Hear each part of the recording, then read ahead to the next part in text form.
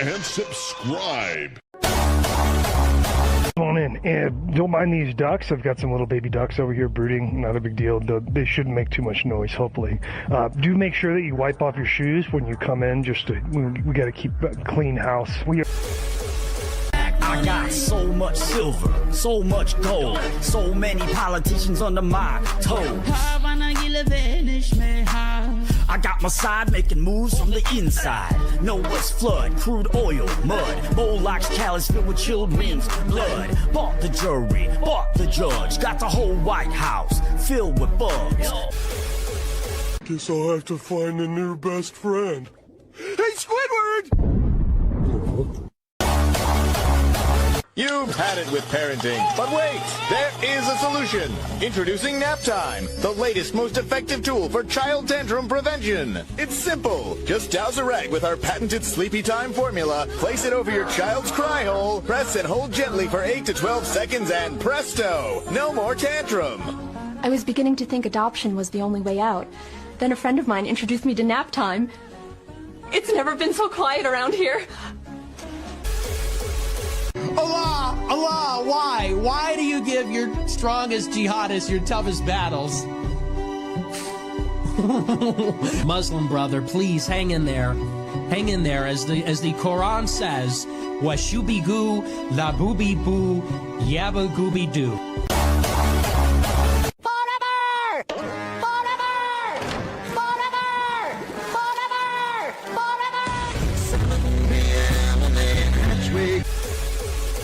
Konnichiwa, my dear Chinese amigos. Your favorite president is here in China. I'm here to meet with your lovely dictator Xi, great friend of mine, a bit of a party pooper. I told him he was the Kung Flu Panda one time, and he didn't even smile. And when I ask him for McDonald's and a Diet Coke, he offers me tea and friggin' sushi. Or whatever it is you guys eat here in China. Probably dogs, like Somalis in Ohio. Anyway, thank you for inviting me to your lovely country. Remember to keep spraying Lysol in Wuhan. We don't want another fake virus to come from China. Anyway, arigato, bitches. Ladies and gentlemen, hope you're having a wonderful Monday night tonight. We have got so many things to talk about. First and foremost, being a video that I dropped today that is the most controversial, certainly the most viewed video of all time in terms of time frame anyways, on my channel, caused a little bit of a stir in certain boomer Facebook groups, which I am happy to do so. We will, of course, be talking about Dugan Ashley, or Jordan Derrick, and his situation. A couple updates therein. We have got Seal on Seal violence. All right. He's already in the chat. He's already fighting with us. So I'm sure this will be a very entertaining stream. We've got basically a full documentary, right, on Don Shipley versus DJ Shipley. So I don't even know how long the stream is going to go or how much of it we'll get through. It's a 12-part series. Okay. So it is content ad infinitum. We've got Valentine's Day flashbangs followed by assaults and unconsensual interactions. So flashbang into unconsensual actions is a wild combo. I've never seen that one before, but kind of a flex, honestly, kind of a flex. So we've got the New York Times is trying to save AKs in the American market in 2026. It is indeed a strange time that we live in. But before we get to the strange times, Jake and Richard, how is your guys' day going so far? Fantastic. I'm so happy to be here. As long as I don't get swept away by a tornado or something. Well, yeah, you can't go anywhere else. We'll just notice it slowly in the background, like your door will just disappear and the walls will start evaporating and then you'll just be whisked away. But your camera setup will remain, though. In this fantasy, your camera and mic stays there, just perfectly streaming as you're like slowly getting sucked out of the house. And we're like, no, Jake, no. It's like that scene. It's like that scene in Superman when his dad just walks into the tornado. Yeah. That was. I don't want to talk about it. That's retarded. Richard, how's your night going? It's going good. I'm right there with Jake in the line of the storm. So hopefully it blows over tonight. But hope everybody's having a good night. Hope everybody had a good weekend. Well, I hope you guys are all still together. We had a Sioux Falls tornado warning all day yesterday. Got lots of rain. Hopefully, the range isn't too destroyed when I head out there tomorrow. But I suppose we'll just get into the first thing, shall we? So, we talked about the Sons of Liberty Gunworks scam one. Why I don't think it's worth its money. It's not that it's a terrible rifle. That's the funniest part about all of the anger, about all of the rage that this video has made. Is I start out, I think, within the first 30 seconds of the video, saying that it's like a fine to good rifle. And that's just not enough for these people. These people, in quotation marks, have got to defend their purchase to the nth degree. Absolutely insane. Now, I've met Mike. I don't have anything personally against Mike. I didn't bring up any of Mike's past in the video, even though, that would be funny in context. But listen, this sign, I had to scroll back like 3 years on his Instagram to find this picture. This picture is funny, right? Will build gun for food. This is a funny picture, so it made the thumbnail. I don't have any problem with Mike. I just think the gun's not very good, or at least mediocre. So I released that video earlier. It's actually a surprisingly undisliked video. Like, it's sitting at like 97%, 98%, which for my channel is really good. I know some other channels that have like a 98 or a 99 or close to 100% like ratio. Mine's at like 97, which for me is really good. There are plenty of times where I hit like the 89%, the sub 90% like to dislike ratio. So this is one that I guess kind of on the money with, at least as far as the population at large goes. But there are a few people who did not take kindly to it at all. So I just grabbed a couple of them, a couple of some of the best comments that I could find before the stream started. So this guy's responding to somebody else. I would not take a word of advice from someone with no credibility or credentials that defames several people in the video. Who did I defame in the video? I mean, I called people retards, but I didn't defame anyone. Several people in the video, he would have no business talking to them IRL. I've met them IRL. I've seen all of them IRL. I've talked to them IRL. I've shaken their hands IRL. This is the weird thing that these people think, maybe rightfully so, that people who do these sort of more drama focused videos, if you will, that they never do anything in the real world. But I go to SHOT Show. I go to the ranges. I meet these people in real life. It's not that big of a deal. I also mog Mike because, a short king's got to stick together. Okay. Several people in the video, he would have no business talking to them IRL like that without getting his teeth put down his throat. Whoa. All right, buddy. Okay. Relax. And then just drop in some Jew-hating propaganda BS right in the middle of the video. Now, Jake, did you watch the video? It was a great video, John. I haven't watched it, but I hear that it's fantastic. You should have watched it for a specific portion of it. I should have had it as required homework for you because it's like a 20-minute video, but in the middle, there's a little bit of a history lesson, right? So did you know that in, I think it's the 16th century, Isaac Newton, he came up with a solution for the devaluation of currency regarding clipped coins, right? And so, Was the solution final? It wasn't even final at that point, but the solution was to add ridges. So the joke there is that Sons of Liberty Gunworks charging handles, they're really small and obnoxious, but they have these little ridges on them. So I kind of just went through the history of this event in our history where we decided to put ridges on charging handles and their purposes.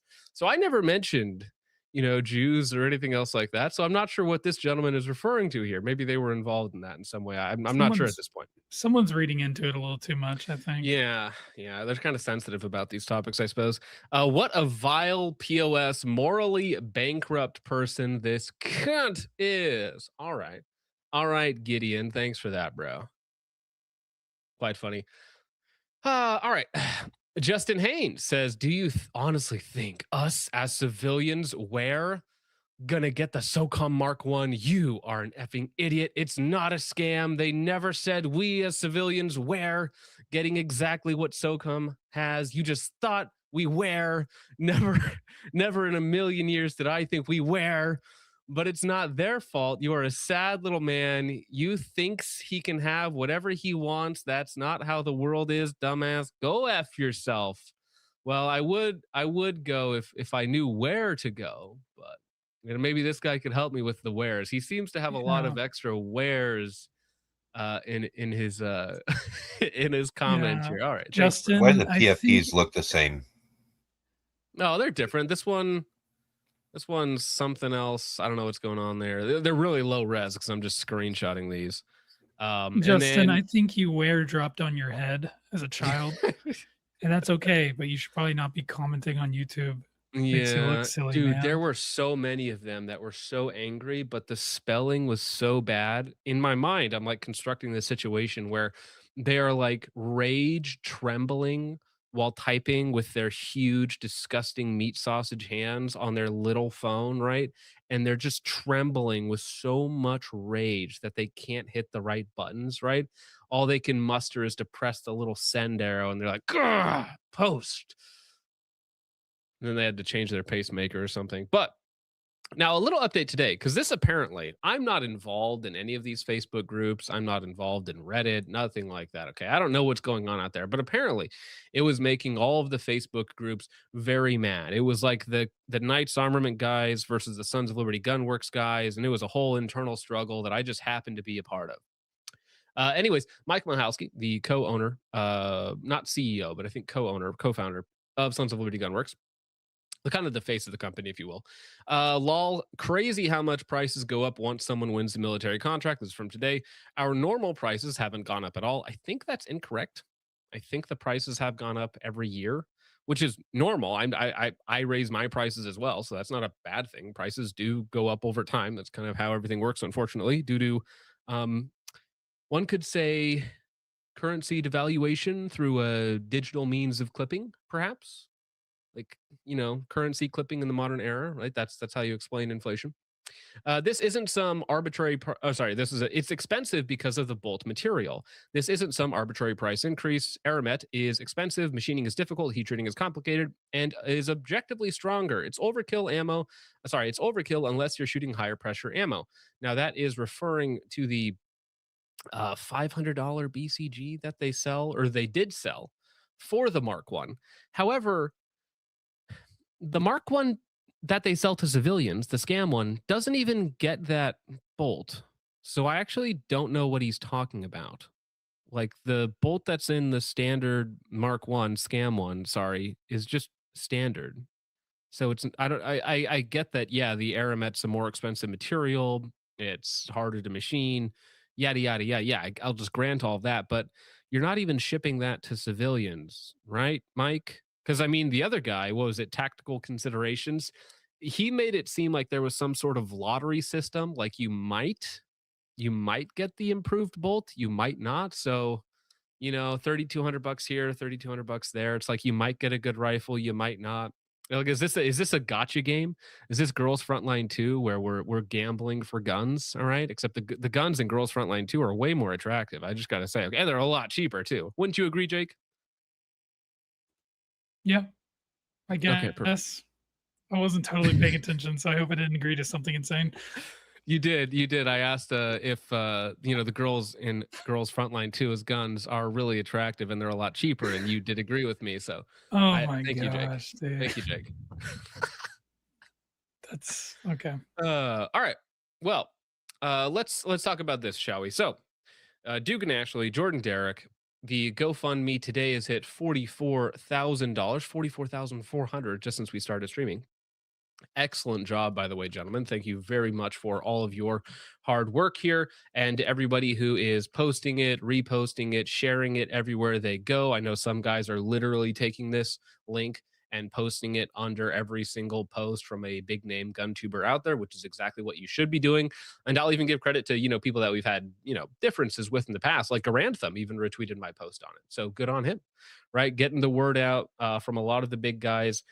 I know things are going to move slowly for the next several months, which is going to, upset some people because it's not going as quickly as they would like, or there's not as many updates as you would like. But We're dealing with the FBI. We're dealing with the federal government. Nothing is going to be quick. What it is going to be is the lawyers are going to cost somewhere between $135,000 and $250,000, right? That's basically what we're looking at for total spend. So the fact we've already raised $45,000 in the first week, pretty good sign. Okay. So I am relatively confident, just not only in the funds that we've already raised, but in the support that we're going to be getting, hopefully from the industry and from some other people that will allow us to meet the necessary funds requirement. So I'm not too worried about that. I think we're in a good spot. And again, it's going to be really months before there's any major update that's going to affect things one way or the other. So what you can do in the meantime is to continue to pester, bug, and annoy people with links, with information. You should be, talking to people that hopefully either have a large audience or in some way can make a mechanical difference. Somebody who has pull in the administration, somebody who is tied to the FBI, maybe state reps in your area, somebody like that who might have either direct action or somebody who might have the ear of someone who can directly impact the case one way or the other. That's our job right now. Okay. So give what you can. We're definitely going to need a lot more money. I am confident in the community. I'm confident in some of the other things that we're working on behind the scenes to make sure that we get the money that's needed. I'm confident in that aspect of it, but everything else that we need is going to be actual support and hopefully help from inside to get this case to go the way that we want, which was either a complete win or dismissal or something there in between, right? What state is he in? Task Force Tater. He is currently held in Missouri, I want to say. And I also did want to, I'll have to pull it up real quick, but the wife gave me the information for his commissary, right? So that you could support him directly while he's in prison at his facility. Now, I think they have a cap on the, the commissary app of like $300. So I'm pretty sure that's already been hit. So I don't think you need to just keep donating to that. It's probably better to max out the lawyer's funds because that's going to be the thing, that actually gives us what we want. In totality. I think it's on the other video. Sorry, give me a second so I can grab that link or at least post it in the chat for everyone. There's also the, did you see the message from him? If you scroll down in the Give Send Go. Let me see. From the Doug man himself, this is Dugan. I am detained and not in control of any social media accounts. Well, it's that season to bail Dugan out of total destruction. Again, silly joke. I'm humbled. I can't believe that so many people know or care enough to give so much to help this situation. I'm presently disposed in Pettis County Fed holding. It's hard to face such a helpless process. I feel like I'm facing an army, but I'm patiently waiting to argue my defense. I've accepted the road is long regardless. I thank each of you for helping my family when I cannot. Darkness is ahead, but I trust God will deliver me to where I belong. It's true that it is always darkest before the dawn. Jordan Derrick, aka Dugan Ashley. Yes. And now another update on here, just in case you were wondering. So because of Give Send Go's rules, because this is technically involving firearms or explosives, the family cannot acquire the funds from the Give Send Go. So the Give Send Go is going directly to the lawyer, whose name, as you can see here, is Matthew Brown, who is somebody who specializes in violent crimes or criminal cases of this nature, right? And there's some possible other people who might be coming on to help one way or the other. Again, we're still waiting for things to play out. But again, let me pull that up here just in case so that you guys have all of the information possible. Sorry. So the commissary phone is Pettis County, Sedalia, Missouri Jail, and Jail ATM is the place to donate. And again, his name is Jordan Derrick. So just for you guys can know exactly what that is instead of having to listen to me, I will put that in the chat just in case that is another option for you guys to help Dugan out while he is currently behind bars. Again, either way this goes, it's going to be months before something happens. So either way this goes. The phone would be a good thing for people to put money on because it costs a lot for him to talk to his family and talk to his lawyers and such. Mm-hmm. Yeah. It costs a lot. It does. I think it's like 18 cents a text message, and then like video and phone calls go up even more than that. So again, I think there's like a cap though. It's like $300, and it can't go above that. So as long as it's at or near the cap, like that should be good, right? That should get him through whatever he needs to do for the meantime. And then if you want to give to the Give, Send, Go, that is actually going to go directly to the legal funds. All right. Now, do we know if there's any other direct support for the family itself? Not at this time, but keep in mind that I am working on with like Jonathan Picone and a few other people. There is going to be either auctions or direct sales of things from Carnik Con, whether that be paraphernalia, whether that be uppers, optics, other things to help fund additional expenses. So there will absolutely be additional funding opportunities going forward, and hopefully I can also work with some companies, that may want to bolster their rep in the 2A space and get them to either donate directly or to participate in some sort of special editions of whatnot to help fund this case. So I think that there will be lots of funding avenues coming in the next couple months that I and a few other people will be working on to try and make sure that we get as much of that in as possible to take care of Dugan, the legal expenses, and also make sure that his family is taken care of, right, in the meantime. Realistically, again, it's going to be months before anything happens. Fighting the feds is never fun. It doesn't usually come out well. I think that they boast about a 98% success rate in their cases that actually make it to trial. Because most of the time, that's kind of a bung statistic, though, because a lot of the times there's a plea deal or something else reached ahead of time. So it's like, oh, it was a success because we, pled down to basically nothing or something like that. So, but it is a long road ahead.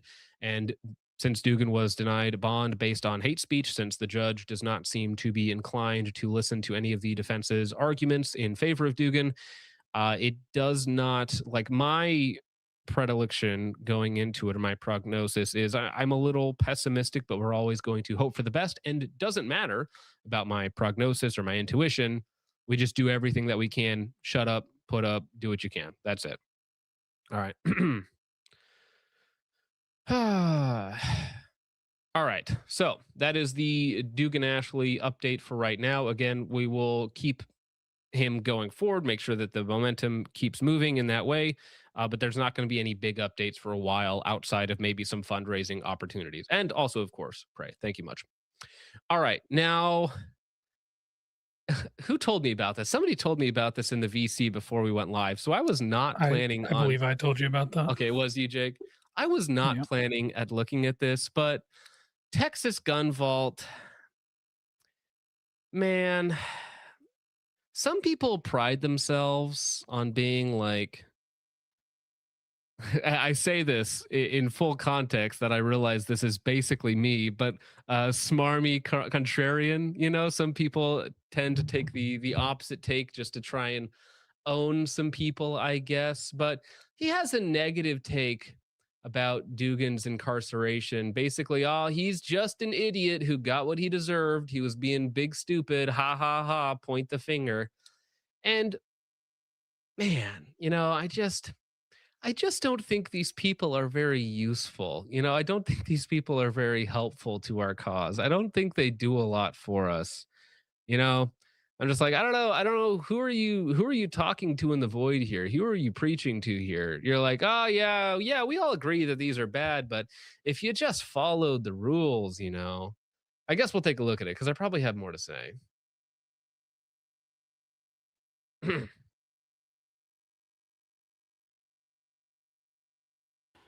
Hey everybody, it's Jason from the Texas Gun Vault 3, and we are back out here in the garage for another gun commentary video. And it's going to fall in line with some of the other videos I have made in the past regarding other gun tubers or gun personalities, or I guess we could call gun stars. I don't know, it really kind of depends on how you look at them, because these influencers in our community are very well known. They're very prolific and often represent us. And I've had some problems with many of them. Not personal problems, nor do I think that they are bad people or malicious people in and unto themselves, but oh, I do. Come on. Like if you're going to call somebody out and wish somebody, the worst outcomes for, criminal cases, come on, you can call people bad people.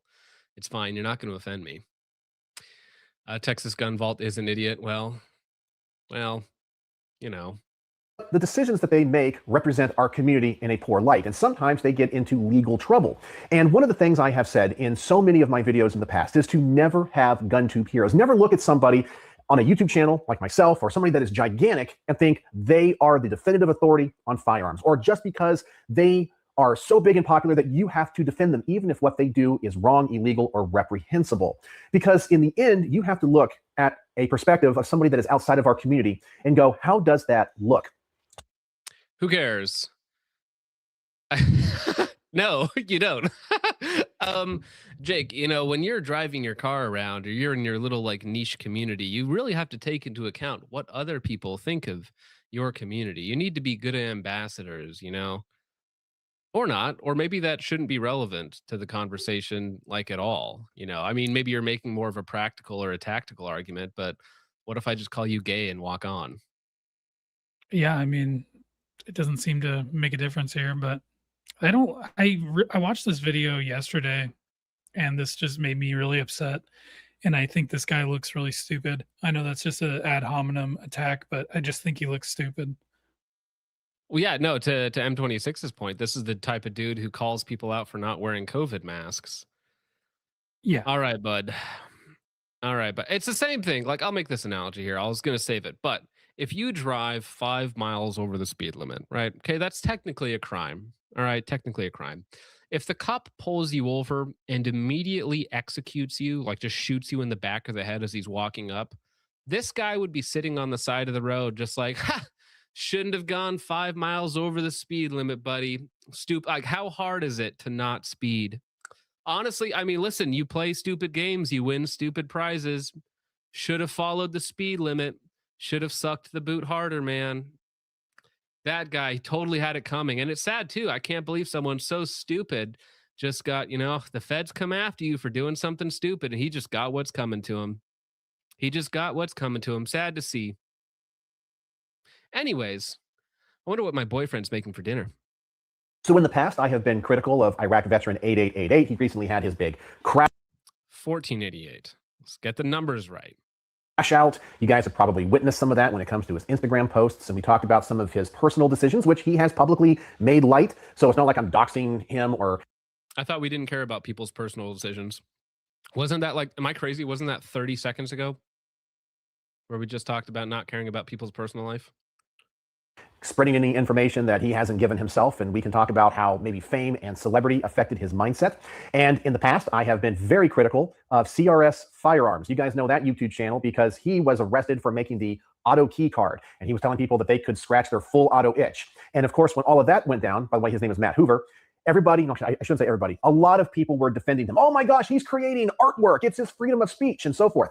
And I made videos saying, no, he was in the wrong. Now, I'm not saying that the... See, again, he's gonna play both sides, and I wish I was 2 hours into the stream so I could call him my favorite little F slur.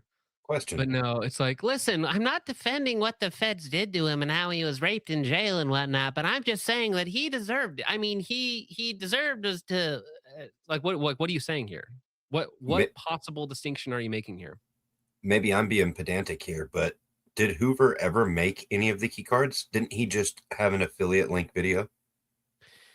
Well, it's like, what if I said, this phone right here, buddy, it can scratch your full auto itch illegally, by the way. This phone, illegal, right? It can scratch your full auto itch. And then the feds take this to court, smash it up and take like, the PCB and manage to turn it into a lightning link. Like, do I get arrested because they took something that is not a lightning link and turned it into one, It's like, well, John said it. John said to scratch your full auto itch on your phone. Tragic, bro. He deserves it. Young man, maybe I don't support the government's actions, but that Matt Hoover. Now, again, Matt Hoover probably said some dumb things. But again, it's like saying something stupid and going to prison for a victimless crime, by the way. If it's a crime at all, completely victimless. Harmed no one. No one at all. Yeah, I feel not like even possible. I feel like saying stupid things is well within protected First Amendment. Yeah, it kind of is actually. It's like I don't know, if some grandma said, oh, I gifted my son-in-law $15,000. And then the IRS is like, well, guess what, Granny, you're going to jail for construction, or saying you did 9,000 and then 6,000 to avoid the $10,000 cap. You know, it's like, this is retarded. Like, what are we doing here? There's no crime here. There's no victim here. There's no negative consequence on society here. What are we possibly arguing for?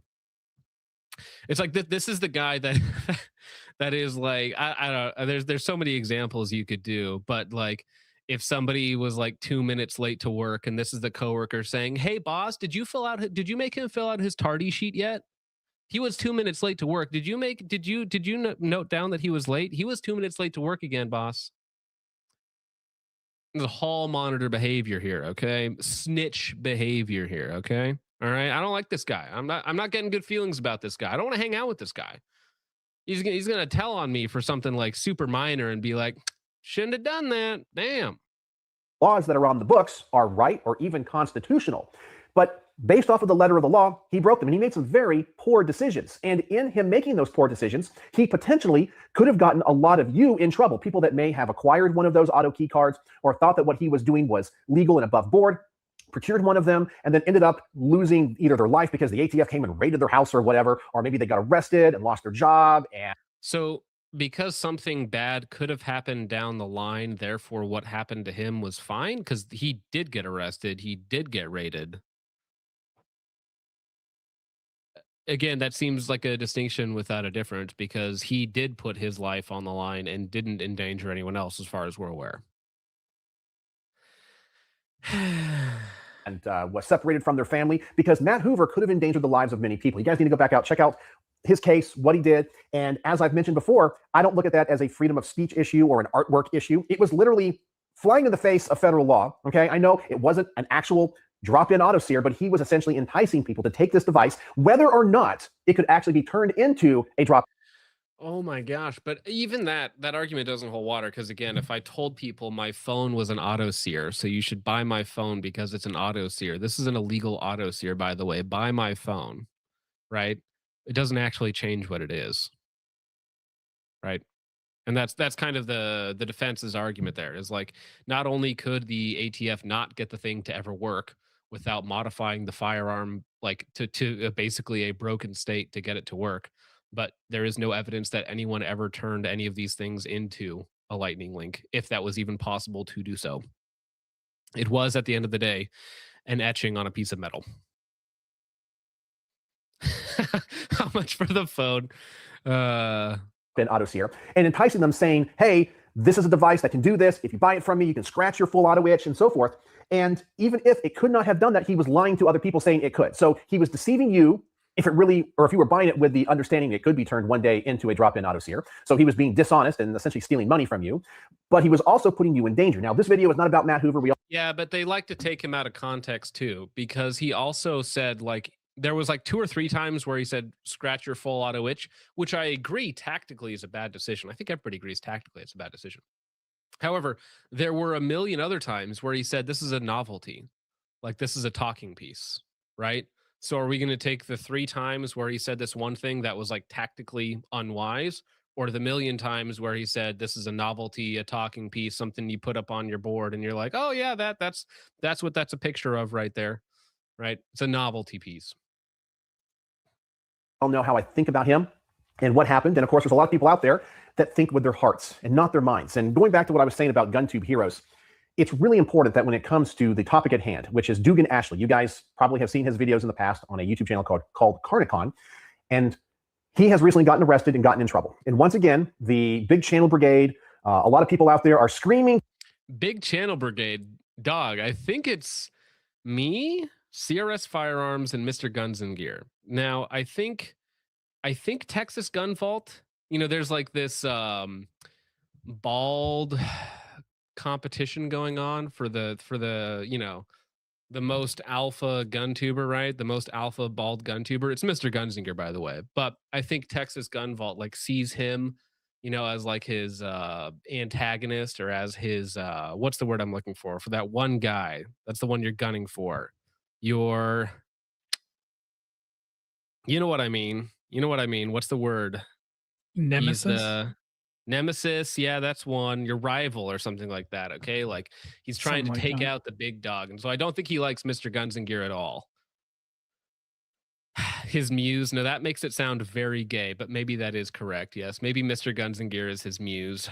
Yeah, he To has the high a heavens. second. He has a follow up to this video where he specifically responds to Mr. Guns and Gear's video about Dugan, and it's like a 20-minute video of him Well, arguing with Mr. Guns and Gear. listen, bro, It's you not and your worth watching. Redditards, your 1,000 views 4 days ago. Good job, bud. Like you're really making a difference here. Like what? Even from his perspective, like he's like, I'm gonna come out as a gay retard on my channel, and step 2, profit. Step 1, I'm a gay retard. Step 2, something. Step 3, profit. It's like what? You're not doing yourself any favors here. You're just being retarded. You're just being a queer here, okay? Is going, it's freedom of speech. And I looked into this when people told me, hey, he got in trouble. What do you think? So I did some research. I went and read some news articles. I actually looked at the charging documents, and I looked up the applicable law. And you guys that are the emotional thinkers, the Neanderthals, the knuckle draggers that just go, he is a gun tube hero, we have to defend him at all costs, are going to hate me. They're going to say, you're a... He's literally not a GunTube hero. He hasn't made a GunTube video in over a decade, I think, at this point in time. I don't consider him a GunTube hero. I consider him an honorable man, a good father. Yeah, you know what? Maybe he's a father and a husband and a good person, somebody that we as a community should look out for, right? Maybe we shouldn't allow these laws to be unjustly applied to American men because he said mean things about a country in the Middle East. Maybe we should stick up for our fellow man. Have you ever thought about that? Maybe one day these tyrannical laws that maybe you agree with, maybe you don't, will be applied to you someday. So maybe now, in your own self-interest, you should try and stick up for someone else. How about that? Fed, you're a cuck, all that kind of stuff. You're a bootlicker. And none of that, I think, is applicable to me. All I'm doing is looking at the law and going, okay, let's break this down. All I'm doing is looking at the law and saying that I agree with it. Where's the fucking boot at? I don't already, think okay? cuck is applicable to me personally. Personally, cuck is not applicable because I'm not married to the girl that I want to have sex with. So it's actually technically not cuckoldry, okay? When you get down to the definition of cuckoldry, all right, it's not me. Yes, as Rogue Centurion says, actually all of it is applicable to me. I'm not a cuck, but these laws that I don't even think are constitutional are really just being applied on this man here. So he kind of deserves it when you think about it. From his own paradigm, he seems to be a liar, right? Because he's like, oh, I don't believe these laws are constitutional, but he broke them. So what can you do? Oh, well, too bad. Oh, yeah, sure, the laws are wrong, but he's just getting what he deserves after all. It's like, isn't that those two things don't hit? Like they're contradictory. They don't quite line up. They're just a little bit off. Just a little bit off.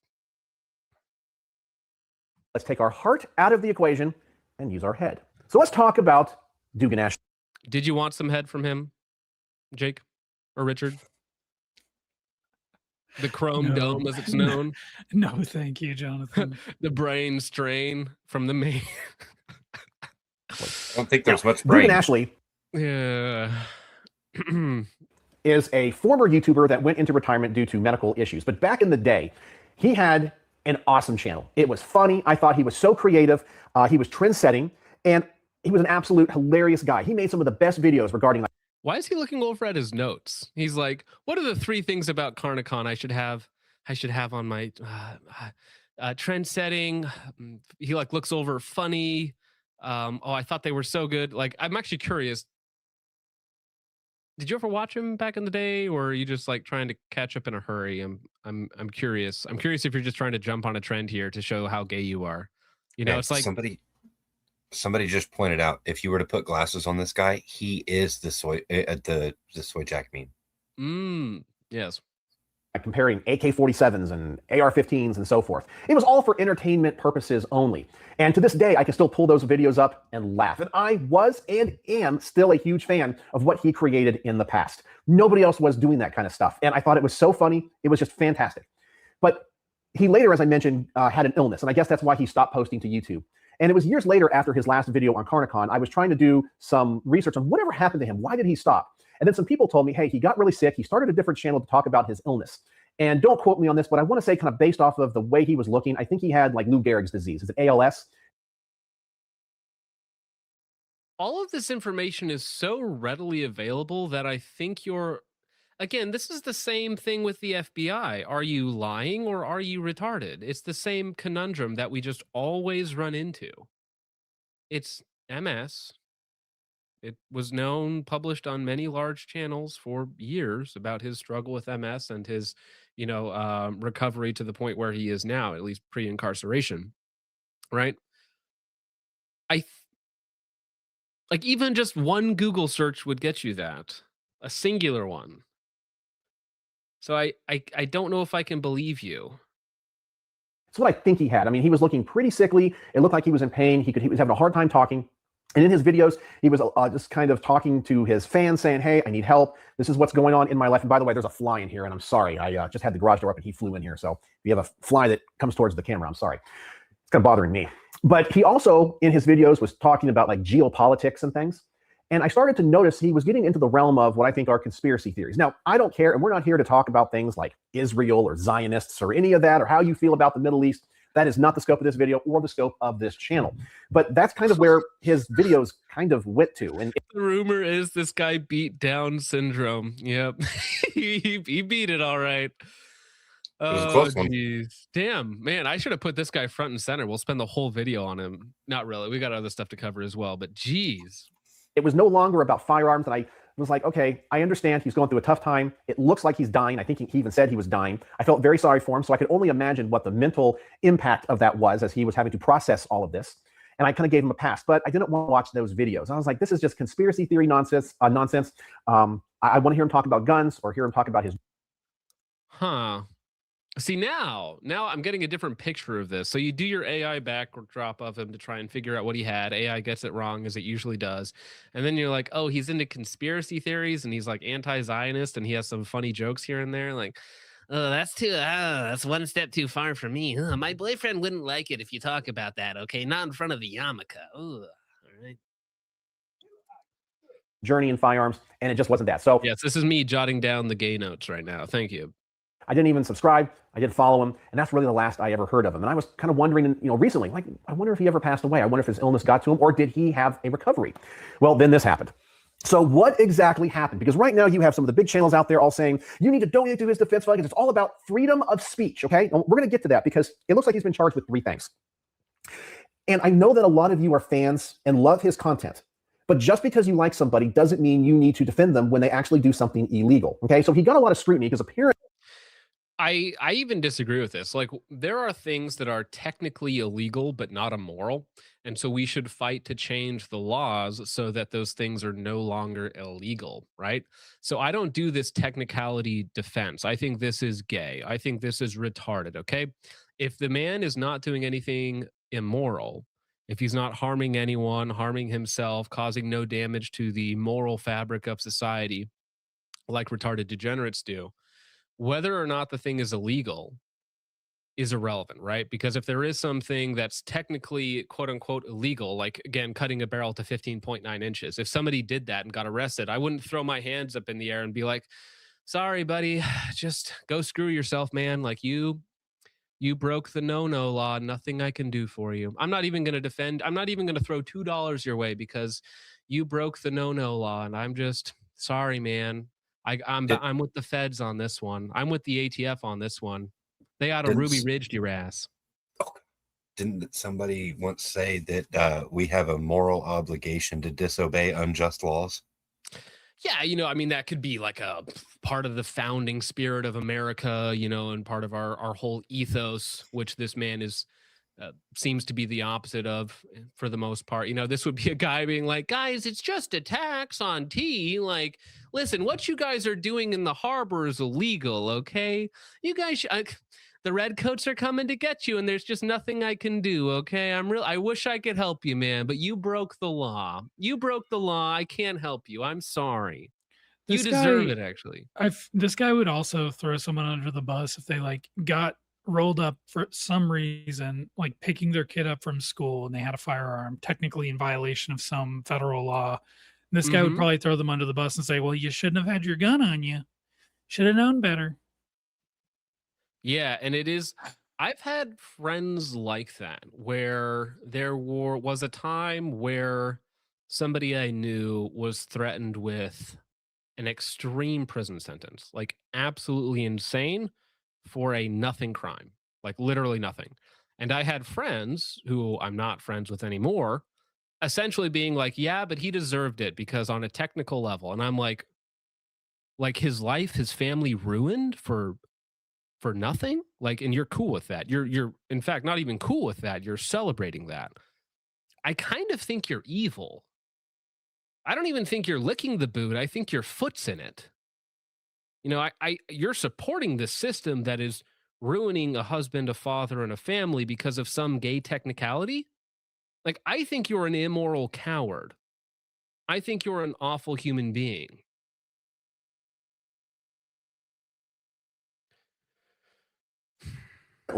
He was posting online on various places like Odyssey or Rumble or YouTube or whatever his social media accounts were. Things about explosives, how to make explosives.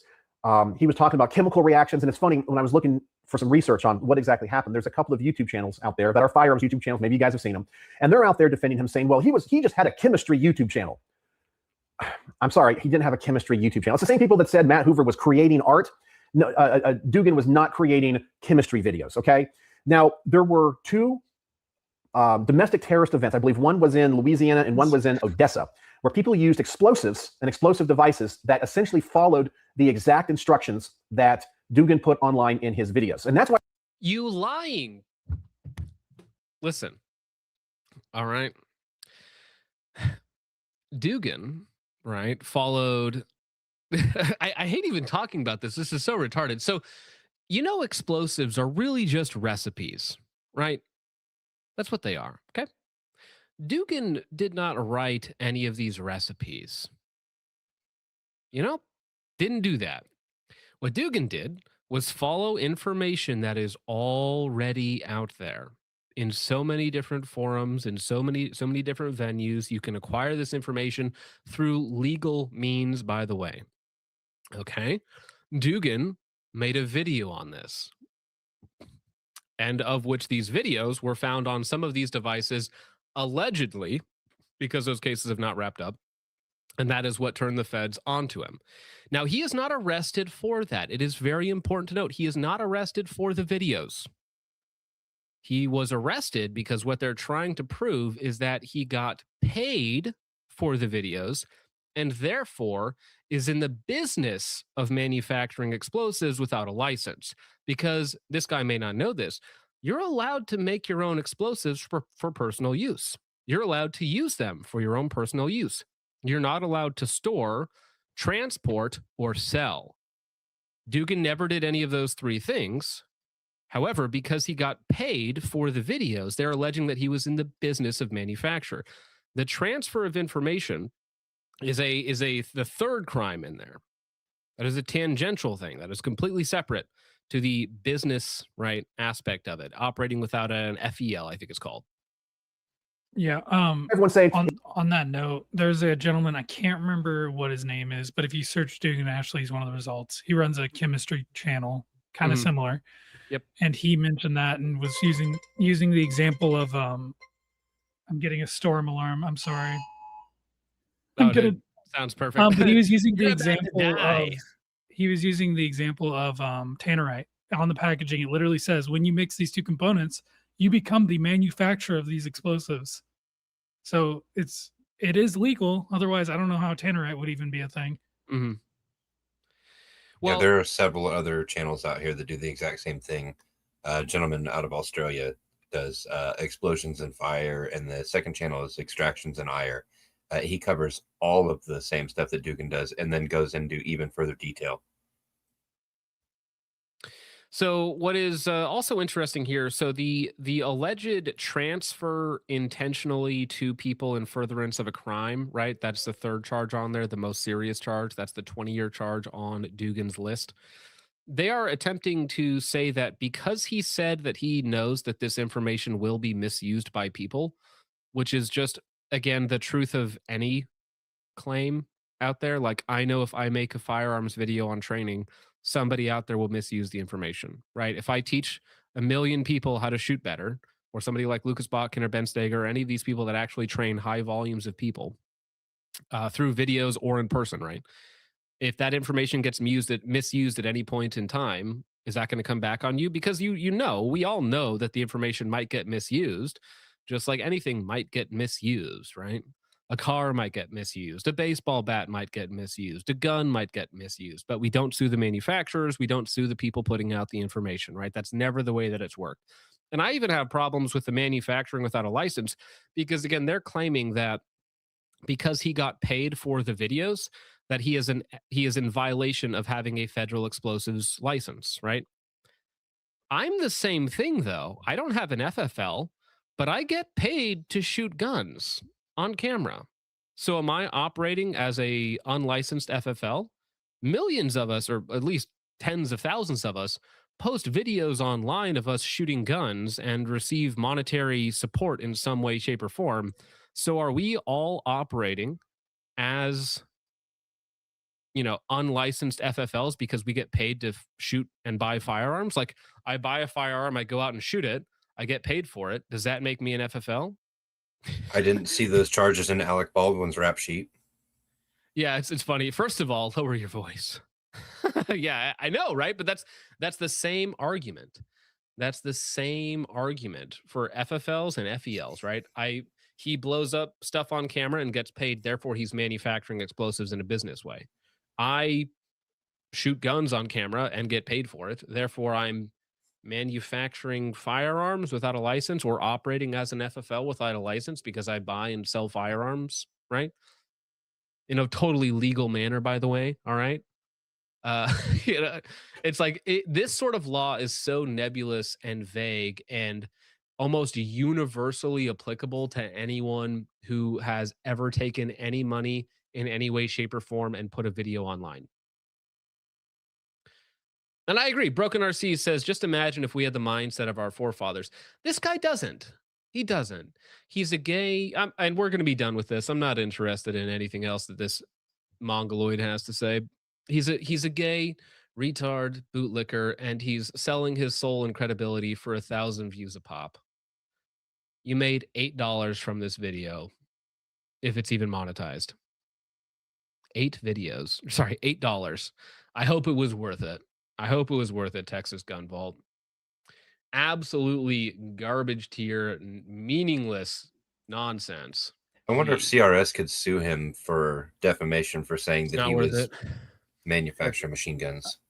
Jonathan, I have to barge in, let you know I'm going to be leaving the stream for now. Gotta go somewhere else for these storms that are coming. There's like 80, 90 mile per hour wind coming. So okay, go well, get out of there. Get somewhere safe, homie.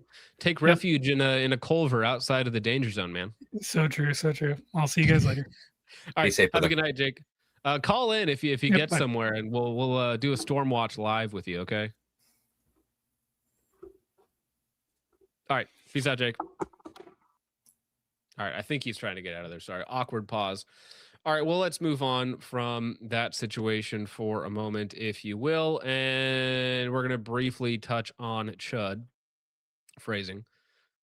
But just because I put him in the thumbnail. So I love how Tommy Robinson is like consistently like a controversial right-wing figure, despite not being right-wing in any way, shape, or form. He generically doesn't like Islam, I guess, but he's fine if everyone is replaced as long as it's legally, right? So he's not like on our team. He's not on our side.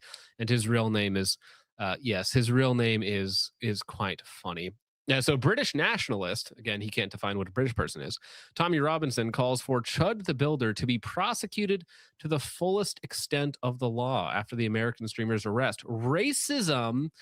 Imagine talking about racism in 2026. Oh my gosh, racism in 2026? Racism has no place in Western society. Yeah.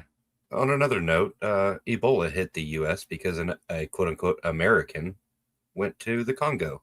But, We should ban people and travel from these places. That's my position.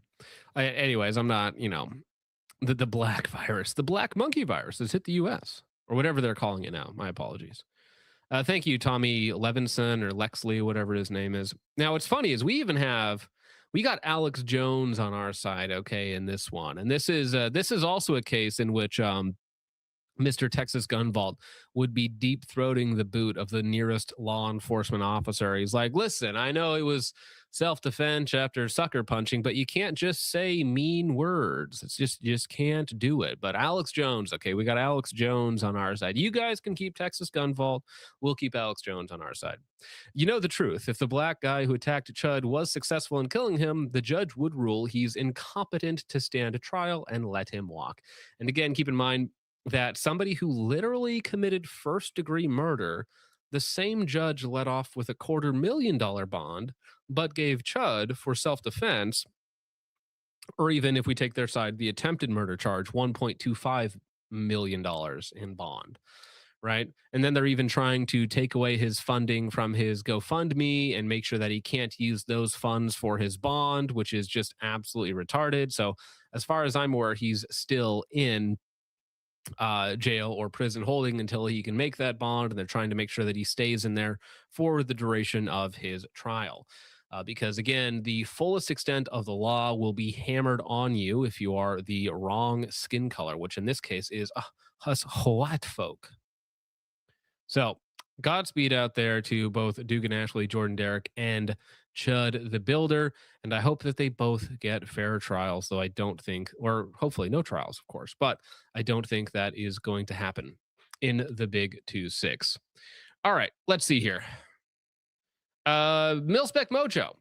Also, speaking of like censorship and really gay retarded stuff, not Mojo, of course, but YouTube took down his YouTube channel today. He has been completely zoinked from YouTube in the Big 2-6. The reason is, unfortunately, I hate this stuff. I hate how retarded and lame YouTube is about all of these little things.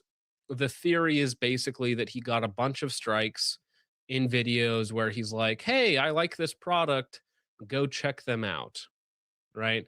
Because if you say, according to YouTube, this isn't my position, according to YouTube, if you say, go check out this product and use this discount code, wherever it is, whatever website that you're shouting out, if they happen to be pushing, firearms or other regulated goods, well, YouTube, or at least their automated AI, takes that as you are trying to sell, regulated goods on the YouTube platform, and YouTube does not allow that. So Milspec Mojo has been zoinked from YouTube. He has 3 strikes on his channel, which, if you don't know, 1 strike means you can't upload for 1 week, 2 is 2 weeks, 3 is immediate termination. So unless somebody with a big enough reaches out to YouTube and basically forces them to reverse their decision, then Milspec is gone from YouTube permanently. And again, keep in mind, guys, this happened very quickly.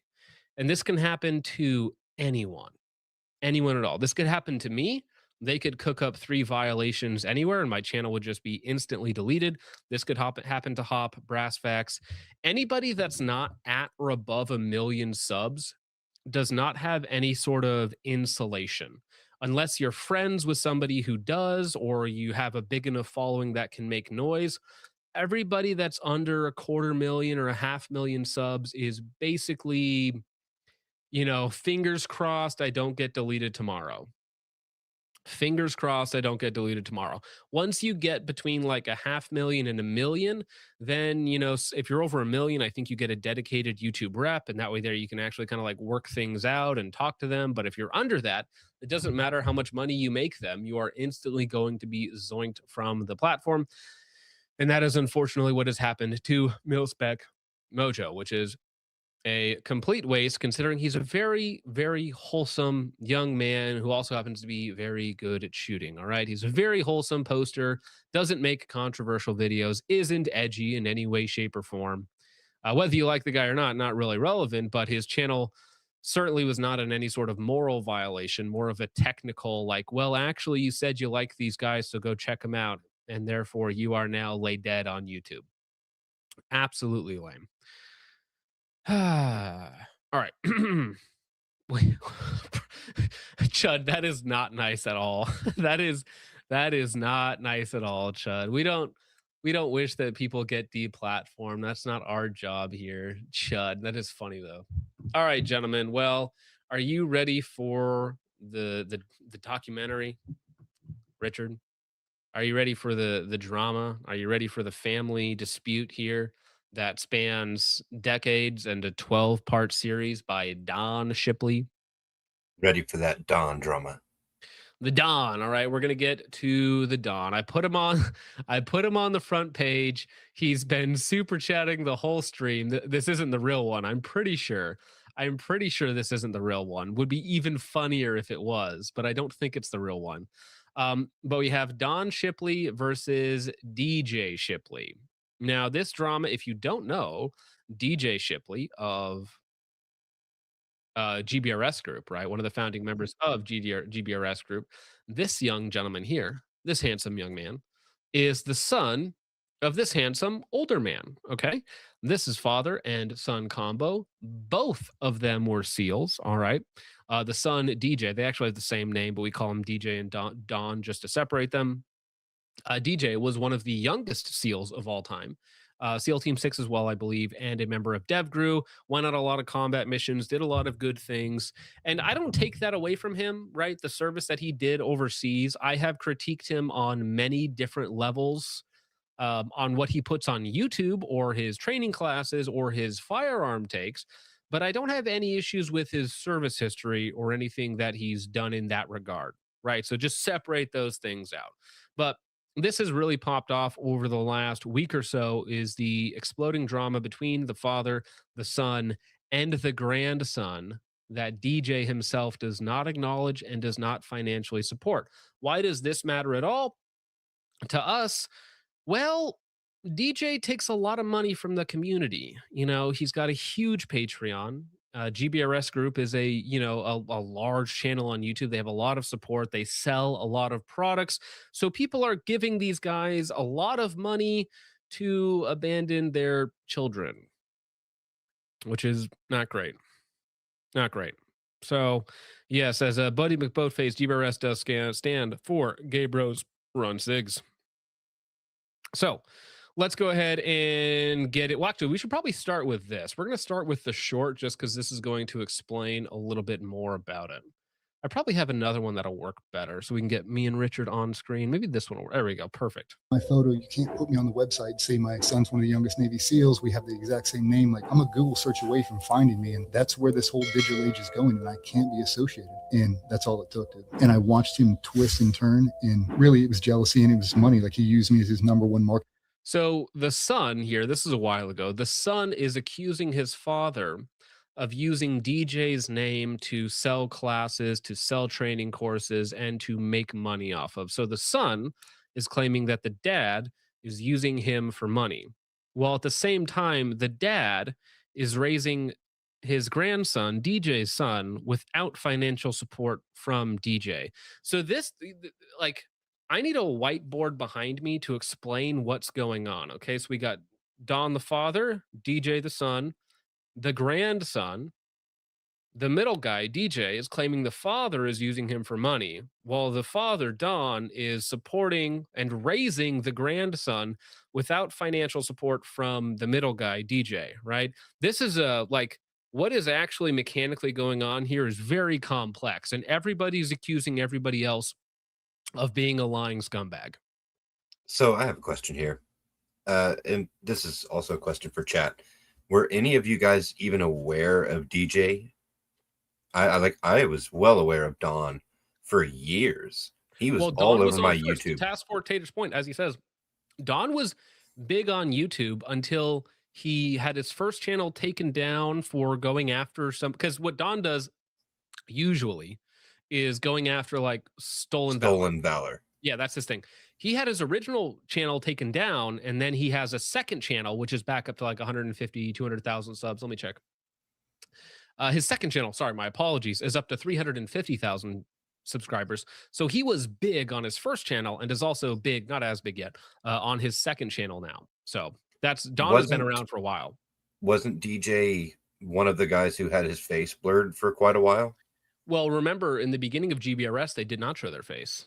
They were balaclava bros in the beginning, right? Yeah. So they would do like the interviews and stuff like that with the masks on and everything else like that. I don't know if that, I don't think they were active, but maybe they were still somewhat service related. So they decided it was best not to show their face for a while. Yeah. I don't know. I don't see how he can be grifting off of a name and an image that's not out there. Well, and not only that, but when he was bigger than his son, he had a much larger channel than his son. So that's kind of strange. Yeah. In terms of the timeline. That is odd. Marketing tool, and he still does to this day. He was starting to get big on YouTube, doing a bunch of different stuff, and wanted to do a bunch of training courses and stuff like that. And I just told him, because we were down there, we'd moonlight, we'd go down there and help him out, like run these little mini hell weeks and shooting courses or whatever. Our photos not being taken. And then when social media started to come on, really the YouTube stuff, we just had a heart-to-heart conversation. Like, hey brother, I can't be down here doing that. I've sat on those phone calls and I've listened to him sell it. Like, my son's one of the youngest Navy SEALs. He's got X amount of deployments of combat. Like, I can make your son a Navy SEAL too. Just give me this amount of money. You can't fucking do that, man. So, I mean, there is a little bit of an element here that I can take the son side DJ who's on screen right now and be like, yeah, if my dad was exploiting my current service as a means to sell training camps, like that seems kind of scummy, he's like, hey, my son's a Navy SEAL, come to my course, I'll make your son a Navy SEAL. Okay, give me 10 grand for this pseudo hell week, which I hate. Okay, just up front, I do hate all of the, like the man camp training courses that some of these guys will put on and take like, $40,000 from a dentist somewhere to come feel like a man for a couple weeks, so they can go through something traumatic and something, physically difficult. I think that's a little strange. It's like, it's like you have such a nice, comfortable life and you have so much extra money that you electively put yourself through like difficult things it's like tourism. Okay. It's like difficulty tourism. Okay. Hard times tourism for a little while. It's kind of funny. You can't do it. It's not fair. We have the exact same name, dude. We can't. You can't take my photo. You can't put me on the website. So, and he's claiming, again, this is before like DJ even had his photos out there, or really his YouTube channel was very big, or he had that big of a following. So it does seem strange that DJ is saying that he was using my name for sales when Don was already the bigger name, right? 12,000 duels. Well, no, I've seen like the week-long ones. I've seen like $40,000 payouts for some of these per person, for some of these insane man camps where they, they put you through like Hell Week or whatever it's going to be, which is like physical activity. They yell at you, they put you in water, and they make you do really obnoxious things all the time. It's like, okay, some people are into that. It's fine. Chat's very upset with you. They're going to turn on you and they're going to bring the nitrous out. Well, no, so I don't hate dentists. Okay. That is funny though, that I have dentist viewers that are like, what the heck, man? Dentists are in a very interesting category because they're highly paid without necessarily the same level of stress as other medical fields, if that makes sense. Like a surgeon who's, operating on somebody life or death, a lot of the times it's like that's a different level of stress. Dentists can also make a ton of money, but I'm saying usually the stress is at a lower level, right? So that's why they have hobbies that are motor racing, that are skydiving, that are all these other crazy things, right? Because their normal life is a little more mundane, so then they thrill seek with their extra cash, if that makes sense, right? I'm sure it's still stressful. Like don't get me wrong. I wouldn't want to be playing around in dudes' mouths all day. Like, not my thing. Maybe that's a poor phrase. Phrasing? Phrasing? What? Phrasing? What? Being an orthodontist is so stressful. Yeah, especially if you're the guy that just like prescribes people things and doesn't actually do anything. It's like, whoa, yeah, tough day at work today. Whoa, pause.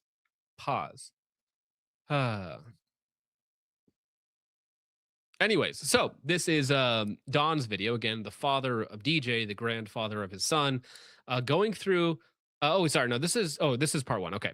So part 1 was 0 monetization. So he's turned monetization off on all 12 parts of his story, okay, which is like millions of views, by the way. So, I mean, that's him turning monetization off on his defense is probably like $8,000, $10,000 minimum. Don Shipley, come take care of your kid, son. True. Okay, is Jake still alive? Is he in chat? He made it to his hideout. He bugged out, bros. He bugged out. All right. Glad to hear it, Jake. Hope you're doing well out there. 90-mile-an-hour winds doesn't sound like fun. But anyways, I will have to kind of be careful in this video because he does Handolino to Fiorino sometimes. So we'll try and do what we can here. I had a very good friend who owned a very large farm near where I lived in Virginia. Also, be forewarned that Don Shipley, the father, talks in stories. Okay? So there will be many analogous conversations to be had in this 12-part series. I don't know how far we're going to get it.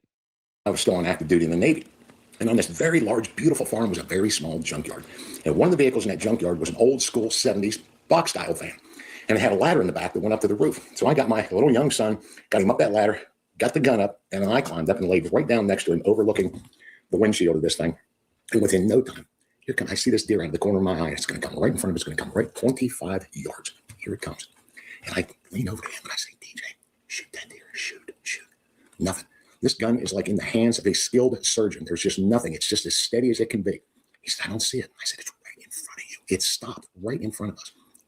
I bet when you turned on this stream, you didn't think you were going to be getting Don Shipley ASMR in 5-minute increments. I bet that wasn't your plan for this morning. When you woke up, you're like, oh, Focus has got a stream later tonight. He talked about Sons of Liberty Gunworks today. Don Shipley ASMR. Yes, Don Shipley ASMR. That's what I want in my stream, please. And all of a sudden I saw this gun burn go. I said, oh, he sees it now. And he cocks his 20 gauge with a slug in it and fires that gun at the thing. And nothing. A clean miss. I said, get another shell. We're stuck out like a boner in a Speedo on the top of this van. I mean, there's no cover. We're up there. And he pulls. Like a boner in a Speedo. Okay, there's a good one-liner. All right, we're writing it down. We're running it down. That's a good one. Side digs in his pocket, pulls out another shell and goes, kicks that one out. It goes flying over the top of us, lands on the roof of that steel van, clank, puts another shell, cocks it, and fires that deer that is still standing there. And he misses it again. That was it for that deer. It just took off. A short while later, my buddy comes to pick us up, and he's in a pickup truck with another guy, and they have these 2 huge bucks in the back, big monster rack bucks in the back of the truck. And he asked how we did, and I regaled him with the story, his first deer hunt. And he pulls out a knife. My buddy pulls out a knife and gets my little son by his shirt tail in the back, his camouflage shirt tail, and he cuts out a big section of it. I'd never seen that happen before, but I understand it now. That's what you do when you're in a deer club and you miss a deer. They cut out the back of your shirt. They write when you did it, and they tack it up on the clubhouse wall of misses. My son jumped underneath that pickup truck and cried and would not come out. Aw, it's such a wholesome story, isn't it? Like you're a little kid hunting with your father who's like a Navy SEAL, a little bit of pressure, your first deer hunt, and then you miss, you feel like crap, and then some other guy rips your shirt up. You're already at your lowest, and some other guy is like, listen, bud, sorry, everybody misses their deer, and this is your turn.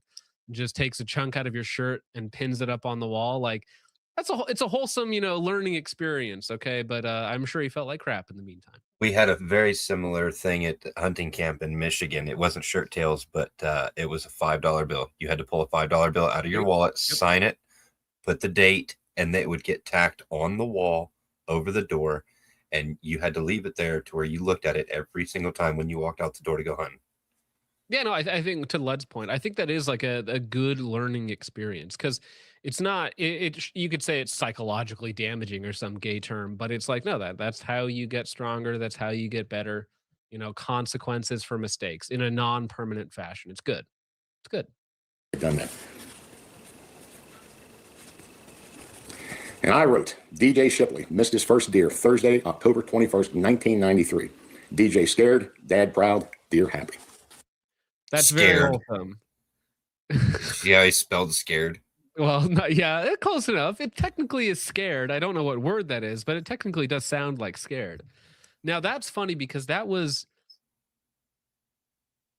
almost to the day 2 years before I was born. So it's so long ago that they were hunting deer together. Long before my time. It's cute. You're happy. Diane and I have always stayed pretty quiet about our son. Everybody knew he was a SEAL. They didn't know to what extent. And now he has come out on an interview with Sean Ryan where he talks about being a Dev Group SEAL Team 6 operator. And out of that, he talks a lot about me and how we grew up, because Diane was pregnant with him when I was going through Bud's training. And so that whole time frame, 17 years he was under my roof, was I didn't raise him to become a SEAL. How could I possibly known that he was going through? All I did was train him and work him and with the things that I knew. And that's all I knew was to be a SEAL. And I was a very good father, very attentive father. But I had no way of knowing what was going to happen 17 years from then. And most SEAL sons, I knew that. Most SEAL sons were never going to get through SEAL training, no matter what they did. So I didn't have a crystal ball. All I did was be the best father that I could be, immersed him around some solid other SEALs with some solid other stuff to keep him motivated, keep him moving. And my family, my father, my brothers, all that enveloped him. And he had that big military experience. So to answer those questions, I got to check. There's no way this is actually Don Shipley's account. Okay, it's not. That would be so funny if it was. It's a spoof. That would be so funny if this was actually Don Shipley watching right now. That would be so funny. I'm starting a series. This is just part one. Part two, I'm going in from when I was at the hospital in Balboa next to one of my BUD/S instructors when DJ was born. So we'll just go ahead and skip to part two, because again, it's 12-part series. How far are we going to make it today? No idea. Okay, but we're gonna get you through the gist. I hope. And yes, we will have a different outfit for every video, because I think he did one a day. So he's like, I'm gonna get through 5 to 10 minutes every day, and we'll get through this whole dang thing. Growing up on that farm, we had dogs, Shepherds and Dobermans, and plenty of them over the span I was on that thing as a boy. And my dad never bought a single one of them. My dad never would tell people when he was going to have a transaction with them who he actually was. If you told him you were an airline captain, that price would go straight up. So it was especially, my dad loved dogs. The whole family loved dogs. So what he would do is he'd get me, my little sister, my 2 little brothers, and he would dress us up like ragamuffins. Dirty clothes, holes in the nose, just kind of filthy, smudging our face with a little bit of dirt. And he would just. Well, so I think the view count is roughly 100,000 per video. Roughly 100,000 views, some a little more, some a little less, per video of his 12-part series. So that's roughly 1.2 million views. And this has only came out like in the last couple weeks. So it is, and I think it only finished like the other day. So I'm pretty sure that this will amass 3, 4, 5 million views throughout the course of its time on YouTube, which is approximately, $40,000 to $50,000 that he is not getting by turning monetization off. No, well, that's the thing. I don't, was Don's dad a SEAL? I don't think that's even possible. I don't think the SEALs were around that far back.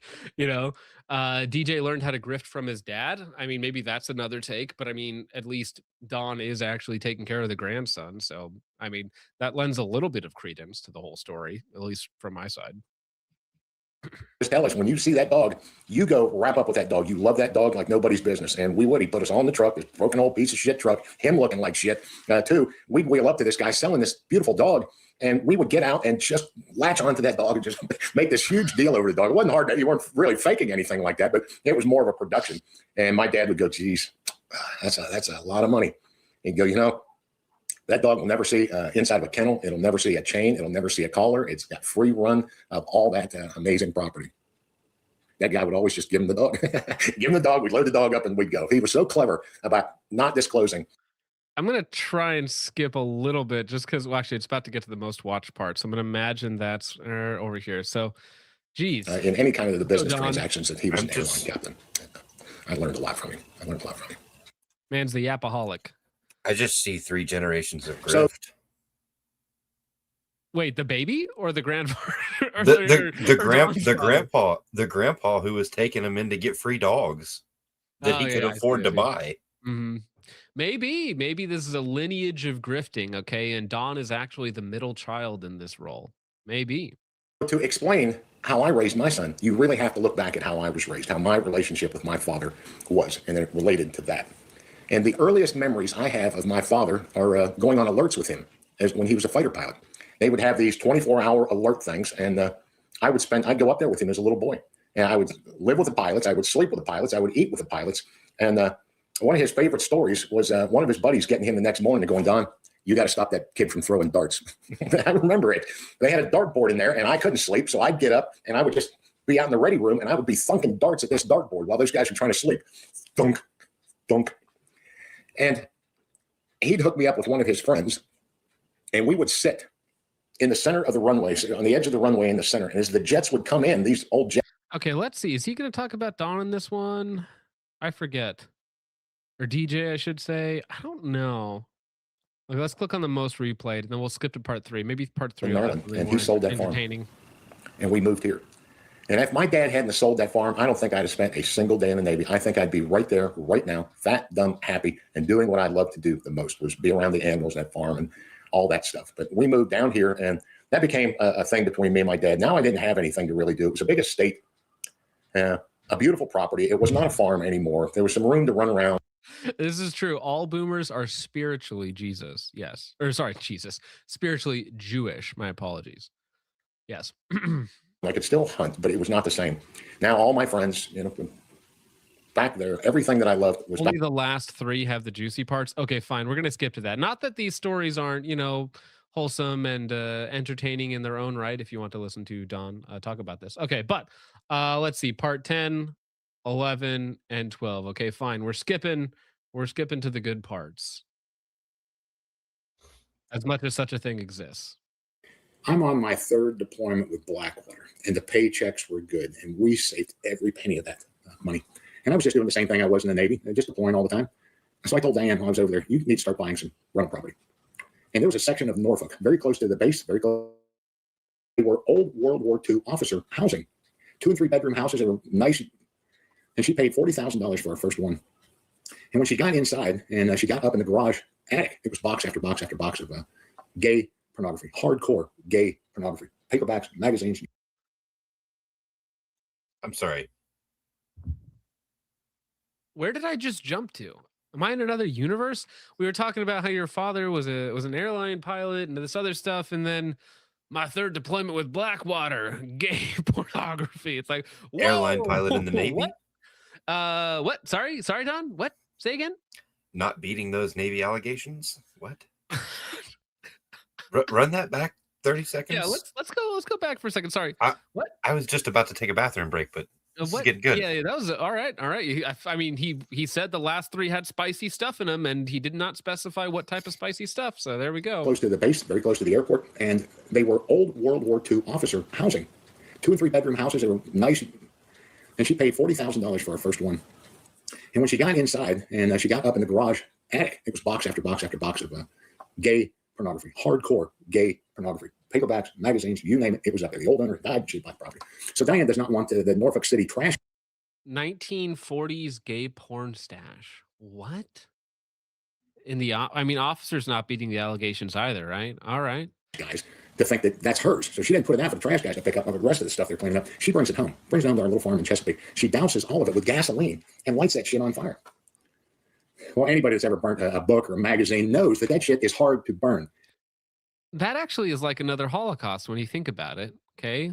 They got mad the last time you burned their gay porn stash, and now you're doing it again in the 1980s. Tragic. It's like another Holocaust. And the wind was perfect. It blew little wiener pictures and penis pictures all over the neighbor's yard, all over ours. I come home and I am picking up the pockets full of these little burnt wieners everywhere. Diane. Oh, that's such a comedy. Like that would be a perfect skit. It's like somebody's trying to burn all this, illicit material, and they're like, I'm just gonna get rid of it all, and then it just starts blowing in the wind, and you're like, no, it's everywhere, and you're like, I just imagine Dawn running around with a pocket full of wieners. Oh, dude. Well, that too. But imagine, like, you just wake up one morning and you're like downwind of wherever this burning was taking place, and you walk outside and your porch is just covered in wiener pictures, and you're like, you think you've been vandalized. Like your car, the dew that forms overnight on your car, and then it sticks to it. Okay, well, it would be even more perfect if there was some sort of dignitary coming onto base on the same day, and just the school bus. Oh yeah, oh my gosh, jeez. So by the time DJ comes out from San Diego, we had acquired about 6-7 properties in this neighborhood, 3 of them on one street, and they were fully furnished. They were rehabbed, new carpet, new paint, new appliances, new everything, beds, towels, sheets, dishes, silverware. Everything was there. All the tables, the chairs, everything. Your refrigerator was stocked with beer, sandwich meat, burritos. I mean, this was a good deal. You're right there at the airport. You're right there at the base. And that was the deal. You would come there, rent those houses. We didn't make them sign a lease. And you would search around the area in your spare time while they're doing all this aggressive blocks of training and leave. Pocket full of wieners would actually be more appropriate for Rage Against the Machine, though. Let's be honest. You need to write. Makes more sense. You need to With write a the pocket song. full of wieners. Yeah. All the time. Find a place that you really want to go, and you can leave any damn time you want to. So we were putting them two to a house, and in the meantime, we got to know all those guys very, very well. Not only DJ's class of guys, but classes after that. Just get word had spread out there. Check out these guys. You know, you can't beat this deal. They got Yeah, off you the do airplane need to anytime, day or clip night, that. and flop right into that. That is good. Gay pornography. Hardcore gay pornography. House and I'd go right to the team. And DJ, it was a constant party at the cabin. Diane mothered every one of those up, and I certainly fathered them up too. We loved having them down. There was a party. You couldn't get in any trouble. You know, there was plenty of bunks and space to live in. And we were running the courses later down there. So the deal was Team 10 was going to do its deployment. And then another team would relieve 10, and 10 would come back. Another team would relieve them, and they would come back. It's a thing of beauty. And one platoon was going to Iraq. It was a simple signature. DJ's platoon was going to Iraq. One platoon was going to Afghanistan. It was a simple signature. And in June of 05 is when all hell broke loose with Operation Red Wing, the whole lone survivor bit, the terrible, terrible tragedy with all those guys being killed. Up to that point, there wasn't a whole lot going on for DJ and that platoon. It was kind of a mundane deployment over there, but things would ramp up soon enough. We were so tight, so tight. It was such a great time to be a young SEAL and everything. And all the guys at Team 10 were, all the guys that I knew, all my old buddies are still there, all the Master Chiefs, and everybody is still there. And DJ was so respectful. He was so well liked. He was so disciplined. He was so well behaved and just so eager. He's 19 now and on his first deployment. He deploys in early 2005. And I'm already buying his Master Chief things. I mean, this is where he is going. He looks the part. He's doing the job. He's aggressive. He's motivated. And he's just happy all the time. We met him off of the deployment. This is just like a Navy ship. I will say, I'm torn. All right. Is DJ a chinlet? And so the beard helps? Or is he actually much better looking without a beard? Better looking without the beard. Yeah, I'm kind of leaning towards that. He should kind of drop the beard. You know, he's got a good jawline. He's big. He works out. He's full of TRT and trend. Like, if you got a good jawline, you know, yeah, I think we're all, this is very important to tangential to the gay pornography stash as well, without a beard for sure. Yeah. Just happy all the time.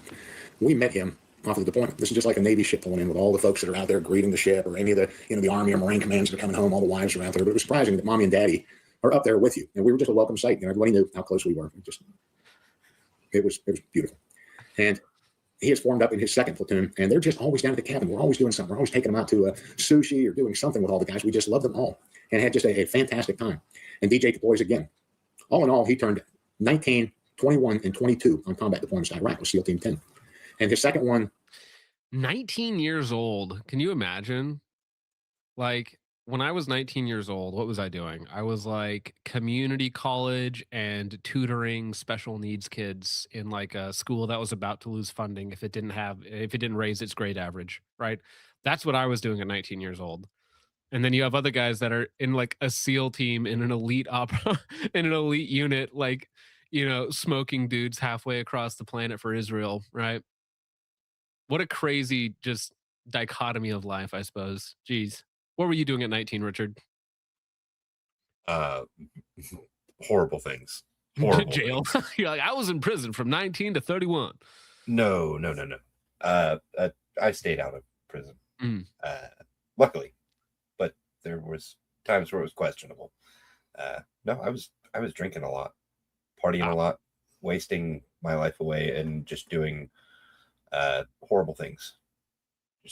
Like not necessarily vandalism, but like I'd steal a tractor and just go joyriding through a field for no reason.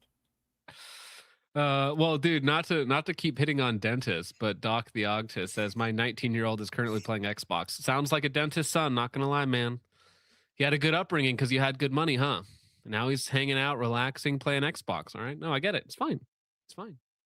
He really got in a lot of gunfights, and that's when Jason Redmond was hurt with him. How they got out of that mess, I'll never know. But DJ would call home frequently. He'd always call home. And when he talked to his mom and fill her in on it, he would say, "Pass the phone to the old man." And he'd tell me to go outside. And then, I'd be. I stabbed a guy at 37. You know, the usual. Pacing out in the yard, listening to this shit. Going, "Goddamn, man, be cool, man, be cool." I was so happy, so proud, so excited. I don't think fear of him getting killed ever really set into me. It was just Diane was a flipping basket case, but I don't think it ever really set into me. I knew he was happy. I knew where he wanted to be. And when he came home off of that deployment, he had received the Bronze Star. And I made a huge deal out of that. I mean, we all did. It's a combat decoration. I'm just taking the pictures. And this is a picture of him back in the cabin with me with that Bronze Star citation with all his old friends and girlfriends there. And I'm making a huge production, and I'm reading what that says behind me, that Bronze Star. Did he say girlfriends plural? Chad does what Chad wants, I guess. Jeez, all right. Should replay that one. He has that thing mounted, professionally mounted. It's behind me, and people always ask me, what's the story behind that? What's the story with the magazine? Well, that's a bullet in that magazine. A hell of a story where they went into a target one night, and all the Iraqis in the heat would sleep up on the roofs of the house at night to kind of keep cool. And as they were making entry, one of them clowns up there dropped a grenade and wounded a couple of guys, and DJ found himself inside the house alone with his officer and a bunch of bad guys, and they just went to work. Killed a lot of guys and evacuated a lot of women and children in there. It's a long story, a bloody battle, but he was shot right in the chest by some guy coming down the stairs firing his pistol blindly at DJ. DJ said, I just went to nods and I tapped him. So I'm making a huge production of that. We're so proud of him. And the command asked him, he wanted to go to Dev Group. As I remember how this went, he wanted to go to Dev Group. And the command master chief asked him to stay and do one more deployment. He talked to me about that. He talked to me about everything, how the leadership works, master chiefs, officers, commanding officers. I was always full of really good, solid advice for him. And I said, you want to pay attention to him, because when somebody asks you to do a favor for them in spec war like that, as in any other command in the Navy, military in general, when you are asked by someone senior to do a favor, they tend to remember that. And I said, I know it's hard. You can do it, or you can just scream. And he did it. He did it. He did that. Bodie McBoatface says, what are we getting to? Well, considering we started out this episode with a burning of a giant gay porn stash from the 1940s, I don't know. Chimpeth, 19 years old, watching this stream. Well, you could be doing worse things, I suppose. Next deployment, he came home. He was 22 years old and screening for Dev Group, going to Dev Group. I can't tell you how fantastic our relationship was. All our friends, all the stories he was hearing, all the guys that were communicating with me, and just everything about your son. And I'm just saying, it was all true. It was all true. So DJ came to me and Diane one day, and he uttered 6 simple, silly words that just didn't seem very important. I'm like, but they were about to change a lot of lives. Those 6 words, they were going to change his life for the flipping worst. They were going to completely destroy me and Diane, destroy our daughter, destroy my family, and destroy Diane's family. They were going to cause us endless humiliation and embarrassment with all our friends. And it does to this day. To this very day, those 6 simple, silly words just keep haunting us, even when we leave the state and we relocate to Maryland, or because of those 6 simple, silly words. And those 6 simple, silly words that some of it said to us were, I'd like you to meet someone. Oh, I thought it was going to be, I'm going to be a father. Oh, I would like you to meet someone. Wait, is that, I got to do my math. I would like you to meet someone? Or is he doing the contraction so it's only 6? Yes. So that's 6 or 7. I mean, funny words. Yeah, nope. That is a terrifying thought. So as a father of very young children, okay, like my dad made it out pretty good with his kids, right? No crazy wackos, a little bit of drama. My dad has like 9 kids, right? So no crazy wackos, no horrible marriages, a few little bumps and bruises here or there. But like as a father, like you think you're in the clear, you got a good wife, you got a good family, and then there's something that can just destroy the whole thing, and that's a bad spouse for one of your kids, right? So yeah, not looking forward to that aspect of life, but that's why you teach your kids to be as discerning as possible young, and to be as intentional as possible with them. Completely changed our lives. Our lives, his life went completely dark. Completely dark. Total nightmare. Total horror story that continues to this day. And that is the reason for these videos. I'm going to tell you how that all unfolded and hopefully get you to recognize.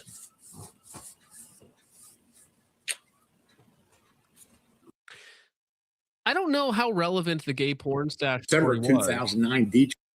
Sorry, this is part 11 now, okay? So we've got part 11, part 12, last 2. So the last part of part 10, that was really useful. The first half was funny and entertaining, but not all that useful. And I don't know if we missed anything in between 3 and 9. I don't know. But here we go. Last 2 parts, okay? Now this is where the rubber meets the road, so to speak, if I had to guess. So in December 2009, DJ and Patsy are married at the Chrysler Museum of Art in Norfolk. And we had rented a beach house for a follow-on party the next day. So all of Patsy's family was there. All of my family, all of Diane's family was there, and key people from the wedding. party. And one of the people there was a guy named Carlos. He was a Cuban guy. He was married to one of Patsy's bridesmaids at the wedding. I don't even remember, not even out of arrogance, even speaking a word to the guy. There was just so much stuff going on. And after the party was over, DJ and Patsy went on their honeymoon to Spain while we watched Danny Dietz' dogs, Knox and Murphy, again, like we always did. And they came home. And now this is early, mid-January of 2010. We're not even running courses until April. We just worked and we're consumed with getting the guys there all winter. We just never stopped working. This is just, we're only a year into this thing or something. Wait, whose dogs were they and why were they pertinent to the story? Well, he's just remembering things as they were. I think this is just old man rambling a little bit, which is fine. If this was your dad, you just sit there and nod, be like, oh yeah, heck yeah. But I believe that was just like these people go on vacation. We watch their dogs. DJ and his wife were out in Spain on the honeymoons, like just normal menagerie of stuff. He's just like things happen that are tangentially, related to his life, but not to the actual story at hand. It's like, okay, all right, yep. If it was my dad and he was retelling this story, I would have heard it for the 4th time already. Oh yeah, that too, absolutely, yes. My name's Don Shipley. I'm a retired Navy SEAL Senior Chief, and I own Extreme SEAL Experience. Men from all Extreme SEAL Experience. So this is one of those training camps where, you go out there and you play SEAL for a couple weeks. I wonder if he marketed it as a prep school, like you go here before you join the SEALs to see if it's something you can, or you just do it because you think it looks fun. Not entirely sure. I do have to be careful here because it looks like there's going to be a little bit of firearms training in here. Okay. All over the world, from all walks of life, all ages, all backgrounds, come to this training course to test themselves, to find out what they have deep inside.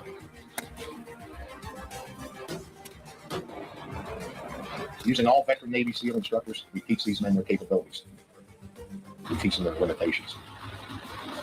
Wait, does he actually do boat stuff in the Navy SEAL training course thing? That looks like fun.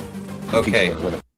So apparently the guy who they watched the dogs, Jake is saying that guy was married to his wife previously but died. Well, right. So isn't the story that he was married and then got divorced and then married the guy who's married, the wife of the guy who just died because they were probably cheating previously or something like that, right? Am I crazy? That'll be relevant in a moment. I know that the story of their marriage and team wife, that's right. And it'll all become clear in a moment. I believe he's going to explain it. Patience. We set them up for success, and we set them up for failure. We teach them that we succeed as a team, and we fail as a team. With each new course comes new challenges. Oh my gosh. I was not ready for that frame. Did you see it, Richard? Yes. That's terrifying. I was not ready for this frame to show up on my screen. Just Navy SEAL things, I guess. Can you go frame by frame? Well, I mean, I think you'll get it. I got to be careful here because YouTube and handling of things on screen is not cool. I'll just get a different frame real fast. Worry not, young man. Slinging that elbow into the dude. Yeah, right there. So right there is pretty good. So yeah, it's like doing the whole, I got a gun to my head. Hwah! Have you ever seen the hwah before? I'm going to disarm you with the hwah. In meantime, it was actually like pointed in his ear for a split second. Well, it's really easy. All you do is you pull the gun back and then you shoot him. In a lot of these movies or training circumstances, it's like they act like the other person is not going to react in any way.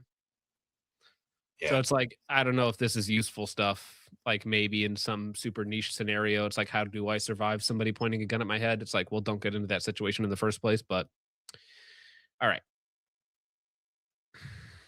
From the predictable to the unpredictable, from the safe to the dangerous, from comfortable to uncomfortable, from calm to complete chaos. There's never a dull day. Extreme SEAL Experience. Extreme SEAL Experience. And DJ calls me out of the blue, like we always did. We're always talking. I pick up the phone and he says, "Can Carlos go through your course?" And I went, sure, I'll knock off half price. And he said, thanks. And he hung up. If I'd have known what was about to happen with that Cuban guy, I'd have bought him a beachfront house in Miami, a Cadillac, and a generous monthly allotment for the rest of his flipping life. Shit just goes, I don't know. Shit just goes over my head. DJ went completely radio silent. With the exception of his deployments and all the emails that we would get, we never went more than a couple of days, a few days without some communications with him his entire life. And he is gone. He is holding his breath like a child in a checkout line that can't get a flipping Hershey bar. And it was maddening beyond words because we didn't know what happened. So Diane and I are revisiting all this. What's the last thing that happens to Carlos? He calls me after Carlos. That can't be. It can't be it. He's twisted about something. Yeah, there was something else going on. And that is part of the phenomenon of everything I'm trying to teach here. And I will get this out in time. That had nothing, absolutely nothing to do with Carlos, the Cuban guy, and not going through the course. That was what it was called. What it really was is I have to separate DJ from anyone in his life in a decision-making or position of influence. I have to get rid of those people. And that meant me and Diane. This is what it had gone on, unseen, just things were just making sense, just little bits and bobs here. But that Carlos. Is anybody else a little lost? Yeah, I'm in the same club, Dubwide. I'm like, there's bits and pieces in here. There's a story somewhere, but in all of the meandering, I've actually lost the plot of exactly who and what you're talking about or what problem you're trying to establish. I think that's the point. I think that's the feature here. Well, is he saying that he was confused? I get that, like, his son dropped communications. It's like, okay, understand. Carlos dude not taking the course. I'm like, is that relevant in some way? Who are you people? Very true.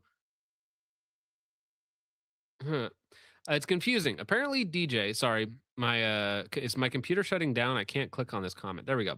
It's confusing. Apparently DJ wanted the Cuban in free and blamed the cutoff from his family on that. So he wanted his friend to take the course for free.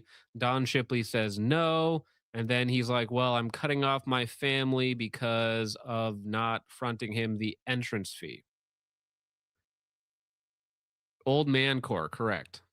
This was the one that would put it right over the top. And it got us. It got us. It was so maddening.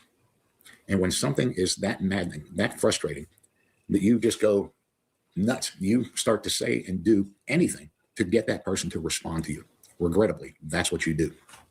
And when you do that, that plays into that con even more. See, I told you they were nuts. That is something we loved with every breath in our body. We had never gone more than a couple of days, even the deployments with emails and hearing from him all these years, just so proud, so loving. And he's gone. He is gone.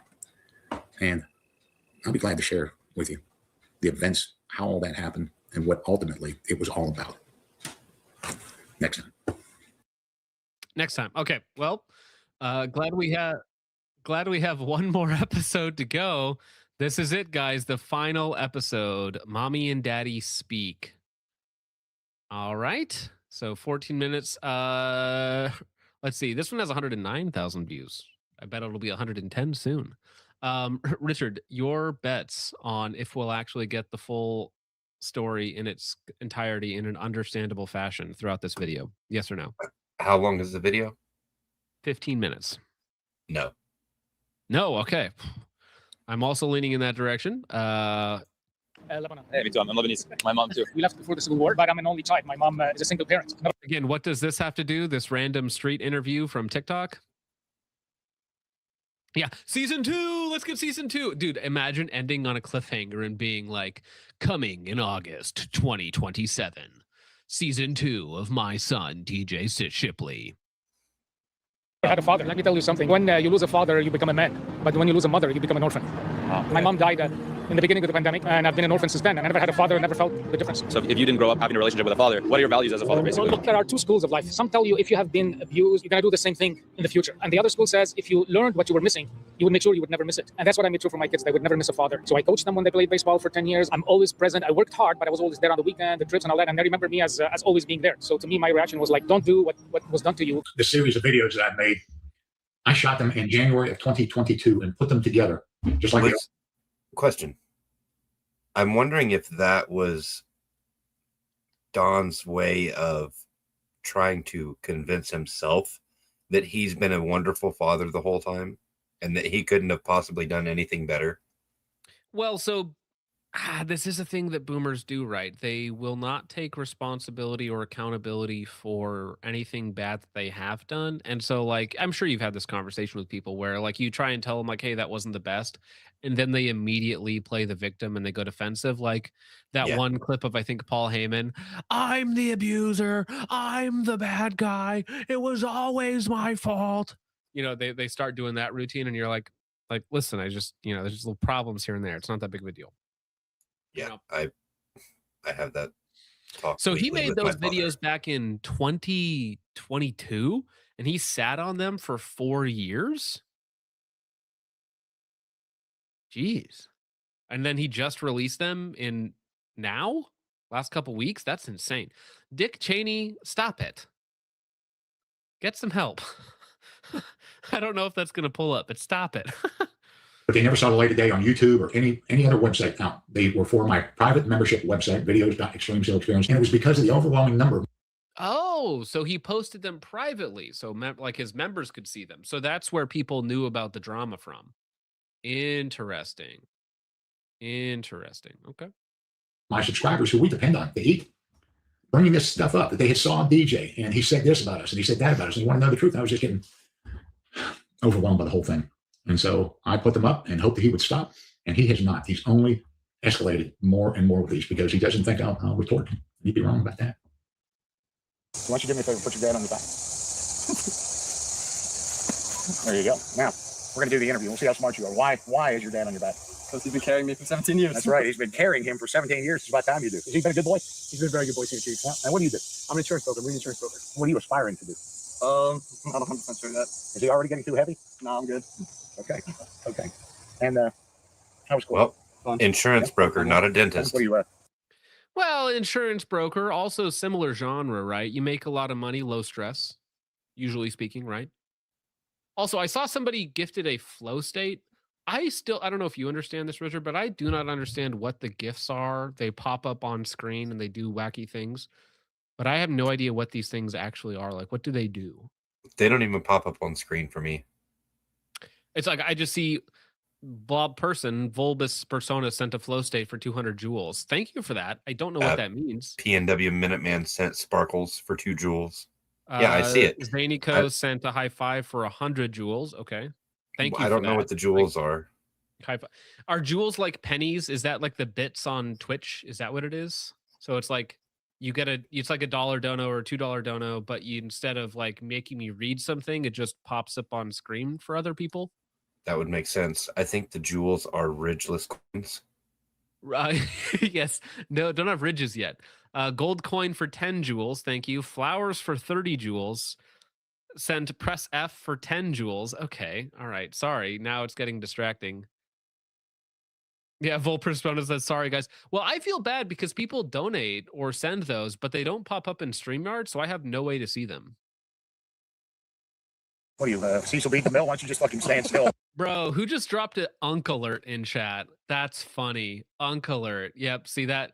It puts up a big siren in my YouTube dashboard. That is funny. How much was that? 440 joules. You had to pay like $5 for like a 10-second pop-up.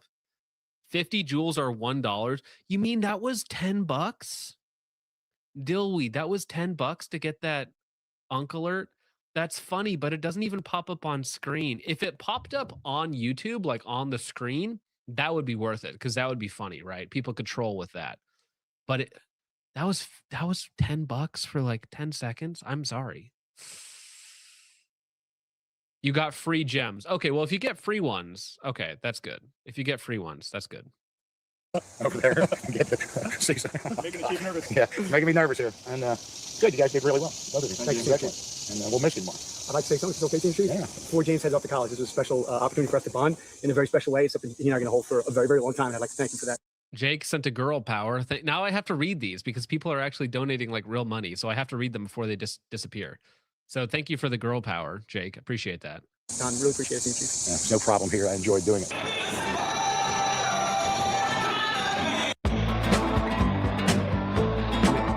We're going to get murdered for audio here. So let me see. When does it skip? Please stop. You all do whatever you all need to do to make a living. You all do. You raise your girls. You all do whatever you need to do. But please leave us out of it. We are old. We are not well. And we're doing the best we can. Please leave us alone. And quit lying. Lies always catch up with you. I'm sorry. So it went on just this insane beating of Don and Diane Shipley by those Thanks for the sunshine. Liberty lives in 1776. Appreciate that. two young people. Right until about 5 years ago, 6 years ago. And Diane is out by the pool with me claiming it in Maryland, and she gets a phone call. And it's from a young lady that she buys jewelry from. She never met her. You know, she's from the internet. And she's like, oh, I love your jewelry. I love your jewelry. I'm so glad you called me.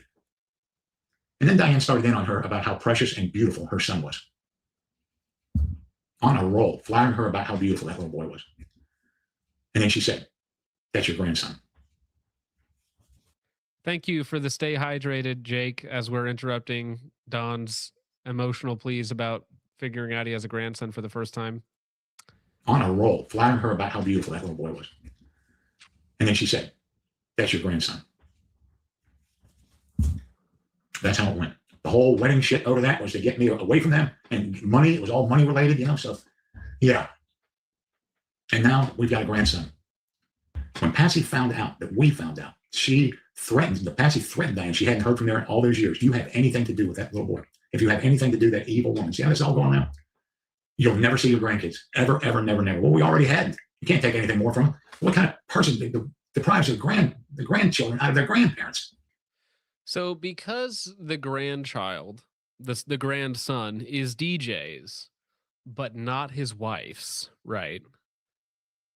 If they acknowledge him as their grandson, because he is, they're alleging, their side of the story is that DJ and his wife will cut you off from your granddaughters. Huh. That's scummy. I mean, I get it, right? The wife doesn't want to be reminded of her husband's, infidelity and this literal representation of that being a son. The DJ being a cuck, kind of, right? If the story is to be believed, saying, "Okay, honey, I will disavow my son to keep the marriage together." I don't know about that. That it is all about our grandson. It's about his well-being. It's about giving him a family. It's about giving him love so that he knows he is wanted. What are we supposed to do? We didn't ask for any of this. I don't care how he got here. He is here. Cody, stop it. He sent Turn It Up for 800 joules, which is like $12. Thank you, Cody, for the dancing DJ cat, but thank you. Somebody said in chat, I think it was Nate, grandparents don't have any claim to their grandkids. That's not true morally or legally. Like, that's just not true. Now, you may not want your the kids' grandparents in their lives, and that is your recourse as the actual parent, right? Totally understand that. Legally, though, if you die or your wife dies or CPS takes your kids, like, grandparents actually do have a recourse to their grandparents. Like, that happens all the time. So yes, legally, grandparents do have recourse to the kids if you're not there. And they have a moral recourse as well. Like, if I had a grandkid that my son or daughter abandoned, I would morally, like, be required to take care of them, right? I would. That's how I would feel in that situation. You may not like that, and I get it. Everybody has. Thank you for the dancing shark things, for the lol. Like, everybody has parents that they don't like, that they want to enter their lives. Totally understand that, right? But again, just because you don't like your parents and don't want them involved in your children's lives doesn't mean that grandparents in general have no moral or legal recourse to the children, right? Which, and I'm not saying maybe, Nate, you have really bad parents, right? So you don't want your parents interacting with your children. Totally understand that, Nate. And we love him just like we love all of our grandchildren that we've been allowed to see and love. And I don't make any apologies for it. I don't know what should we have done. Should we have just never taken the phone call? Should we have never given anybody the time of day? Maybe that's what the hell I should have done. But I am a yaya. I'm a mama. And he is my grandson. And I love him. And I will never apologize for taking the route that I took.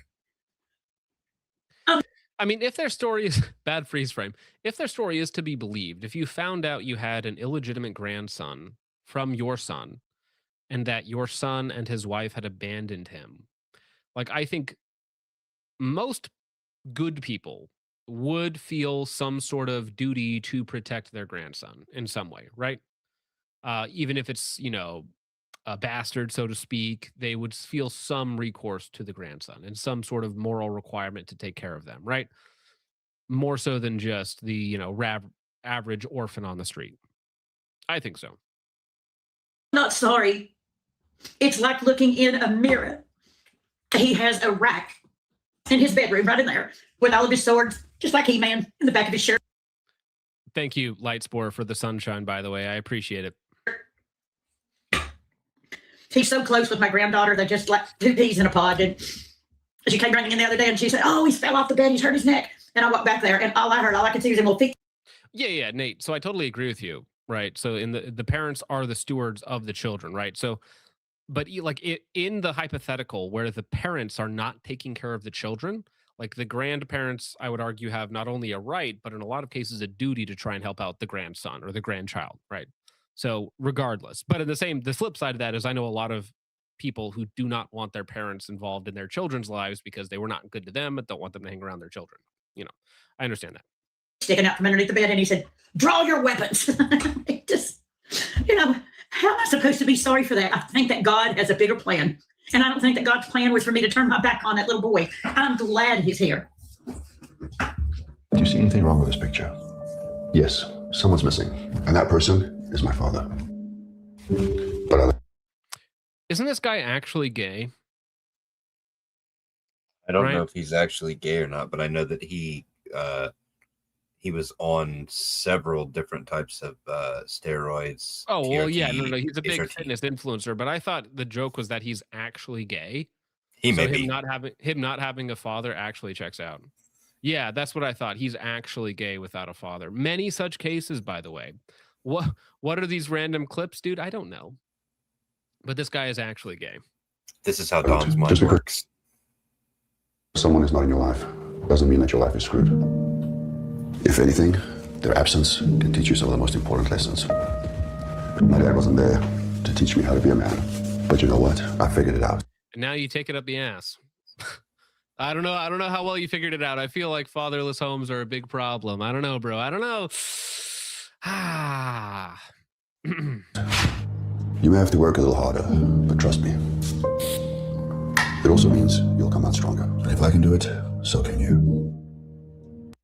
And we were great grandparents to that little boy. We were. I think I know where the attic full of gay pornography came from now. Ooh, it ties together the gay porn stash. No.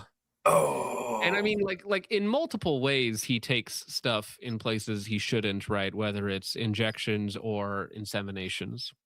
Injections. Well, both, right? Waiting on a pool table to be delivered as I speak.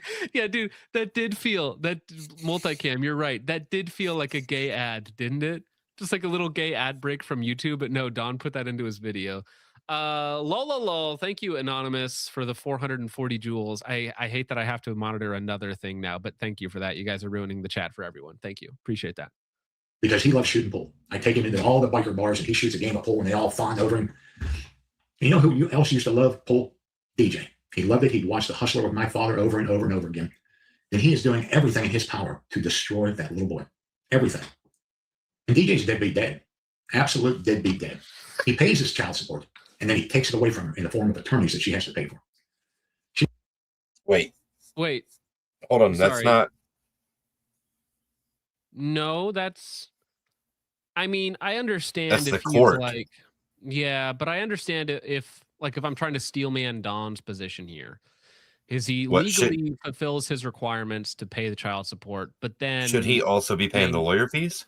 Well, no. But then he I'm trying to. What's the argument here? That he maliciously continues the litigation longer, so that she has to then take that money to pay lawyers instead of using it on her son. I think that's his argument that he's making.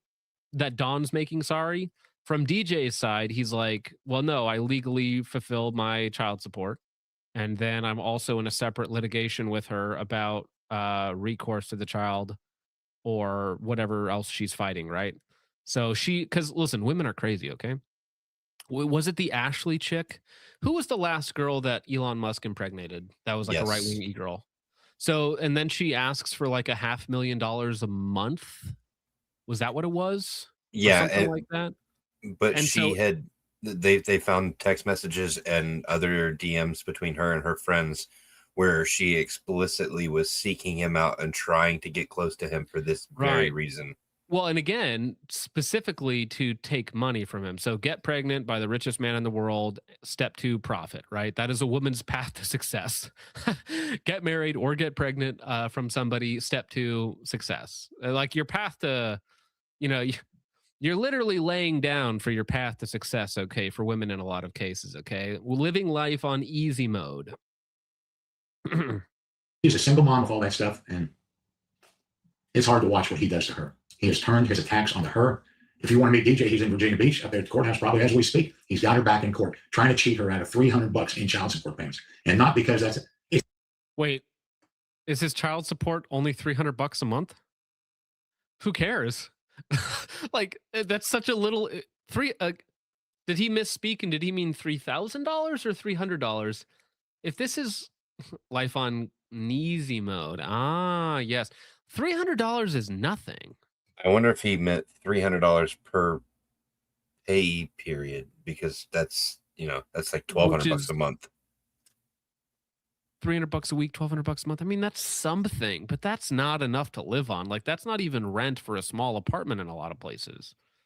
Or is it just $300 less if they're arguing over it should be 42, but no, it should be 45. He's trying to lower it by 300. Man, like who cares? It's $300. Like especially if the grandparents are in the life and financially stable, like $300 doesn't seem like that big of a deal. Like, think about it, Richard. Would you? What's a Hydra amount? That's true. But do you think, like, if you were like, hey, Richard, you have to spend $50,000 in cash on a lawyer to fight a $300 a month payment, like, would you even take that? Like, that couldn't even pay out for years. So I'm a very, very petty person if I needed to be. I would consider it if I had fuck you money and somebody was like... Think about it. $300 a month would take 12 years to pay off for $50K in legal fees. The kid's going to be 18 before you even get your money's worth out of it. It's not even possible. Like, I've seen people do batshit crazy things during a divorce. Dude, Shadow Force MVP comment, clipping the child support payment. We must put ridges on the child support payment to stop them from clipping it.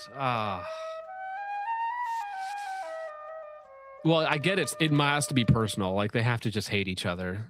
I get it. People are miserable. That's annoying. He's trying to convince the judge the kid isn't worth $300.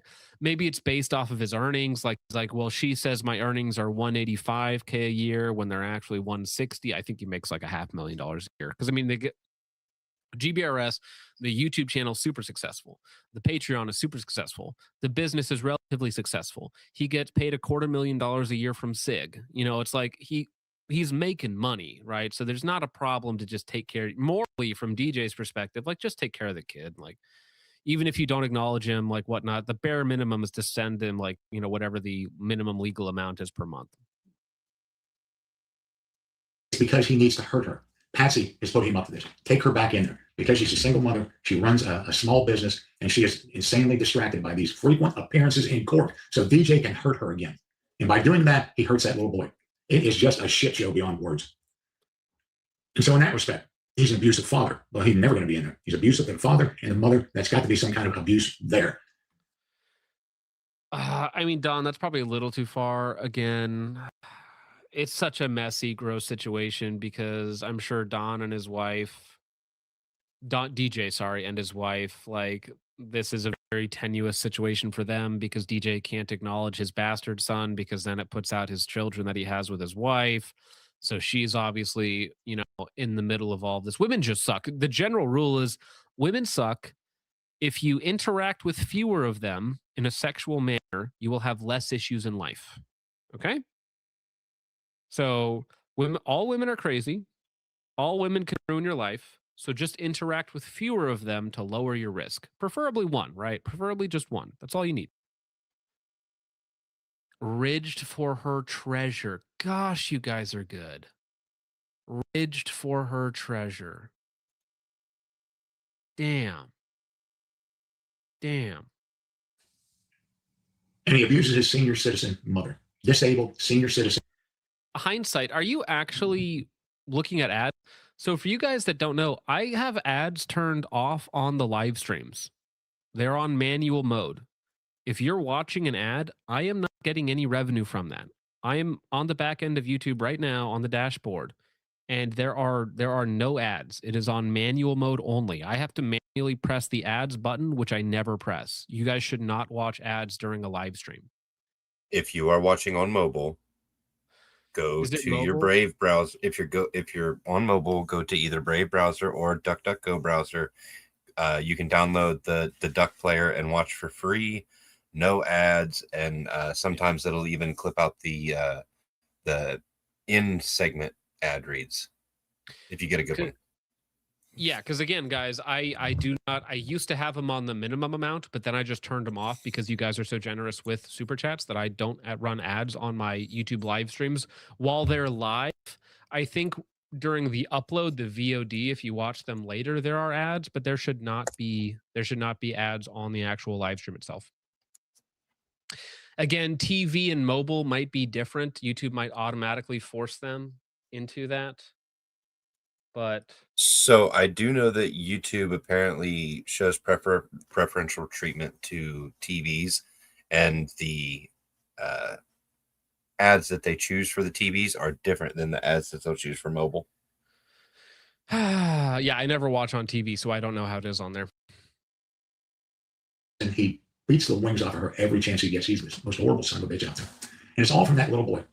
When they found out that we knew about that little boy and had brought him in, oh, Patsy went ugly. Patsy, when DJ did that to Patsy, you don't understand the ego Patsy has, the center of attention, the widowed deeds, the belle of the ball. She has to have all this attention around her 24/7. And DJ brings that act onto her and insanely humiliated Patsy with that. And she will never forgive him. She puts a nice smile on that camera there as the two of them go at it. But she'll never forgive him. She is. Dude, I'm seeing like literally every person has a conflicting opinion. No ads, ads, ads, no ads, no ads, ads. Every single person seems to be having a different experience because YouTube sucks. So humiliated still, and she's got that hollow shell, and she has to destroy something. So she takes it out on the mother, takes it out on the little boy, she takes it out on Diane, she takes it out on me, and her flying monkey DJ is a willing participant in all of it. I wouldn't wish this on anybody, but that's what he's mad about now. Now, after the 10 years, he's gotten the 5, and he's found a new thing to do. To torture us for taking that little boy in. I've had him deer hunting already. He's got some nice fish. And he's only 6. Now, I will say this about that. Why? Now, I am curious here. So, if DJ's being a dick and taking her to court for like $300 a month difference, right? A delta between what she has and what she might get. If you're the grandparents and you're already kind of taking care of the kid and the woman already runs a successful business, like just acquiesce to what DJ is asking, right? Because you can cover the $300 a month. She can, that'll free up her time so that she can run her business, and it will get DJ out of your life if that's what you want. So realistically, let DJ be a dick. It will be on his conscience. It will be on his, accountability for the future. Just drop it. Just acquiesce to the $300 a month. Don't fight it. Don't waste your time on it. I think that's a reasonable take. We're so enraged by DJ's performance. This country is going to absolute shit from the fatherless children in it, the ones that have no guidance, no nothing. They're just left to their own devices without a daddy. But when you look at the statistics, look at them. Little boys born into a single family home with a mother, when they grow older, are more prone to being alcoholics. They're more prone to being drug addicts. They're more prone to using a gun in the commission of a crime. They're more likely to drop out of school. Yeah, but there's a little bit of like correlation here because obviously the problem is a lot of these single parents are black and their kids are black. So it's like, wow, single parents and their children do way worse. It's like, well, yeah, but there's more than just one factor going on here. Kid corporate, it's called being black. Well, yeah. They don't know anything about being a dad, so they struggle with relationships. It's horrible to read that shit, especially the bit about suicide. But we have him now, and we're never going to let any of that happen to him. Growing up without a father, it doesn't make you stronger at first. No, do not play a gay ad again in your video with an AI voice. No, don't do it. You've all heard the DJ about me screwing him out of being a veterinarian. I made him join the Navy. DJ can't even spell veterinarian. It took him 5 tries to pass the driving test. You know who wanted to be a veterinarian? His girlfriend. That was what she wanted to be. And DJ stole that story. Like he steals mine and he steals so many other people's stories. Veterinarian. I wish I was got him in a seat like on the Sean Ryan show, me and him together, and I'd go, hey, spell veterinarian. What a clown. What a total clown. My son's a retard. Ha! I was a great father. My son's a retard. Ha! All right, fair enough. Maybe your schooling was your duty as a father, but that's okay. This is like the polar opposite of Joe Biden. Oh, Hunter's the smartest man I know. While he's a literal retard talking about making crack rocks out of the hotel carpet. Yeah, I don't know. Okay, so if the story about his grandson is real, DJ abandoning his bastard child because of his current wife, I find that distasteful. I dislike that greatly, right? That is your mistake, Don. And I don't mean like the kid. I just mean like your family mistake. That is your responsibility. Take care of it. And as far as Don, the father, it's like, well, maybe you weren't the best dad. Maybe looking back on your early life, maybe you didn't do all the right things. Maybe you didn't make all the right decisions. Maybe there were patterns to be seen. Okay. Because I feel like maybe to give DJ the benefit of the doubt here, maybe his childhood was not as good as you think it was. Well, also to give DJ the benefit of the doubt, maybe he inherited his father's spelling abilities. That's also very funny. Yes, good point. What was the word he can't spell? Scared. While saying that my son can't spell veterinarian because he's a retard. I can't spell veterinarian, okay? I'm retarded. It's fine. It's okay. But I can spell scared. Scarred and scared I get mixed up a little bit, but most of the time I can get it right. Scared. I'm scared. Yeah, scared. Dude, it's like sacred. I'm like, sacred. How do you spell that again? It's like scared, but you move the C over. That's all. Every time I see posthumously written now, I say it posthumously. Because of fucking Candace. We watch that segment and I do that every time. What was the other word that she did? Compartmentalize, but she said... I don't know. I can't even say it wrong now. But no, there were so many funny. Maybe we should watch that just because. She herbonics. She herbonics. That's right. Herbonics. All right. Candace Owens.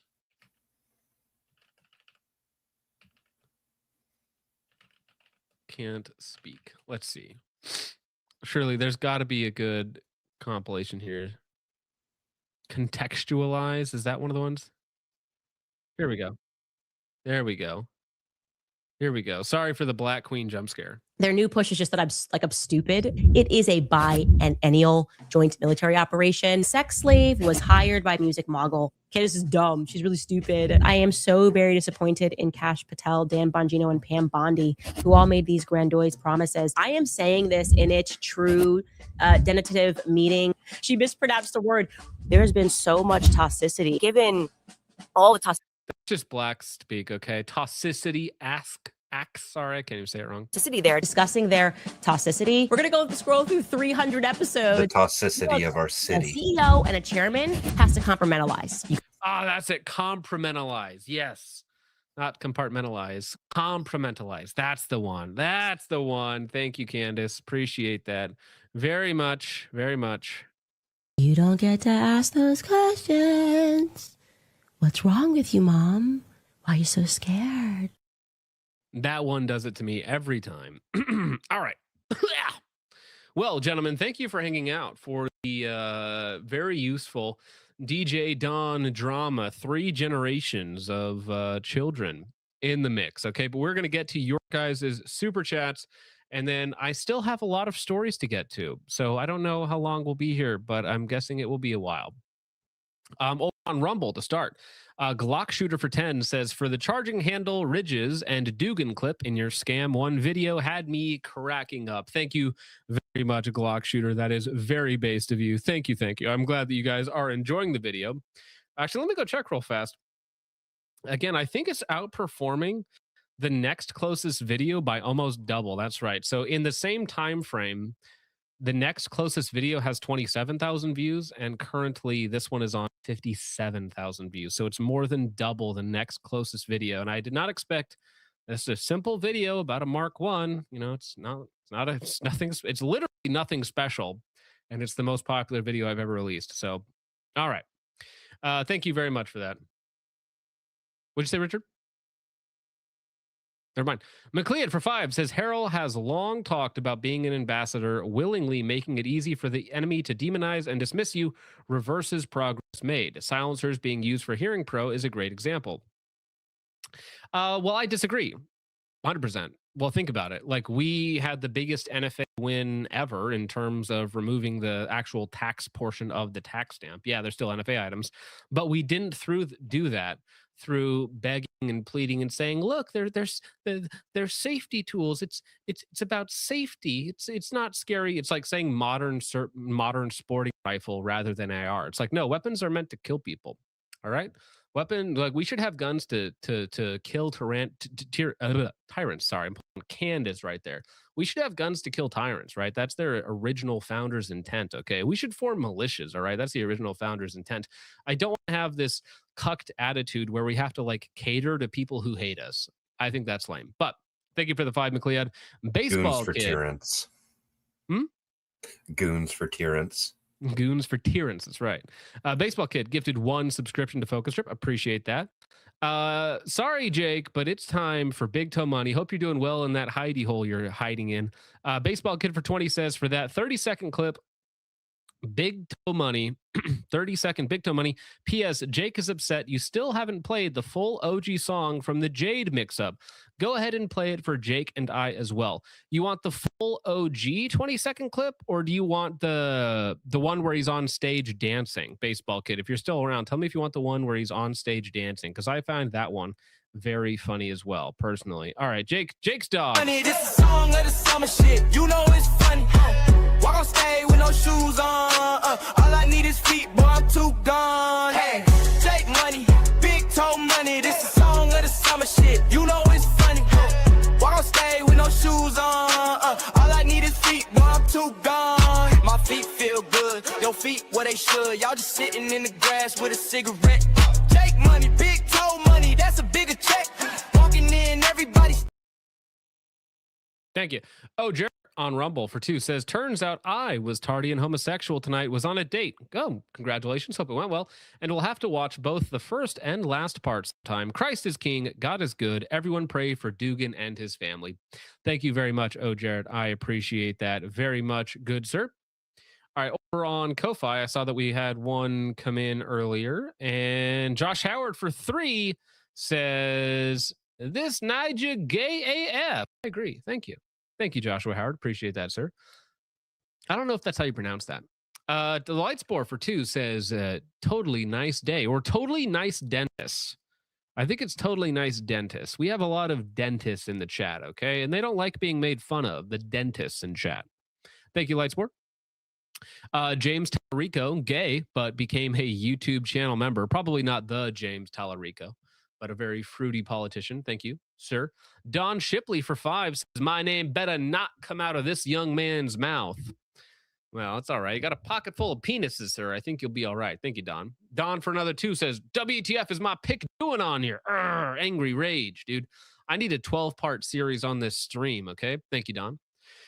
Amorai Boy for 5 says, late, but excuse this time. for upsetting the Facebook groups with the scam one video. Very good, very funny watching the cope. I am glad to hear it, sir. Thank you very much for enjoying that. Hey, Jake's made it. Are you alive, good sir? Are you doing well? What's going on? Might be calling in from the grave. We haven't figured that one out. Lightspore for 2 says Casey Anthony type meme. Yes. Lightspore for 2 says we will play Big Toe Money at Jake's funeral. Dude, I could probably get that done. Okay, Jake, if you die, oh, he's gone. He just died. He actually did just die, by the way. If you die while I'm close enough to you to attend the funeral, I will make it my life's goal to make sure that Big Toe Money is played at your funeral. Right, Jake? Also, thank you, Hi, hello. Vol's Persona, for sending another flow state. Thank you. Appreciate that. All right, yeah. What do you think? Big Toe Money at your funeral, Jake? Which is going to be like tomorrow, considering the weather? Yeah. I mean, honestly, if that happened, I would probably kill myself. Also, sorry for the mic. Sorry for the mic quality. I'm currently driving, doing some storm chasing, but I'm heading back to my home. Hopefully, it's still there. Yeah, passed over. Okay, good. All right, well, yeah, hang out then. St. John's Crusade for 20 says, I love it when you touch the sacred cows of the gun community, from overpriced, deceptively marketed poop to Bluetooth triggers from SIG. Can we get Jade Big Toe Money? Dude, I have to find Jade Big Toe Money. There's so many of these versions, guys. You got it? You keep reading, I'll find it for you. Okay, perfect. Well, yes, St. John's Crusade, we will get that for you. Thank you very much for the $20.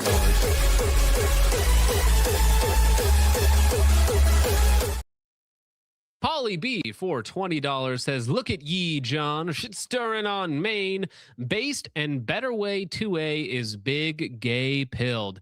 You are very correct. Better way 2A could not get much gayer if they tried, and they keep trying. Let me tell you. Hey, Patrick, do you think Squidward was trying to tell us something? Polly B. I Keep Screaming is a member for 9 months. We have birthed that pregnant membership into a full-blown baby. Okay, 9 months. 9 months. Sorry. Thanks for the laughs, Mr. Tripp. You're welcome. Okay, I'm not going to abandon you like DJ did. Don't worry. Thank you. I Keep Screaming. Zany for 5 says, I got your back, John, while Jake got the front. Oh, no. Whoa, Zany, ban this man. Somebody kill this. Somebody kill this man. That's disgusting, dude. Zanico, go straight to jail.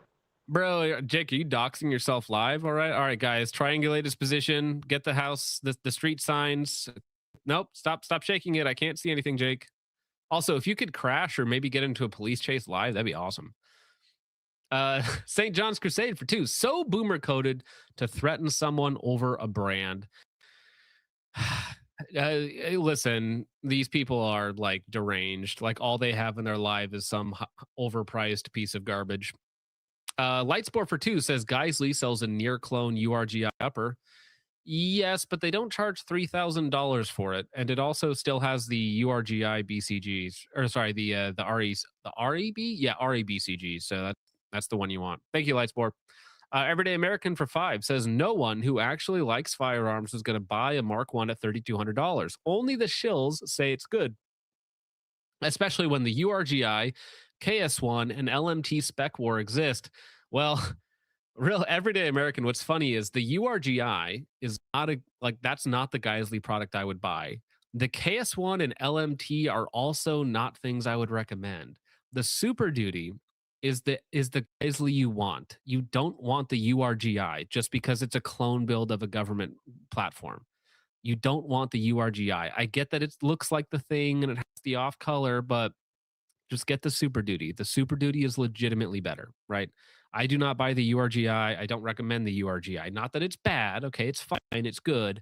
But the Super Duty is actually the good upper. And the KS1 and the LMT are kind of in the Mark 1 boat where they're very expensive. And at least the LMT is actually special. Like it does things a little bit differently, but still, KS1 I would not recommend.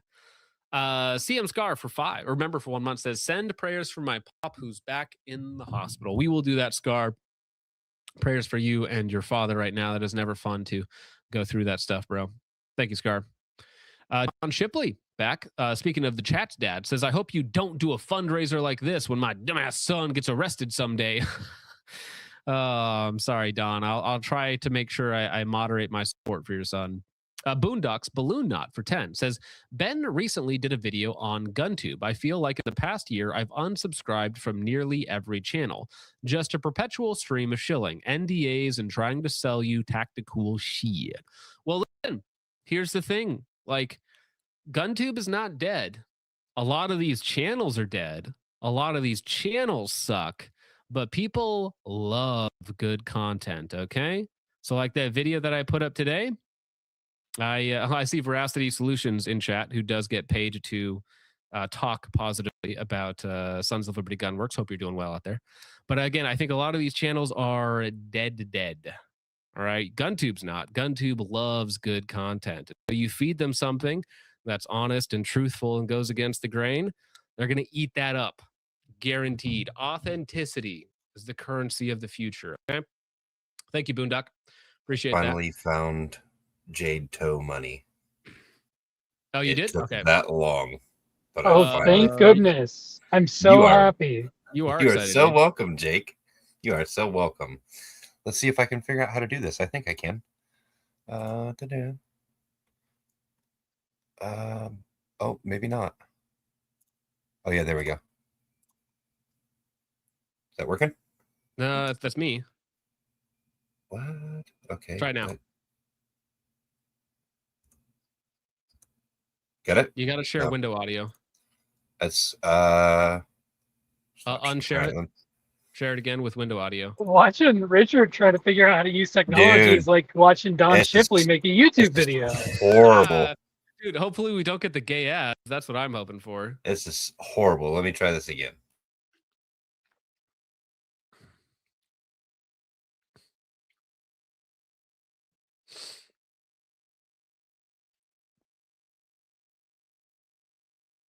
I don't even have share window audio as an option, so I will have to figure this out. Womp womp.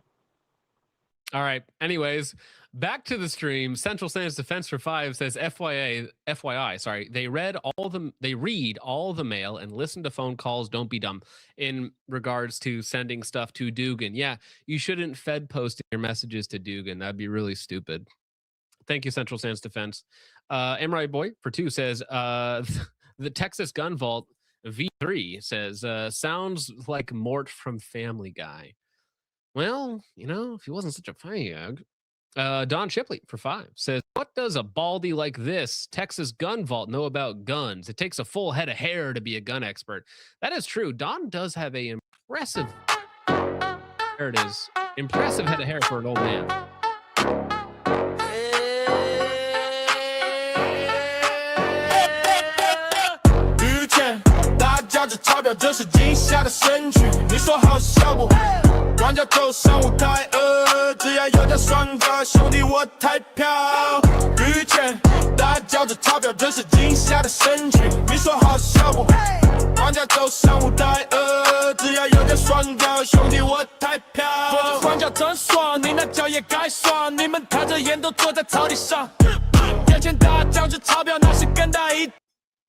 Dude, I actually have control over your stream. That's crazy. I realize I can just stop it. I can adjust the audio, and I It's can actually because skip I further along.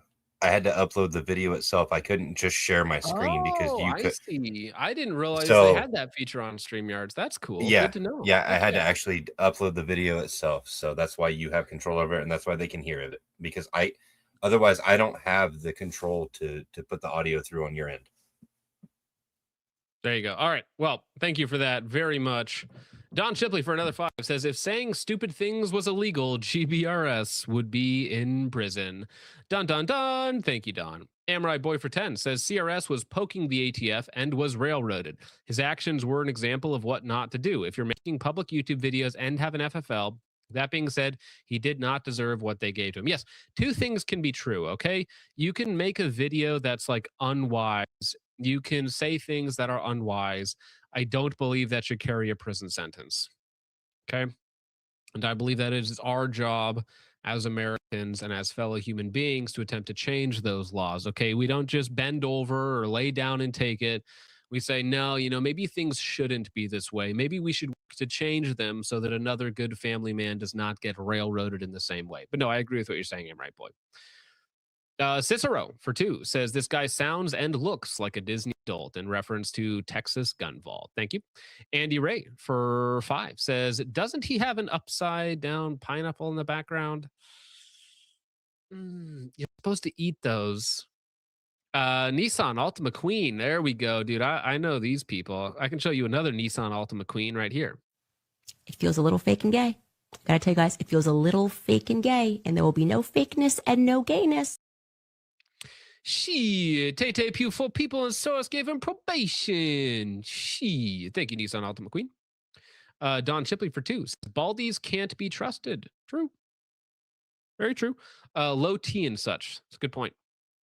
Ray Holocaust puts up 3 of the Orthodox crosses. Very based. Thank you, Mr. Ray Holocaust.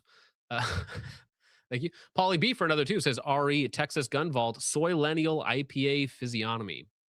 Yes. Thank you. How's it looking? Is your house still there? My house is still here, sadly. No insurance claim for me. Oh, damn, dude. Can you give us a tour? Ooh, whoa, look at that. That was good. Trying to catch some good lighting for you guys. It's pretty wild. That was good. Heck yeah. Andy Ray for 2 says the fly is attracted to the giant turd. Well, many such cases. Thank you, Andy Ray. Jack Defense for 5 says this guy has sniffling, hand-rubbing tribe energy.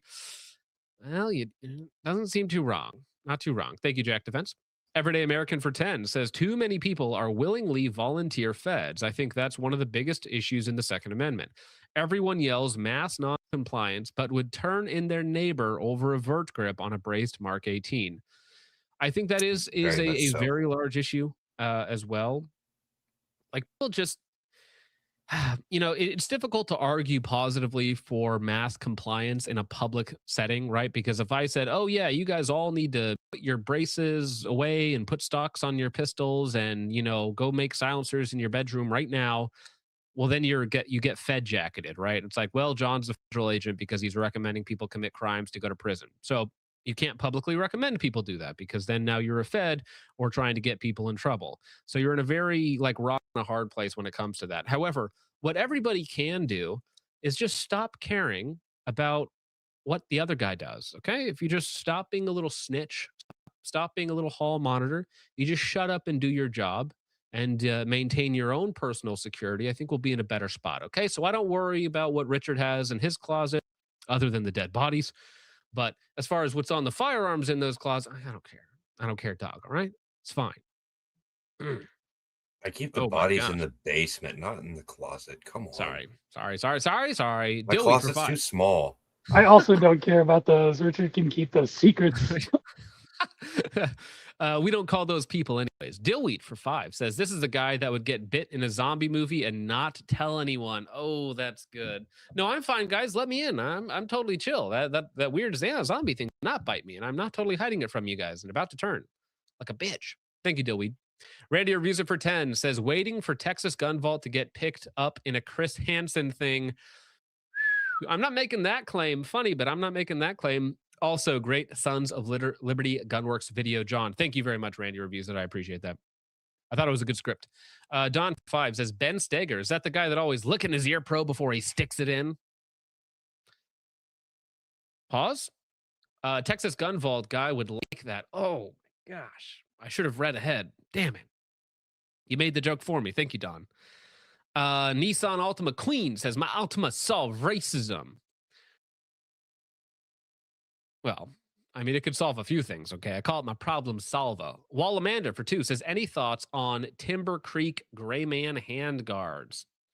Timber Creek Gray Man handguard. Okay. Let's see here. Is it good? Is it bad? Is it cringe? Server error on their website. Okay. Not great. How about this one? That is insanely expensive for what it is. That is a NBS or an Expo handguard at double the price. That is awful. You should go and buy the Expo Wedge Lock or the KAK Industries handguard instead. Way better value, way better performance. Don't buy the Timber Creek Gray Man. Ton Dog says 90-mile-an-hour winds. Pff, that's a baby cane here in Florida. Yeah, Florida people are built different, though. Have you thought about that? Thank you, Ton Dogs. Appreciate you, sir.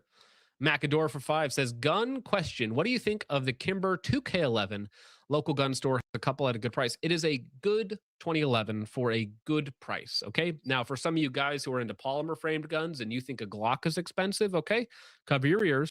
But if you can get a Kimber 2K11 between $1,500 and like $1,750, that's a pretty good deal. Okay. Personally, that's a little much for me. Okay.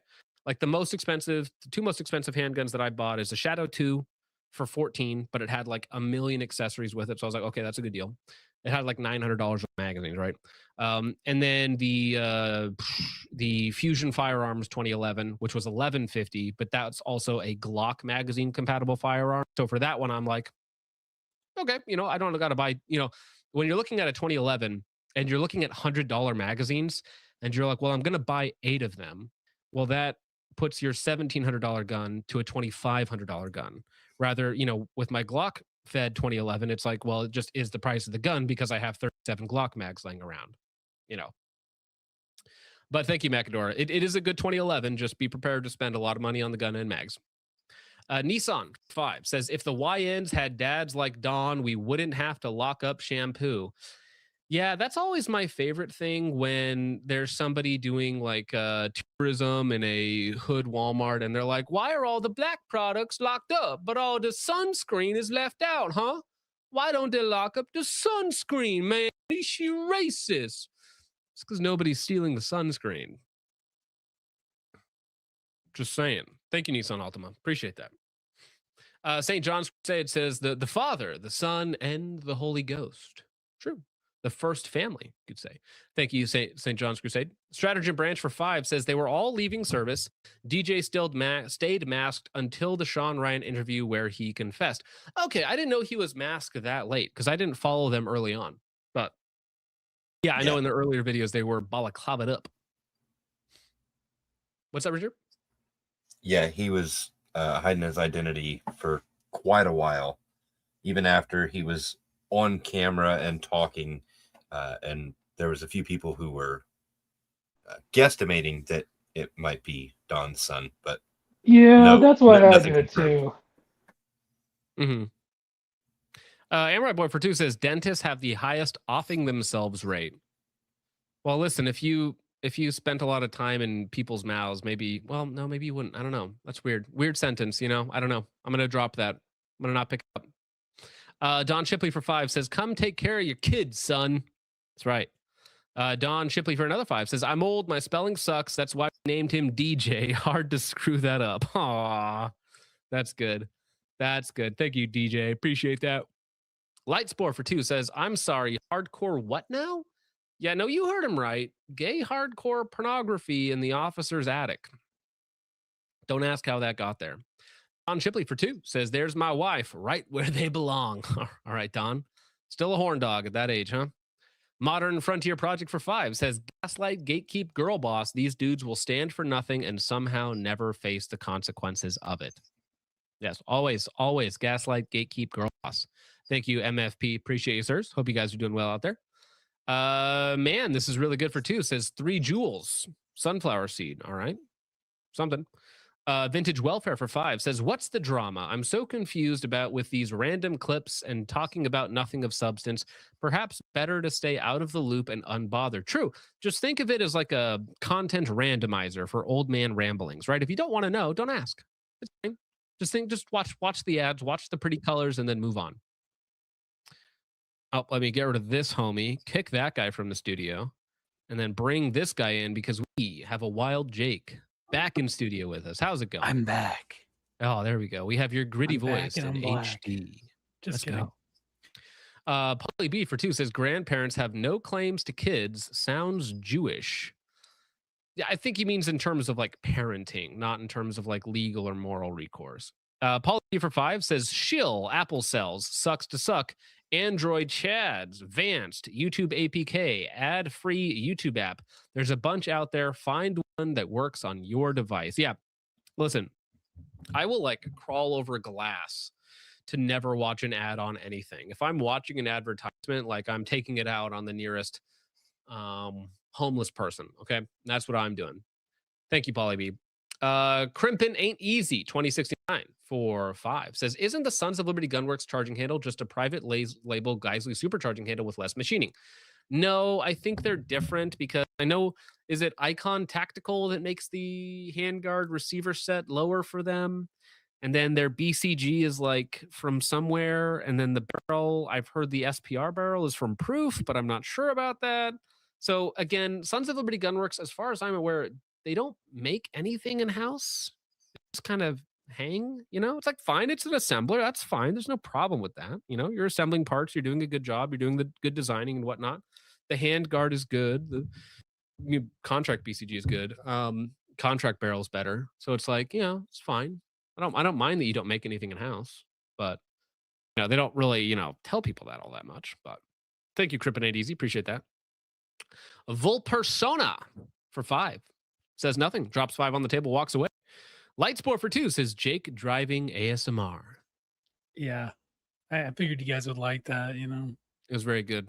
It adds to the aesthetic, you know, like Subway Surfers, but with lightning. And you got one good cloud to cloud lightning show. Oh yeah, no, there were sure. better ones. I'm too slow and retarded to catch them. So. Veracity Solutions, don't play dumb. You know that the contract barrel is the Armad barrel. You know that that's different than the one that's in the rifles you sell to the public. And you know the Aramat bolt is also for the contract that you don't sell to civilians, or as allegedly, Tactical Considerations, who talked to Mike, says that some of the Mark Ones might have the Aramat bolt and some do and some don't. So some sort of like lottery system for the same amount of money, you know. Right, but that's the thing, right? So the barrels, are you saying you're not shipping the contract rifles, the SOCOM rifles with the Aramat barrels? Because that's funny too, for a different reason. But yeah, I also heard, hey, maybe you can confirm this, okay? Maybe is there going to be an Armad version shipping later this year for $1,200 more than the standard version, making yours, I think, the most expensive AR on the market? I think that you can actually buy. Anyways, who is this guy? He's paid for, well, he works for in some way. I don't know the relationship. He works for in some way Sons of Liberty Gunworks. So anytime somebody makes a post or comment on it, his job is to go and talk about it. So like comments in the live chat, whatever it is. What brand ambassador. If there was an APAC tracker, but for Sons of Liberty Gunworks. a Sons of Liberty Gunwork tracker for Veracity. Is it kind of like that, funny. Veracity? Can you please comment on that? Polly B for 5 says, Godspeed, Jake. May you be blessed with fair winds and following seas. Christ is king. Thank you, Polly. Appreciate that. The color of quantum. Can you balance out the audio more next stream? No. We don't do that. No. And also, fuck you for asking. Yeah, how dare you ask for a professional stream? Devilish Details for 5 says, thought, if Dugan is so dangerous to not be bonded, why are all of his videos still up for us to learn from?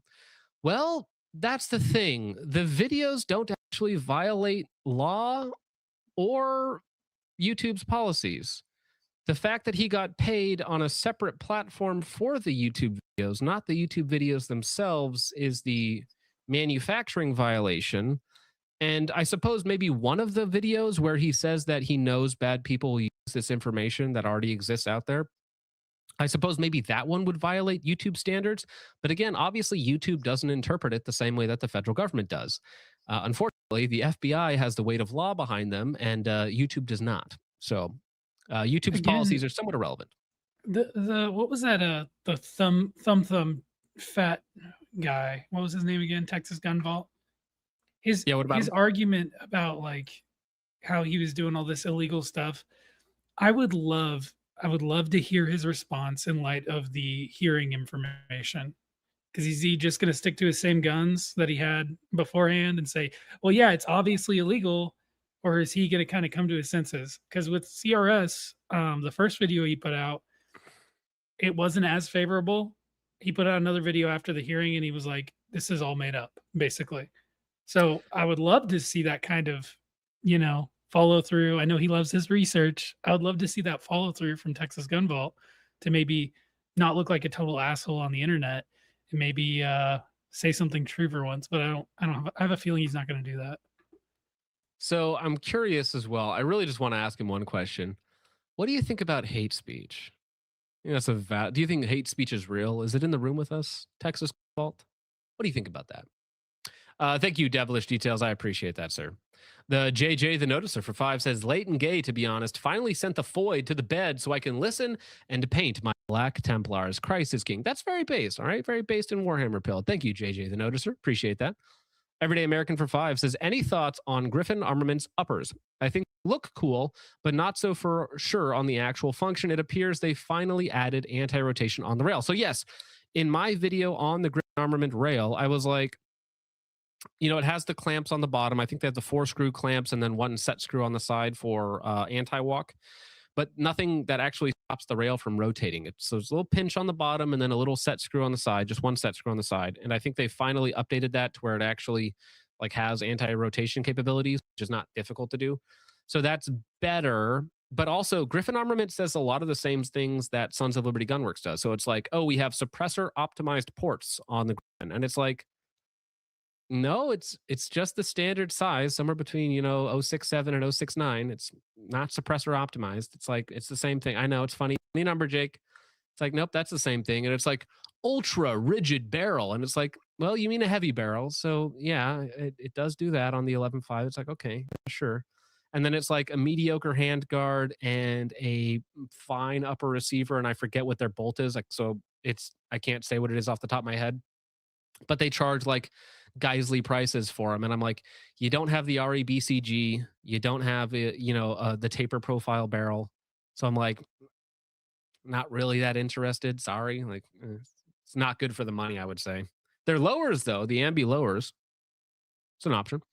The American for another 5 says, doesn't shock me that the they-thems of Liberty Gun Works, Sons of Liberty Goy Works, would have a paid shill on retainer coin clipping activities. Thank you, Everyday American. Appreciate that, I mean, sir. they save so much money from all that coin clipping. They can afford to have a guy for that. That's right. All right. Well, speaking of having a guy for that, Apex Armor Solutions.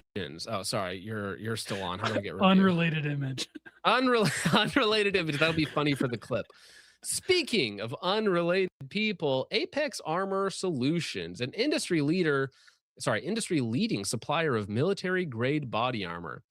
This article is from a couple of years ago. Now, for a while, Apex Armor was kind of doing the meme that we are a manufacturer of high quality military grade body armor.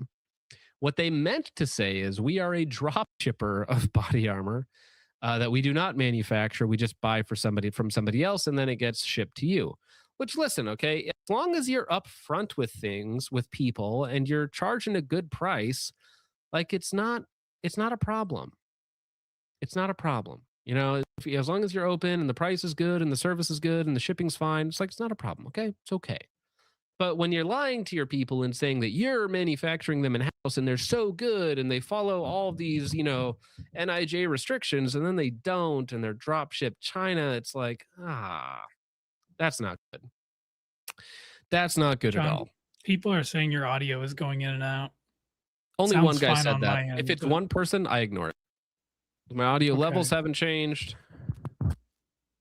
It does cut, but it it's kind of not cuts enough at the to end matter. of your sentences a little bit. It's your Okay. gate. It might be the gate. I think I turned the gate off on this thing. You guys, interrupting my flow. Unbelievable. I'm so upset right now, guys. Speaking of clipping a tiny bit. Oh, damn. Jonathan Campbell clipping his audio. The notorious Oh, I love audio it. clipper. You're saving up Okay. all that audio. Okay, for, fine. I turned off the noise gate, okay? It was on. Yay. My bad. Okay, but anyways, we have this funny little guy here named, maybe not so funny actually, named John Soon, who is the founder of Apex Armor Solutions. This is before, of course, the drop shipping controversy and everything else.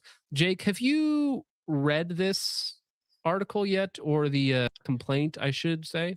No, but I haven't? I heard a emphatic gentleman explaining it in the voice chat earlier, Okay. and it Well, sounded pretty okay. crazy. Richard, have you seen this? I have not. Excellent. All right, Richard, explain this image to me. Oh.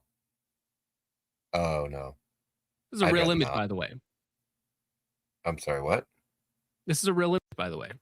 I mean, it's a recreation of what happened, but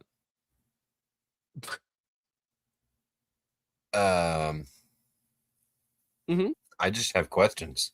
well, yeah. So just what do you think is going to happen here? I think somebody's about to have a bad time. Well, what's in the right hand? Is that a That's a flashbang? flashbang. And Yep. Real, by the way. the left hand looks like a condom. Yep. And then there's a woman sleeping there. Yes. And it looks like those are feather ticklers. Yep. So reconstructing with all the available data, what is your guess about what's about to happen here? Flashbang rape. Yes, just like a Modern Warfare 2 lobby, you're about to get flashbang raped, my friend. Anyways, so this is the state of Washington because Washington and fruity Asian rapists just go hand in hand. You know, sorry, my apologies, alleged rapist. I take that back. They're not rapists. We don't know that. Okay. Until that's been adjudicated in a course of law. But there's a few Asians who have been accused of rape in the gun industry in Washington state. Okay. My apologies. Okay. I take that back. That was a misspeak. Misinput. State of Washington versus Yushi Sun. Glad he's somebody's son.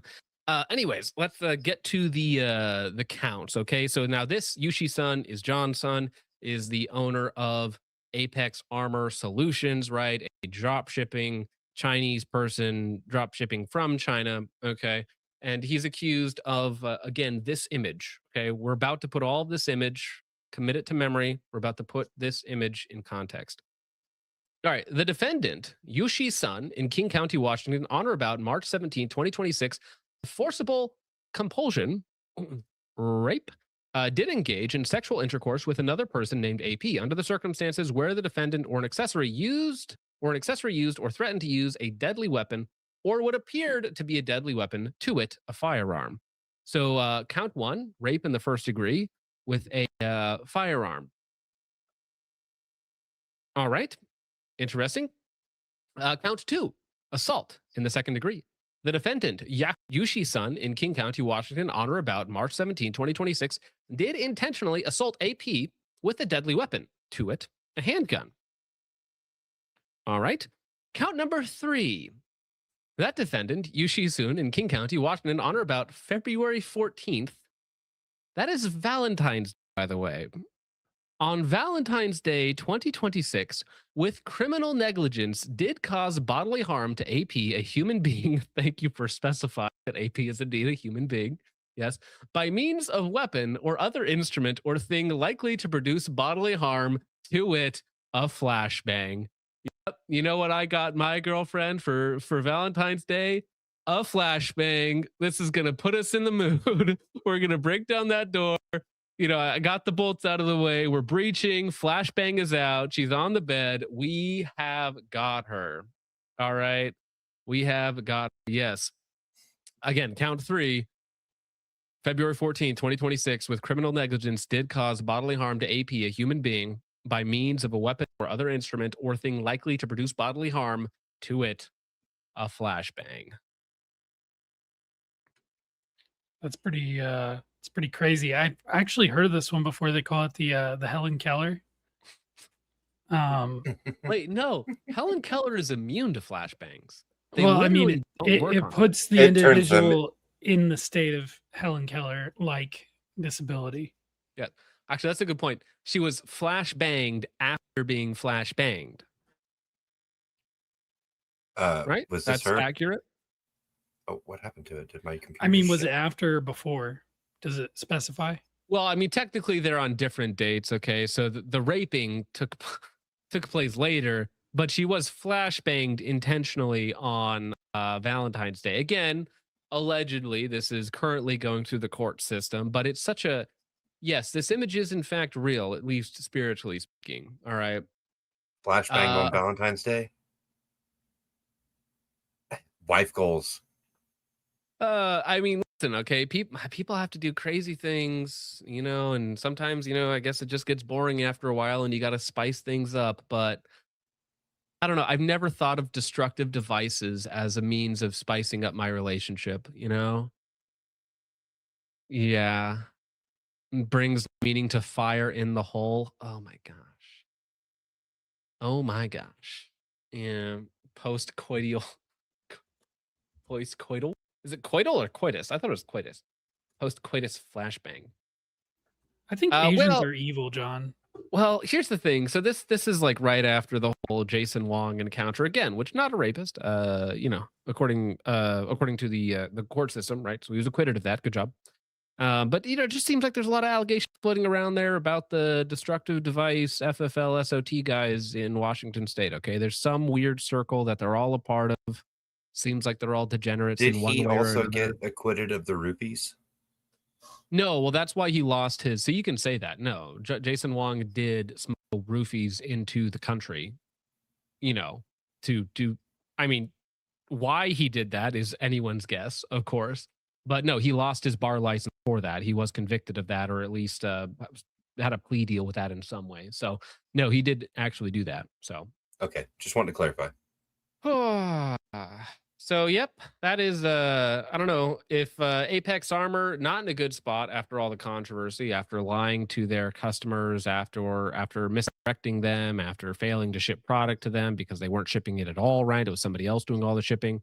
And then, you know, imagine being like the customer service guy at Apex, if they even have a customer service guy, and it's like, yeah, the boss is going to be out for a while, okay?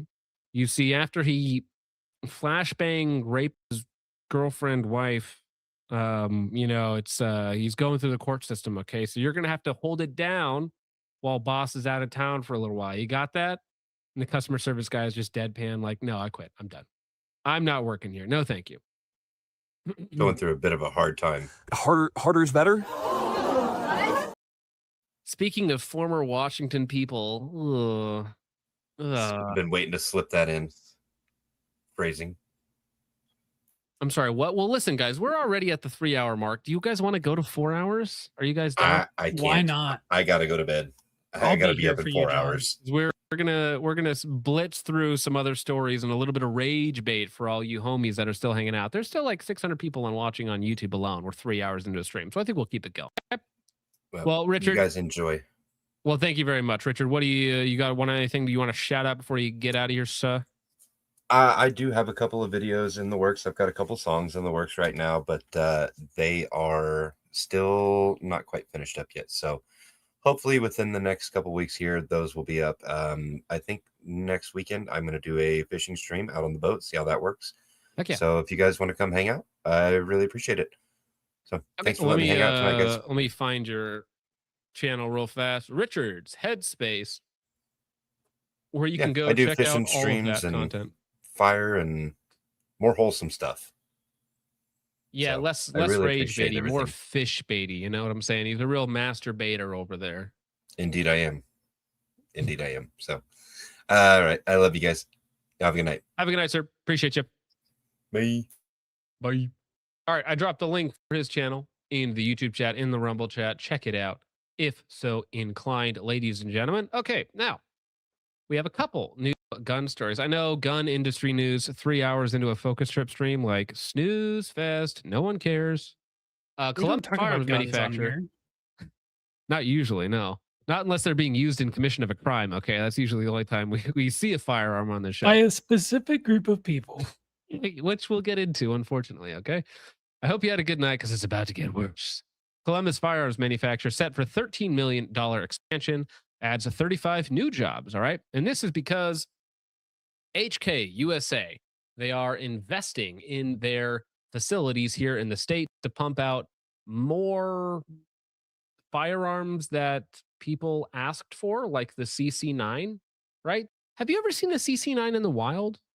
I don't even know what a CC9 is, John. It's just their compact 9mm, like 365 XL clone. Like, it sounds gay. It sounds like you should just get a Glock have you instead. listen, okay, hear me out.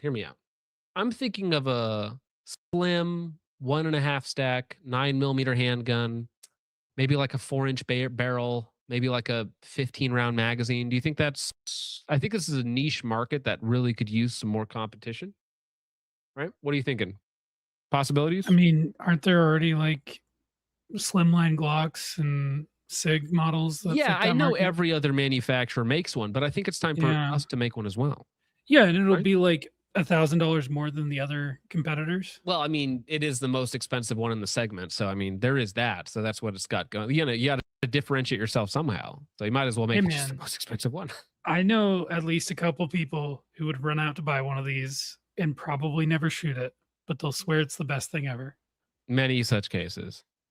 Day. All right. More jobs are coming to Columbus. Georgia Governor Brian Not seeing a lot of woods in the chat. Not seeing a lot of woods in the chat. Kemp announces Heckler & Koch USA is expanding its manufacturing operations in the city. The $13 million investment will create 35 new jobs.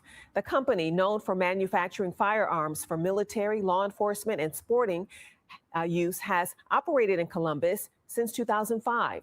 The expansion will be built onto its current facility at Corporate Ridge Industrial Park on Transport Boulevard, where about 115 people already work. Company leaders credit the state's workforce programs, including Georgia Quick Start and the Technical College System of Georgia, as vital components of their success here. Columbus Mayor Skip Henderson says the investment is another sign the city continues to grow as a hub for business and manufacturing. Oh, thank you, nice lady. So yeah, $13 million expansion. Not sure what that means. More machines, more shop space, more something or other. Maybe that'll help them manufacture more pistols. Maybe it has to do with the fact that they're going to be responsible for machining more parts for the imports.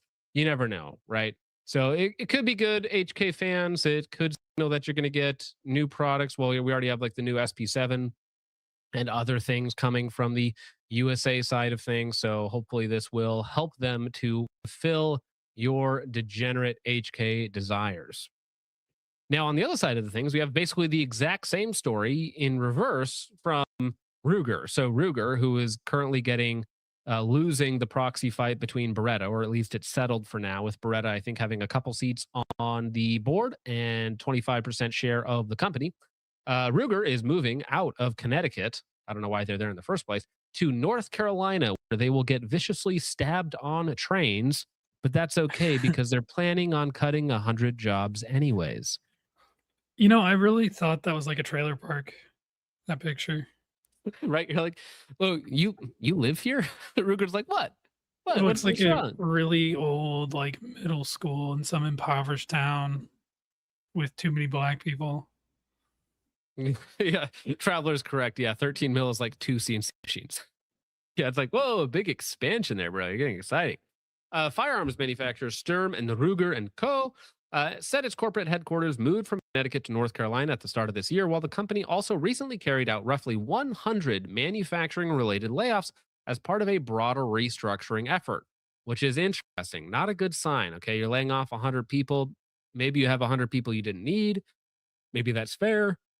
Maybe, your acquisition of Anderson last year and the Ruger RXM, maybe there's a bit of a sales cool off, or you're trying to, through your fight with Beretta, there's some sort of plan in place to mitigate that or to still maintain profitability.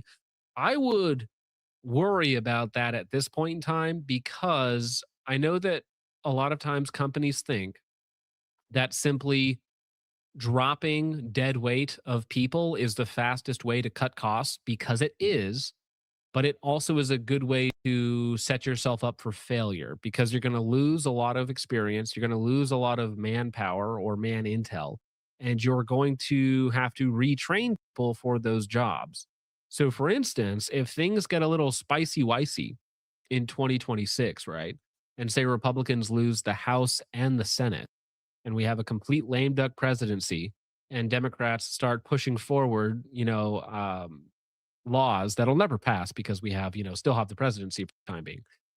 Things will get a little squirrely out there. People might be considering spending their extra cash on firearms, on ammunition. So if I were a betting man, I would be keeping as much manpower I could on hand to prepare for an uptick in sales in 2026 and probably through 2028.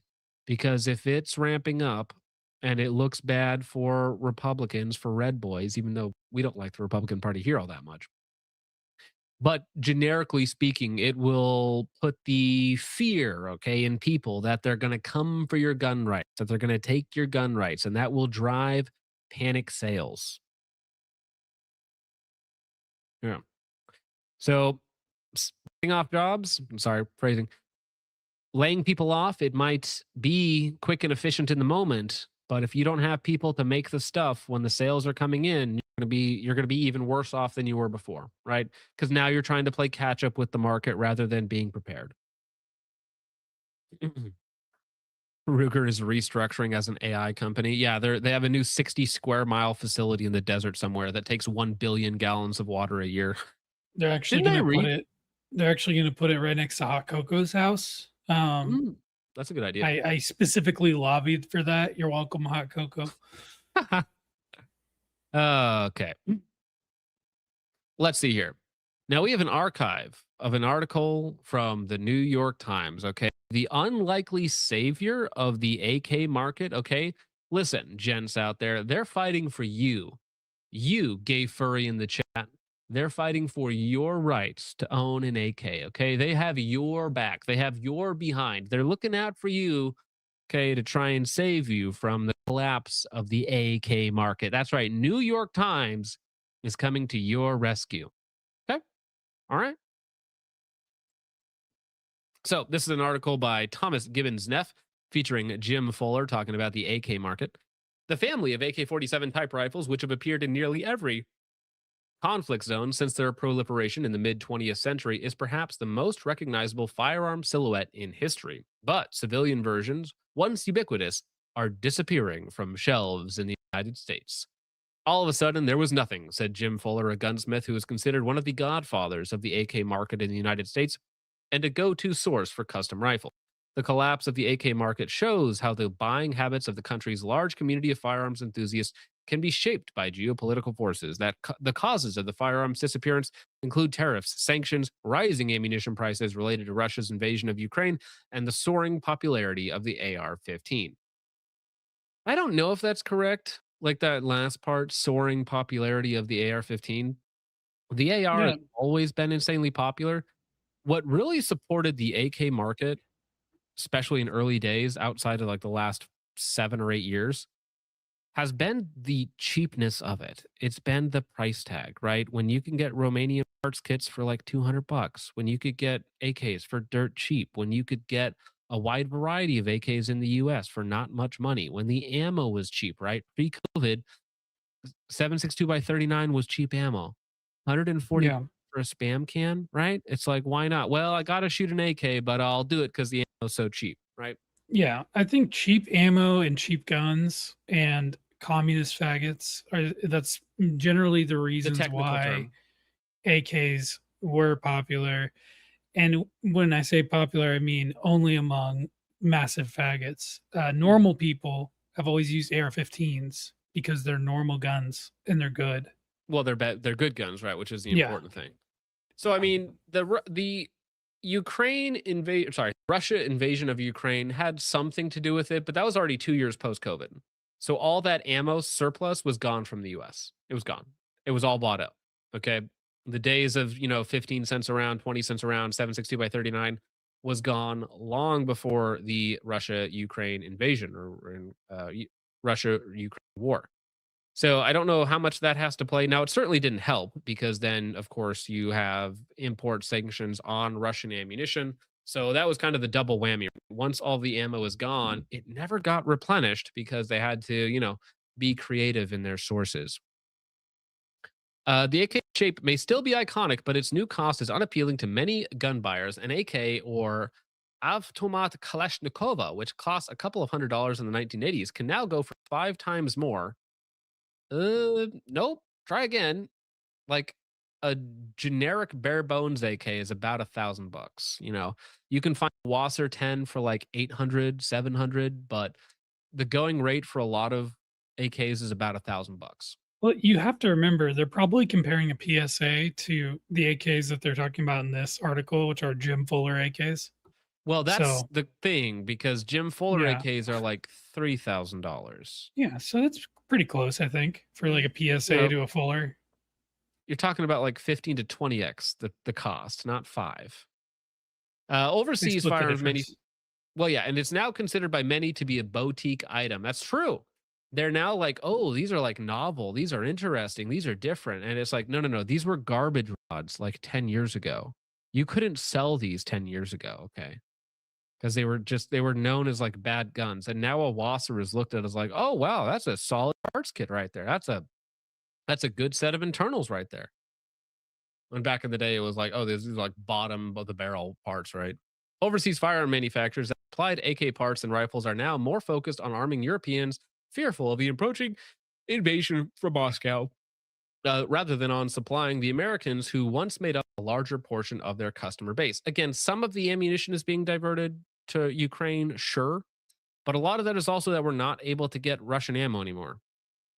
Well, supposedly, somehow, new boxes still arrive that are made like just across the border somewhere, but still, we're not allowed to get Russian ammunition in the States, right? So, I mean, that has something to do with it. Now, I don't know about you, but do other countries really feel threatened about Russia's invasion? I mean, they haven't done much in don't know. Ukraine, right?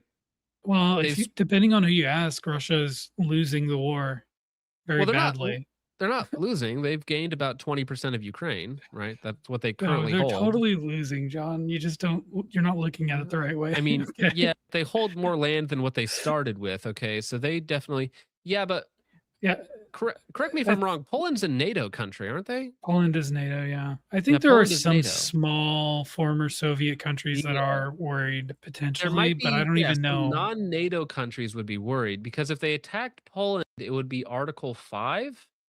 And listen, that's the thing about Russia. Russia is a large geopolitical player because they have a huge military, they have huge oil supplies, right? They deal here and there and sell weapons everywhere. So they are a geopolitical player.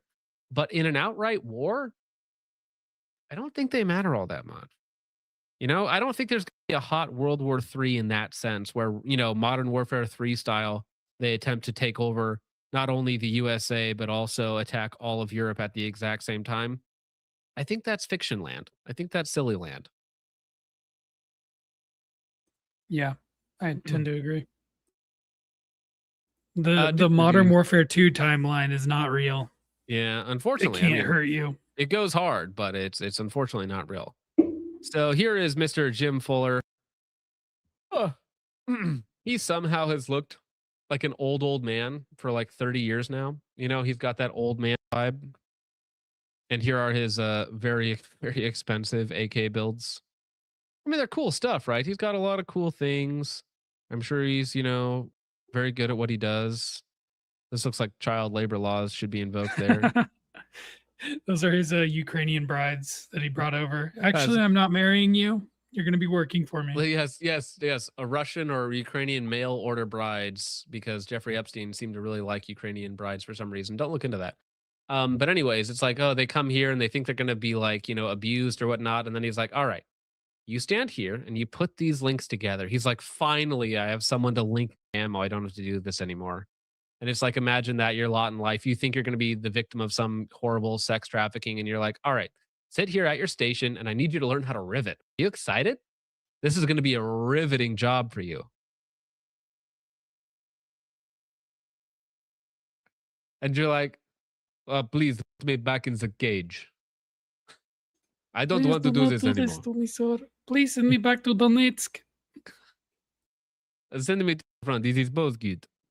Anyways, how about the Juden Colombian collaboration that you didn't know you wanted and probably still don't want, Jake? Did you say Juden? Yes, the Juden. You don't know about the Juden? Juden, you mean? Sorry. Whatever. It's Juden. Whatever, dude. Okay. I did a little bit of German back in the day, John. Back in Pretty the day. It's pronounced Anyways. Juden. Juden. All right, whatever. Well, since we're in America, I'm going to pronounce it American, which is Juden. You hear? All right. So anyways, On May 8th, 2026, President Gustavo Petro unveiled the Jaguar, the first assault rifle designed and produced entirely in Colombia. The official ceremony took place at the General Jose Maria Cordova Arms and Ammunition Factory of Indemil, state-owned enterprise in Socha, Cundinamarca. So they say that it's entirely designed in-house. They say that it's entirely produced in-house. And then you read one paragraph down and it's this domestically. Oh, sorry. Maybe that's not right. I thought they had to. Oh, thank you for tagging me in there. I didn't realize you did that. Shit. Well, there's a lot of funny things in here. I thought somewhere someone had told me that it is basically just a Galil Ace with more screws. So, and they're paying copyright on it, but maybe I'm wrong about that. Maybe I'm misremembering things, okay? Misinformation. Right. Misinformation. I was lied to. Either way, this domestically produced weapon will replace the Israeli-made Galil Ace and is the cornerstone of the national government's defense autonomy strategy. Now, Richard, Jake, whoever's here with you, don't worry. Don't worry. I'll be Richard for right now, all of okay? their Let names. me turn my camera off. Yeah, There John. you go. Hey, John. Can you go really monotone though? Sound like you're about to die. Hey, John. There you go. Perfect. Make me feel at home. All right. Now, Jake. Okay. Do you notice anything about the grip? That's not how I would hold it. I think he's going to burn it. We do this the entire stream for like another 2 hours. Just, I think that would hurt his hand. I can't. No, yeah, Wow, that's probably like that looks uncomfortable. that's probably not ideal. If I had to guess. I mean, he's not going to shoot it, so it doesn't really matter, but No, but you know, just even at rest, I wouldn't grab the front sight block. You know, that's not usually what I would do. I wouldn't hold on to the gas block. is that how they're training them? Training? It's pretty neat. Is that how they're training them? Oh, yeah, probably no training. training? You're right. You're right. Sorry. Training? What? Training? What are you talking about? Training? It's Colombia. They do cocaine, not drills. Jeez. Well, I don't know. They probably got some Mossad guys teaching them something. All right. What the heck? What even is this? The Jaguar project emerged from a technical evolution that was decisively boosted by recent international events. Engineering began in 2020 to reduce royalty payments because they were paying, of course, Israel for the Galileas. Reduce royalty payments, improve ergonomics, but developments became a priority due to the barriers created by the conflict in the Gaza Strip. What?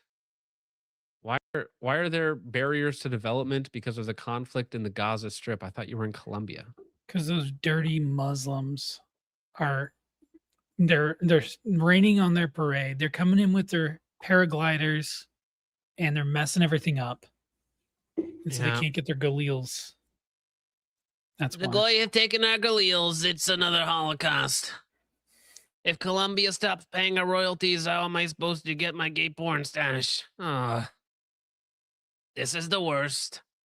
But just look at this monstrosity, if you will. Okay, we'll get a high-res shot here for you so that we can all engage in the suffering a little bit. Okay. Computer enhance. Oh, that's a lot of screws. That's a lot of screws. Just kind of everywhere. Like, what is this jackal nonsense hybrid? Also, it has a 3-position, but the 3-position is either not fully engaged or it's like only 160-degree throw. Right? So it doesn't go all the way backwards, only partially backwards. So it's got ambi magazine release. Is that bad? I don't know. I think it's fine, right? Because down is fire, and then you push it a little bit further forward to get full auto. I don't think that's the worst system. Or is it the opposite direction? Is it like bottom is safe and then the handle goes up and then it's fire and then it's that's a full? good question. Yeah, so it's a reverse 45-degree to Like fire. Like H, and then all the what is way it? to full auto. I don't know. There's some companies, there's some manufacturers that do that. I can't remember them right now.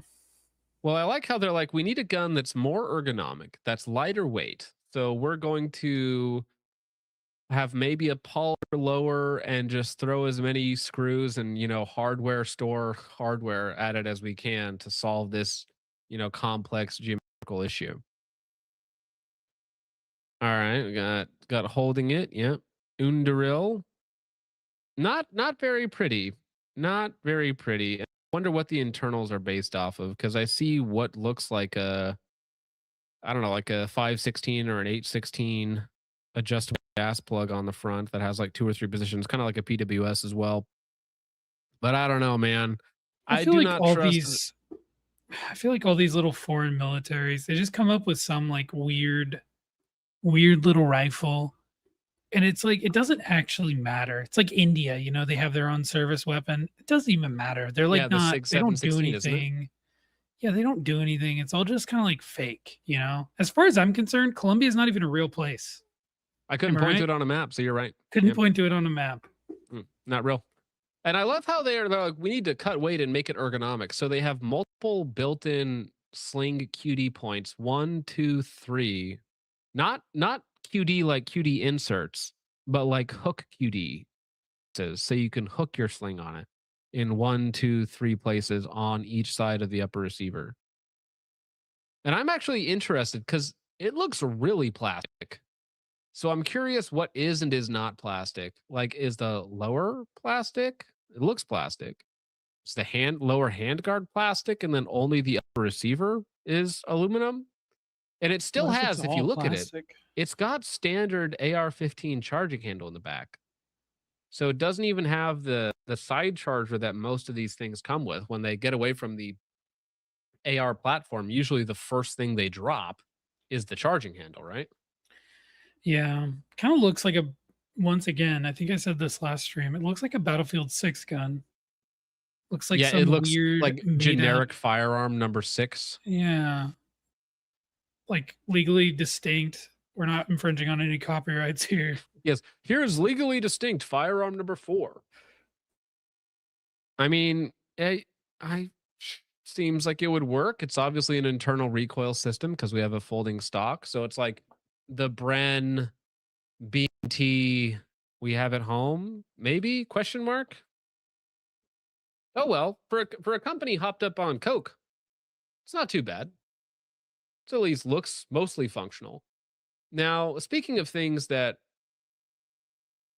were functional at one point in time, did you see this video, Jake? The 2 F-18s that tried to have midair intercourse and then had a bad hookup and fell out of love and the sky? See, what they got wrong here is they didn't use a flashbang. That's true. But this is a interesting video. I'd be distressed if I saw this at an air show. Yeah, you could say it is an insane video. Let me actually download it so that we can go through it in a little bit more detail. But I was like, this is fake when I first watched it, because there's a point in time where they're like stopped midair. Yeah, they're floating. Up. Yeah, and it's like, I will say, guys, I know what your first thought is going to be when you watch this, and it's that women are involved, and just I didn't think that. We'll Maybe see. I'm not misogynistic enough. Damn. You're not misogynistic enough, I guess. Anyway, so another angle of the 2 U.S. Navy F-18s that collided in the sky at Mountain Home Air Force Base in Idaho yesterday. So, this would be probably worst day on the job ever as a fighter pilot.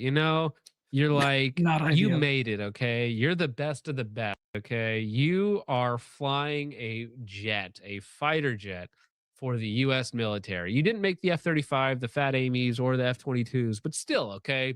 You're still a modern fighter jet pilot for the U.S. military, okay? That's cool. And then you do this.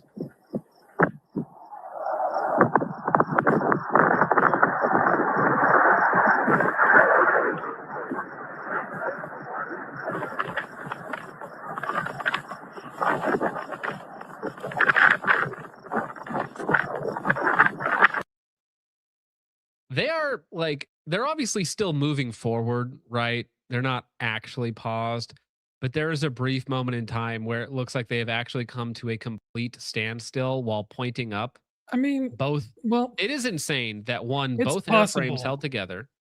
Yeah. They were stuck and did not explode in some way due to the impact. Like, it's actually crazy. Good. With the way that they're kind of coming up, they're probably, I mean, there's a ton of wind resistance right there. They're kind of doing a leaf thing. And Mhm. with the thrust still kind of keeping them up, they probably did get pretty close to stationary for a little bit. Which has got to feel weird, right? You're moving, not Yeah. super fast, but you're moving, and now there's a plane on top of you. You're staring at the sky, not moving for a brief period in time, while every warning light and collision alarm is just blaring at you, right? And there's a moment in time that probably feels like an hour where nothing is moving. And you're just like, what do I do? What do I do? What do I do? And then it continues.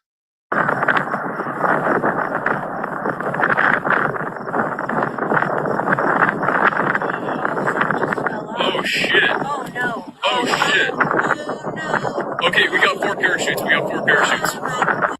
You know how in video games where you'll like hit something and it'll like friction weld to like an object or something, and you'll get stuck, like if whether it's driving or flying or whatever it might be in a video game.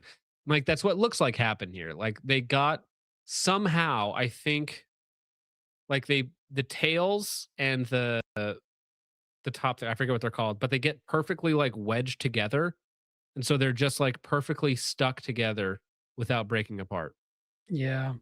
It's pretty, I mean, it's probably one of the better ways to have a midair collision, if I had to guess. I mean, everybody survived. That's true. That's true. Yeah, not a lot of midair collisions result in 4 perfect ejections. Now, It's also it's note the fortunate. ejection. Good. I was going to say it's fortunate that the top plane was not covering the canopy of the other plane, because if that was the case, then that would be a problematic ejection, I would say. Well, I imagine they have some sort of system to detect when the proper time to eject is. I would hope there's something, because it actually does basically delay until the perfect time. Because if you'll notice, when they actually eject, the planes are upside down during the ejection process. Like, they are currently staring at the ground, going through this ejection process. Like, maybe they're not facing the ground completely, but the nose is pointed at the ground. The cockpit's not quite. Oh shit. And nobody gets hit by the falling airframes, which is like, whew, no falling debris or anything else like that. And all 4 pilots make it out without some catastrophic collision with either the plane or each other, right? Yeah. Because they're all ejecting within like all 4 pilots are like within feet of each other, right? Because it's like cockpit here, cockpit right here, and then they all just eject together. Yeah, they're all just about a couple inches shorter now. Not service related. Yeah, sorry about that. So is this the full video? Let's see. Breaking news tonight, 4 crew members are safe after a midair collision at the Gunfighter Skies Air Show in Mountain Home. Shane Ogg. All right. Yeah, absolutely insane. So all 4 crew members ejected safely after 2 Navy jets collided and crashed on Sunday during an air show at the Mountain Home Air Force Base. The collision involved 2 E-18G Growlers from the Electronic Attack Squadron 129 in Whidbey Island, Washington. Commander Amelia Umayan, spokesperson for the Naval Air Forces U.S. Pacific Fleet. The aircraft were performing an aerial demonstration when the crash happened. Umayan said in a statement, she said the 4 crew members from both jets safely ejected and were being evaluated by medical personnel. I mean, I don't think they're going to be happy at all, because I'm curious like how this actually happened, because obviously there's 4 people in there. So you got the pilot and the Wizzo, right? Front and back. Was the Wizzo like staring at the other jet the entire time as it was coming in closer, I wonder? Or was it like last minute, oh, there's a shadow right there. What is that from? And then you're literally looking in the eyes of the other pilot and Wizzo. Like, the 2 Wizzos are just looking at each other as their pilots frantically try and do something, in this comedic like half moment where they lock eyes and they're like, how did I get here? I think with this, when they do these air shows, they kind of have a set script, I guess. And all it really came down to probably was one of the planes was just at the wrong angle, just like a few degrees off. So when they came into this turn, they kind of they made babies, and then the 4 crew members ejected.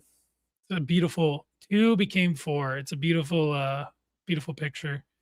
Yeah, I was trying to don't find if know. CC Lemoyne had a quick breakdown of it, so you could actually explain it a little better. He does really good breakdowns of pilot and So other do you issues. have the list of the crewmen? Because I have a fun little anecdote about that. Oh no, what are you gonna tell me? So you can look back and look at the air show schedule, and it says the F-18 Growler pilots, and one of them is a woman. Mm-hmm. Call sign. It has the call signs on there. Call sign Wrecking Ball. So really ironic. Earned Call that sign call sign. Wrecking Ball. Woman Yeah. pilot almost causes the death of 4 airmen and loses $200 million in hardware. Called the Wrecking Ball. It has to happen that way. It's pretty wild if you think about it. It's poetic.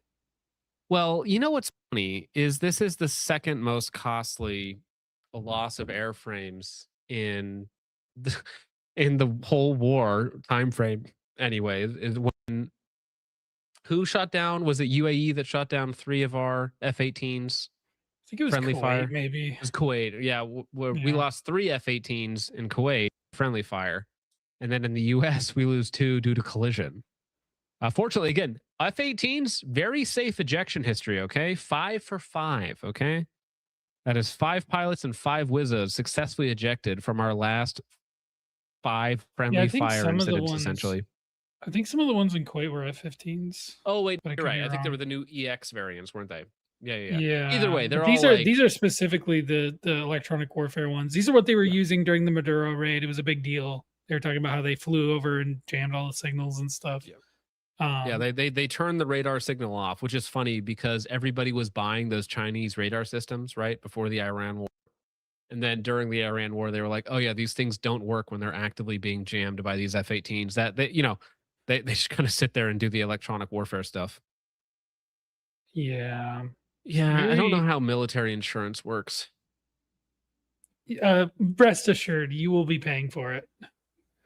That's true. We are the insurance policy. I forgot about that, Jake. Thank you. Now, this happened like right before stream started, so I don't know if we have any more details on it. I don't think they've released the suspects yet, but we do. Let's see. San Diego Union Tribune has the most up-to-date article. This was like 30 minutes ago. So earlier today, in San Diego, 5 dead, including 2 teenage suspects at San Diego mosque shooting. So 3 people, 2 suspects. Security guard at the Islamic Center of San Diego was among those killed outside the buildings on Monday morning, police said. A frantic search for a runaway 17-year-old boy who had disappeared with his mother's guns and car ended in tragedy a few hours later, Monday, in Claremont neighborhood, where police say he and a companion shot and killed 3 people at an Islamic Center of San Diego, then turned the guns on themselves in a car less than a mile away. What? 2 teenage suspects? I hate teenage suspects. But then it's interesting. Themselves? They were on a runaway. They go to a mosque. They shoot 3 people. They drive away and then kill themselves? And how did that Kinda work? weird. Did they kill each other in unison? Did they try and like kill each other? Like, think about logistically. If you're okay, I'm going to end it all. I'm going to pull the trigger. And then your buddy pops himself and you look over and you're like, damn, that's awful. I don't want to do that. Or do you try and do it at the same time? Or do you try and do it to each other? Like, I don't know. I know the only clip that I saw from this was like a news chopper, I think, outside when it was showing a bunch of the TAC teams stacked up on the mosque. And they kind of messed up. I'm sure someone's going to get a talking to, but there was someone laying on the ground right next to the TAC team with just like a massive pool of blood coming out of their head. I was like, that was on, local news. That's kind of crazy. But other than that, I don't really know anything about this. I don't know. So what police kind of searching the home up teenagers- here. We have the map here. 3 killed at the Islamic Center of San Diego. And then they drove this way, shot at a landscaper, and then killed themselves in a vehicle like a half mile away. Huh. Do we have the identities yet? Well, I wonder if it's because they are like 17, so they aren't releasing the identities yet. Well, they're dead, so. Well, right, would but think it wouldn't still, it's matter. like, yeah, I know that it doesn't matter to us, but legally speaking, and especially if they're of the wrong ethnicity, it behooves San Diego politicians and stuff to keep them hidden for as long as possible. Because I feel like, again, Cynical John, if they were like white Aryan Brotherhood types, they would be plastered front and center of a racist hate crime attack in the Yeah. Islamic Center of San Diego. That's Cynical John here talking, but I think We'd already have the manifesto. We would see Right. their videos that they posted on YouTube, training with guns out in the woods. You know, doing their Roman salutes. they released the IDs. Well, this article was only 30 minutes ago, so I'll probably just have to Google it real fast. Let me look that up, see if I can find it. Yeah. I don't know. It is strange. Maybe it's Asians. I know San Diego has a lot of Asians. And the Kane Asians have Clark been crashing and out Caleb recently. Vasquez. Vasquez? No pictures, but yeah, Kane Clark, 17, and Caleb Vasquez, 18 years old.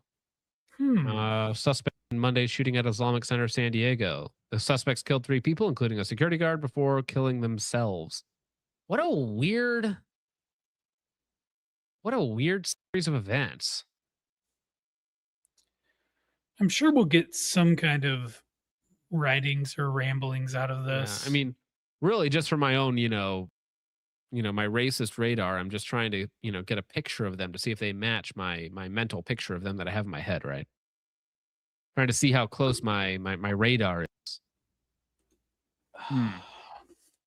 Someone's slandering me in the side chat. What is he saying? He said Jake prostitutes his feet and calls AK guys fags. You have to admit, AKs and ARs are 2 classic fighting rifles and both kick ass. They're both classic fighting rifles.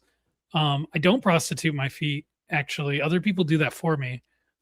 But I'm just going to No, that's objectively not say true, that okay? Because the AR makes sense and the AK doesn't. Because I don't live in Donetsk or Africa.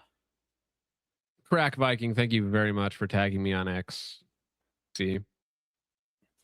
Let's see here. Oh, really? Yeah, I do get pimped. I do get pimped out. Interesting. Okay, so maybe I'm off. Okay, maybe Cynical John needs to not be so cynical. Okay, because I mean this is the What? gas can with the SS insignia, so it's like, okay, the Schustaffel insignia was photographed outside the vehicle where the 2 suspects are found dead.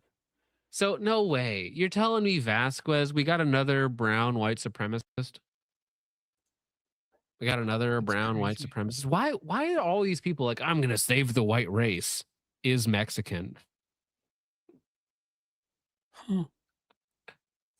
Oh, That's like the what? I think it's funny because there's always the whole talking point of like, right-wing extremists commit most of these violent acts. How often do you actually see someone who's going out repping the, Nazi symbology and going out and doing these attacks? Seems extremely rare. And most of the ones that I've seen recently have been brown people, which is just, well, I don't yeah, understand the it seems psychology. so strange. Like think about it. If I were a white supremacist and I was like, you know what? No, my life is over. The only meaning it has left is blood. I'm going to take as many of them down as I can. I shoot 3 and then kill myself. Somebody clip that, by the way. After escaping. Yeah, don't clip that. Yeah, but that doesn't like, what? Like, what was your plan? Was to get in there, shoot people, which you did kind of on the outside. You drove away and then killed yourself. It's like, that was your plan to save the white race. If this isn't totally just a psyop. Huh? Holy LARP, yeah. Super weird. Maybe that's why they haven't released the images, is that they were actually like just brown Indians LARPing as SS guys, So it's like the most Edgar looking mofo you've ever seen. And they're just like full of like swastika tattoos and a bunch of other just nonsense stuff. And They're like, listen, I don't know what to do with this. I don't know how this benefits us anyway. Groomed on the cord. Hey, Holmes, you down for the cause, man? Is he high, Cholo, homie? Cholo Church gonna get you right, y'all. You know, kill those long people, man. Shit. Talking about that 14 words, man.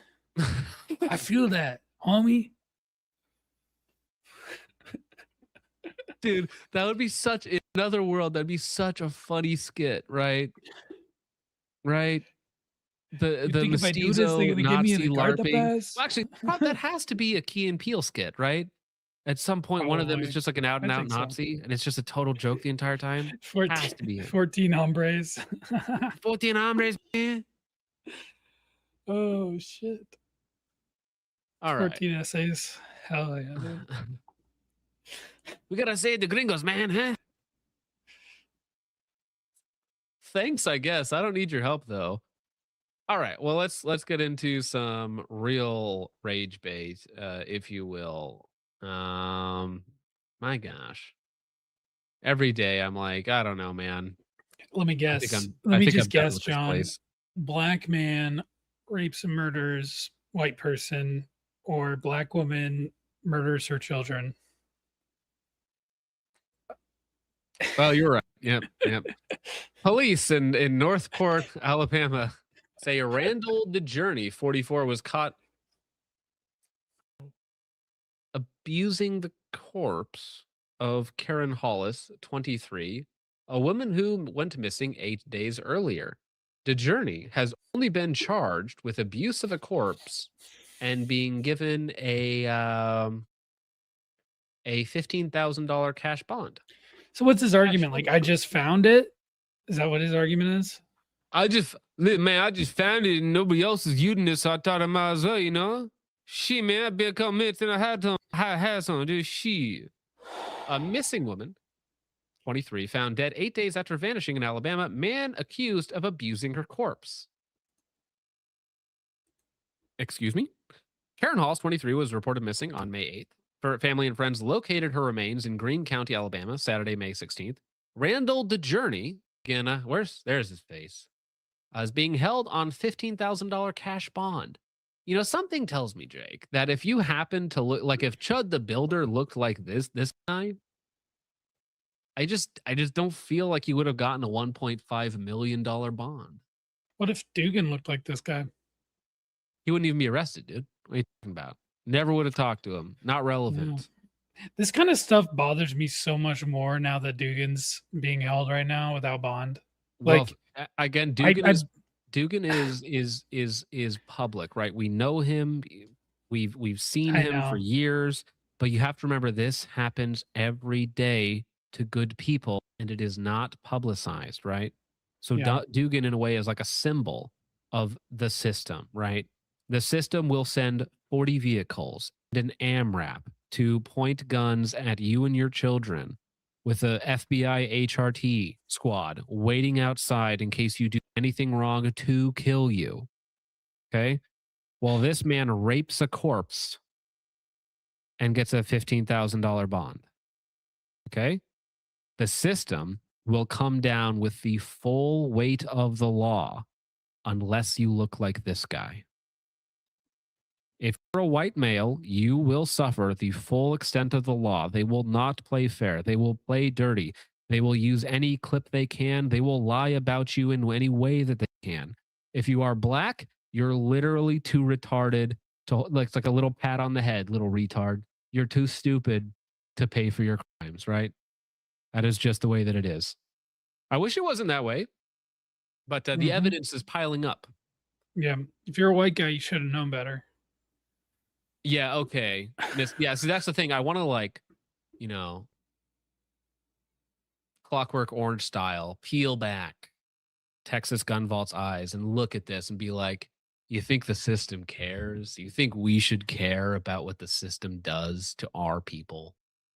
You think these rules matter, okay? If the rules led you to the rape and desecration of a corpse by an animal, what use are your rules?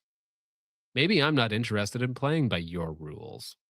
Maybe I don't think your rules had any value ever. Karen Hollis was reported missing on May 8th. 23 years old. Again, worst trade deal in the history of trade deals. Just another wonderful young woman gone immediately while this animal rapes her corpse. Randall Lendl DeJourney. He should be on a journey to the gallows. That's my thoughts on that. Has since been charged with abuse of a corpse in connection with Hollis's death. He has been held in county jail on the $15,000 cash bond. No further information about DeJourney has been shared at this time. Let's take it at the best case example. Okay, Jake? Your daughter gets murdered and you find an animal desecrating its corpse. And the judge is like, oh, well, we'll let him out. He's not a danger to society. You know, we can't prove the murder. I mean, he was definitely, you know, necrophilia and all that, but not that big of a deal, right, Jake? You think, I mean, think about it. It's $1,500 cash to get him out of jail. That's it. Yeah. I mean, I might pay his bail, honestly. Yeah, I might pay his bail as well, right? You're like, you know what? You don't need to go to jail. Like, we'll just put you in the same spot that they found my daughter. We'll just sort it out. We'll fix it. Okay. Yeah. Me and you. I got a together, garage you we'll can fix the stay in. system. I got a garage you can stay in. I got all sorts of fun stuff in there. I got a hole in my backyard I've been working on. Yeah. No, that's insane, dude. That is actually insane. Yeah, the journey needs to be on the journey to the gas chamber. That's my The take journey on this. to hell. Rest in piss. Here's another one. Now, a white woman is out there trying to protect her 4-year-old daughter from the other kids that are in the neighborhood. As you do, being a good parent. And the young children in here threatened to kill her and shoot her. And these are children, by the way. So they always do the meme of they put the poor little black kid on screen and they say, when do I become a danger? I'm like, oh, somewhere between 4 and 6 years old. It's kind of when you start threatening to murder people and shoot them, hold axes at them. You know, it's somewhere between 4 and 6 years old. One of them is carrying an axe while another threatens to shoot her. The boy says, tell your fat mom to stop recording me. She tries to do the impossible and reason with them. I looked at her TikTok account and it seems she's been dealing with these issues for a while. She's trying to raise enough to move her family to a safer place. And then he puts their donation link in the description there. Recording, Mom. I will be. Recording, Mom. I will be recording. That way, your parents will know what you're doing. So there's 3 of them. Look, maybe 8 to 10 years old at most. One of them is indeed wielding an axe. Keep in mind that if my 4-year-old daughter was out playing and there's some YouTube censored word driving around with an axe, I should preemptively be able to street sweep to take out the trash, right? Like, absolutely. There's going to be a whole string of YouTube censored words will happen. Imagine that being engagement. See, that's how delusional a lot of white people are. They're like, I'm going to tell your parent to 3 parentless children who live in some Section 8 baby factory with their mama who has 8 baby daddies, you know, who can't even remember Daquan DeQuisha's name, all right, who feeds them, you know, Red 42 and chicken nuggets, maybe if they're lucky, you know. How would you feel if you found out your kids are doing that? Like, they wouldn't be because you're present in their lives. Here's the thing. You know what? I go to church with my kids. They interact with other children all the time. And like, you know, my son, Bruce, he's 5 years old. When he like is mean to another kid, like I have an anger at my son because I'm like, you cannot do that. Is not allowed, right? So my son knows when something doesn't go quite according to his plan and he, you know, takes it out on somebody else. Like there is judgment to pay and his name is John, all right? He's coming to collect his fee from you if bad things are done, right? But that's because I'm a present father, right? These kids, not so, I'm just taking a wild guess here that Laquanda Laquifa with the axe, with the battle axe does not have a present father, okay? Yeah. And They're also, they're trying to speed around getting to see dad. Well, they're gonna go see dad in jail when they get to him, you know. Hey man, my kid won't do nothing. He just walk around with an axe. I'm sorry he cracked your daughter with an axe because she was being a little bitch. Yeah, that little 4-year-old deserved it, man. That white devil. It's like when those, again, YouTube censored slurs stuffed rocks in that 12-year-old girl's mouth and raped her, and took turns raping a white girl. These 3 baboons, okay, and they were my 12-year-old. He didn't know it was wrong. She man. And then the father shows up from another town because he had to drive 6 hours because he doesn't have custody of his kids. And he was like, yeah, man, the system can't hold him down, you know? Yeah, be that white bitch. Yeah, I don't know what they were doing to her. She. Wild. You know, I can call the police for this. I'm recording you because you're riding around with an axe all angry. As soon as they get threatened with police, Absolutely they drop not. the weapon. Dude, they've been trained from 2 years old. Police get called, drop the weapons, all right? Stash the weapons, ditch the heat, okay? Go inside. I got that on camera, what you just did, little boy. Go away. I absolutely am on my property. I can record you all I want. You're on a public street. You have a lot of education too, but you grabbing an axe? Listen, I don't know if I can axe those questions. You know what I'm saying? Is not the answer.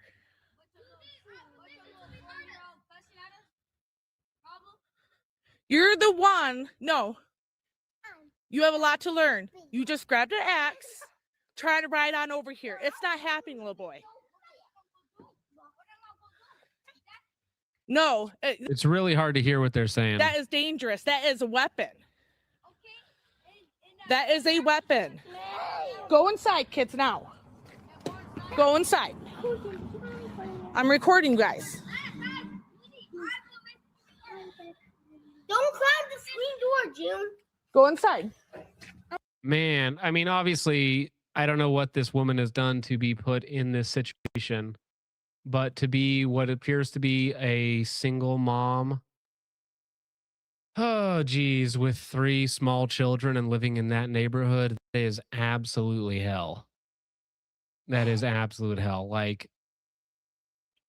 Obviously, whatever, and again, I don't know her personal situation, so what the best is always to have a husband, there to protect your children so that you can be a more present parent, of course. And that's obviously not the case here, but still, it's what a absolute hellscape to have to live in that sort of environment where Black children, not teens, you can't even call them teens, media articles, you can't even call them teens yet, are roving around with axes and threatening to kill you.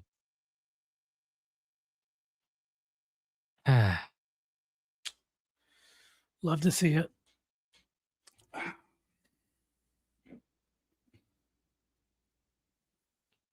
All right. Well, you know what? We talked about judging in this country and how, maybe it's not the most fair ever, but there just seems to be a certain phenotype or archetype that they just let out, that they just don't punish to the same extent.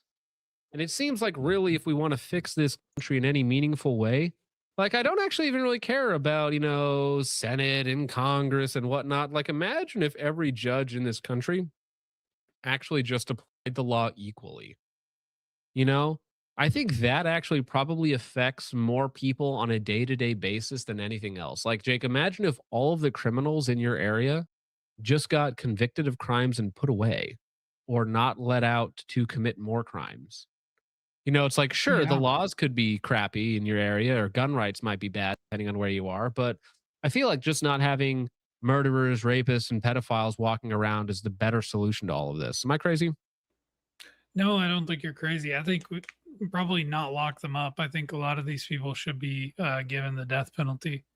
But then we'd be facing a 1940s level disposal problem, which, the math on that, it would take how many listen, years? All I know is that in 2023 or 2022, Italy couldn't keep up with its cremation problem. Okay. So, You know, the extra excess deaths of like 1,500 people a week were too much for 2022 Yeah. technology. I don't know. So It'd be a generational issue, I think. listen, it's like the telemetry data for the space program. Okay, we can't find it. We can't recreate the technology. We're going back or something like that. A California judge, shocker, let a convicted child molester walk out of his courtroom after a jury convicted him on 6 felony counts of sexually abusing a 11-year-old girl. He has now been on the run for 9 months. The DA begged the judge not to let him out, but did it anyways. Carl Cacconi was facing, this is anti-Italian discrimination, Cacconi, was facing 18 years in prison, but instead, Judge McLaughlin, which is, right? McLaughlin, let him post bail and walk out with a GPS ankle monitor. Oh, right. It's like pedophile. It's as long as we know where you are sexually abusing children, it's okay. Yeah, you can rape a child and get let out on bond. But if you say mean words online, you're a threat to your community, right? That's why, like, I feel like we're about to have a fertilizer shortage, right? Because like 30% of the world's fertilizer comes through the Strait of Hormuz, right? We are on a, listen, okay, this is my argument. It checks out. I've done the math. We have a fertilizer shortage. Okay, it's coming. It's going to reduce crops. It's going to reduce food. It's going to increase prices. It's going to be a disaster for the world economy. I have a solution. Okay, a fertilizer solution. Yes, I do. Listen, okay, judges and pedophiles and criminals of all sorts can help us solve together this fertilizer shortage. Okay, I think we will put them to good use. 10 days later, I was just thinking though. He's probably not the only child molester that walks out of that courtroom. I'd wager that at least one other child molester walks out of that courtroom every day. Probably. You can interpret that however you like. Well, let's just say real recognizes real. Okay. Real recognizes real. They dapped each other up. Judging him afterwards, yo, bro, hit me with that, yeah? 10 days later, the ankle monitor mysteriously lost connection. And when probation finally called him, Cacconi told him he was charging the anklet. They believed him. Trust me, bro. Trust me, bro. When the pedophile says trust you, bro, you should be like, actually, you shouldn't be allowed to speak to me anymore. They believed him. He spicked. A little slip there. Wrong group. I think these are WAPs. Anyways, he spicked sentencing, and now a convicted child molester is free because one California judge refused to take him into custody. What are we doing? Interesting. We have audio here. Did I lose audio? Man found guilty of sex crimes against a girl in El Dorado County never made it to prison because he vanished. The victim's family and the prosecutor's office blame the judge. Tonight in a story you'll see only on KCRA 3, we investigate how this happened. Come on. Speaking up about the sexual abuse she experienced when she was just 11 was painful, intimidating, and frightening. You were concerned people would not believe you. Yeah, like he was an adult, so I'm like, oh, people would believe the adult before me. He is the predator, Carl Cacconi.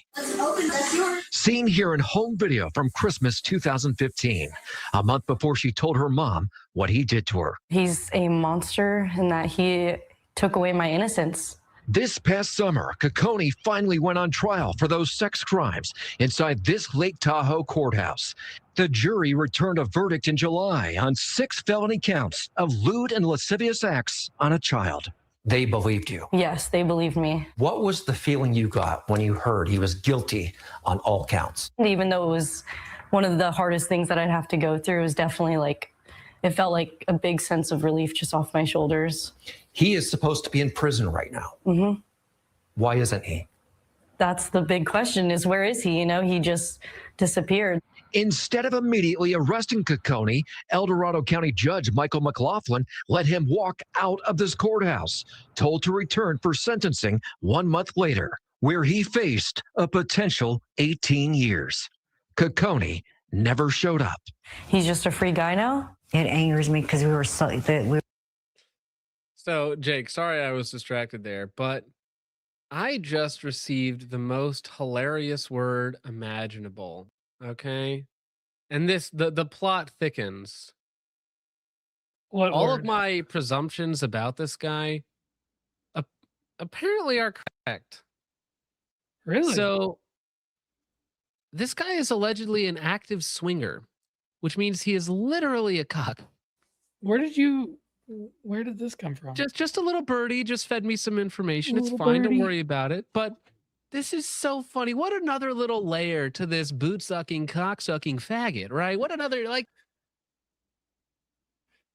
It kind of just checks out. You know, him humiliating himself on YouTube for 1,000 views actually checks out because he's kind of into that. It kind of actually turns him on, right? So when we're actually degrading him like I just did, he probably likes it a little bit too much. Whoa. Whoa. Okay. Yikes. All right. Opinion disregarded. Thanks, bro. All right. Well, okay, you know what, man? People just can't exercise anymore, okay? Because this guy was out and about. Don't read yet. This guy was out and about just taking a little jog, okay? And some people, some college students, didn't take kindly to this oppressed man just trying to get his jog on, okay? Trying to get a little bit of exercise out in the world these days. Austin man sprints across the UT campus naked, chasing female joggers, stops to masturbate in a parking lot besides the LBJ library, then hides in a porta potty as officers arrive. Man. You know, maybe it's the thrill of the chase that really gets you going. Maybe that's the thing. That's a crazy use of free will. I tell you what. That is wild. Patrick Sweeney once slipped inside police headquarters and pedaled off on a marked patrol bike. The JW Marriott has banned him 3 separate times, including for sleeping shirtless on their couch, but he is never prosecuted for trespassing. Again, I'm just going to say, dude, this guy is perfect fertilizer. Look at him. This candidate could be such a wonderful patch of grass or flowers or food. Like literal, like his life's goal, his reason for existence is fertilizer, right? Perfect candidate for our new Save America 2028 fertilizer program. All right, Make this America solves green all of our again. problems. That's just something else. Although, if you just showed me his picture, like if you read the article and then showed me the picture, I'd say, yeah, that's it. That's what I would expect him to look like. So he was also caught climbing governor's mansion's fence while still wearing the hospital wristband from his most recent release. Okay. Last week, he was arrested for the 44th time. See, they literally let these people run around until they kill a white person, and then they do something about it. It's not until they kill a white person that they do anything about it. This time at Target across from the UT campus, he was charged with felony theft, indecent exposure, drug paraphernalia, and public intoxication. Every felony is either declined or reduced. Every misdemeanor pled to time served. 44 arrests, 24 formal charges, 0 jury trials. Now, just 12 hours ago, they posted just a little update, okay? Wandered shirtless into the private mailroom of a Rainy Street condo tower, pulled a fixed blade kitchen knife on the concierge, who escorted him out, snarled, "Get the F away from me," pled to 60 days. Again, could you or I, Jake, in any universe, threaten someone with a knife? No. This can do it 40 times and not have any long-term consequences. Not even a felony on his record. Yeah, that's pretty wild. Stole a UT student's e-bike, threw a food delivery's bike to the pavement. What is with these guys and stealing bikes? Jeez. Caught by AIDS campus police with felony weight meth in November. Indicted for felony robbery in June 2025. Yeah, again, if he had killed the white concierge, then they would have done something about it. But because he only threatened to him, he hasn't yet elevated to a crime that they care about. They'll just keep rolling the dice until he finally hits the mark. Well, I'm actually gonna. I'll save this one for last. No, I won't. I won't because I'll try and make us not end on such a obnoxious crime. So I'll try and end on a lighter note. Meet Trey Isles. He was shot 15 times while in a parking lot buying food with his girlfriend in Kentucky. Police released the identities of the 3 suspects. They're considered armed and dangerous. Anyone with information is urged to contact police. Trey miraculously survived and is recovering in the hospital. Please say a prayer for him. So yeah, this young man and his girlfriend got 15 times by animals, subhuman animals in a parking lot, buying groceries with his girlfriend, maybe protecting his girlfriend. We don't have the details, but he was shot 15 times, and by God's grace, he's going to make it. He's going to make it. However, good for him. The other gentlemen, though, again, prime fertilizer candidates. Like perfect. Okay. They meet every criteria for future fertilizer. Save America 2028 fertilizer campaign. Get it going. Get it going right now. I don't think that these people need people need to be out and about hanging out with us. I just don't think they add much value. Yeah, and again, we are glad that the accuracy of noted thespians and Napas is not particularly good. A safety alert out of Newport tonight. Police are searching for 3 suspects in an attempted murder case. Thanks for joining us at 10. I'm Trisha Mackey. And I'm Rob Williams, and they're warning the public these individuals should be considered armed and dangerous. Yeah. Funny thing is, Jake, I always consider these people armed and dangerous. You don't even need to tell me. I was just doing it anyways, you know? I just always consider these people armed and dangerous. It's a safe assumption to make, I think.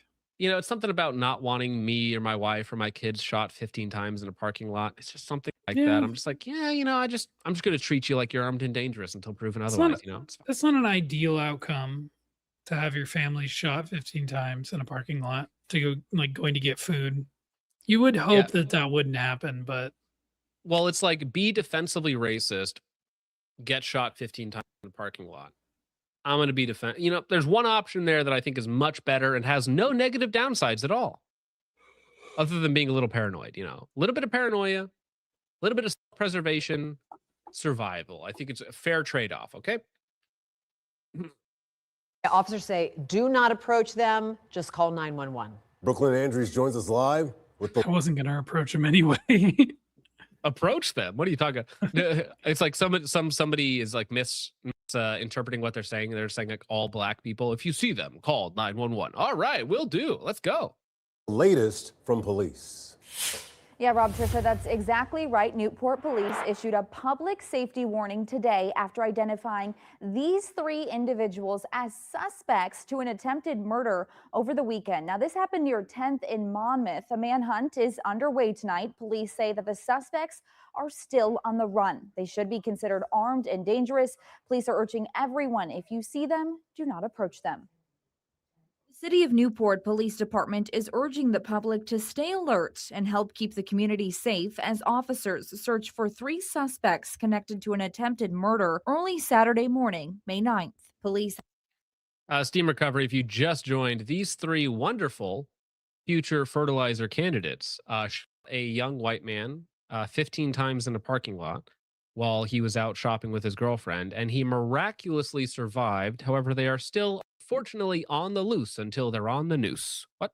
Who said that? Have identified 30-year-old Tiance Combs, 26-year-old Terry Lee Moses, and 30-year-old Courtney Alford, all of Newport. Arrest warrants are now active for each of them. Investigators say Combs is wanted for attempted murder, Moses for complicity to attempted murder, and Alford for facilitation of attempted murder. The warrants stem from a shooting near 10th and Monmouth, where police say 1 person was seriously injured. The victim, Trey, was reportedly shot 15 times in the parking lot of a. Like, I don't know any way that you like square it. Getting shot 15 times, even in the most superficial ways, is going to have lasting damage. Right? Because we're talking arms, legs, shoulders, stomach, feet, hands. You know, even if it misses everything vital and you don't have like any massive damage, like that's so much just tissue damage in other places. It is absolutely miserable. Stop it, Josh. Josh, I'm gonna that's find you, not okay? That is very funny though, Josh. Josh says one of the speaking. suspects was identified on Reddit and goes by the name of Roscoe Blood, huh? Dude is known for being very durable and accurate. Scary stuff. Yeah, actually, Roscoe Blood's one of my homies, dog. Okay, me and him are Yeah. real tight. Okay, got a really tight chamber. That man. I mean, Yeah. ugh. I think Josh is also a paid shill. Speaking of paid shills earlier, you know, I think he's True. one of Well, those. actually, he's a reverse paid shill because he pays. pays to shill. It's weird. Man. He's a Roscoe sub. Wait, is he a?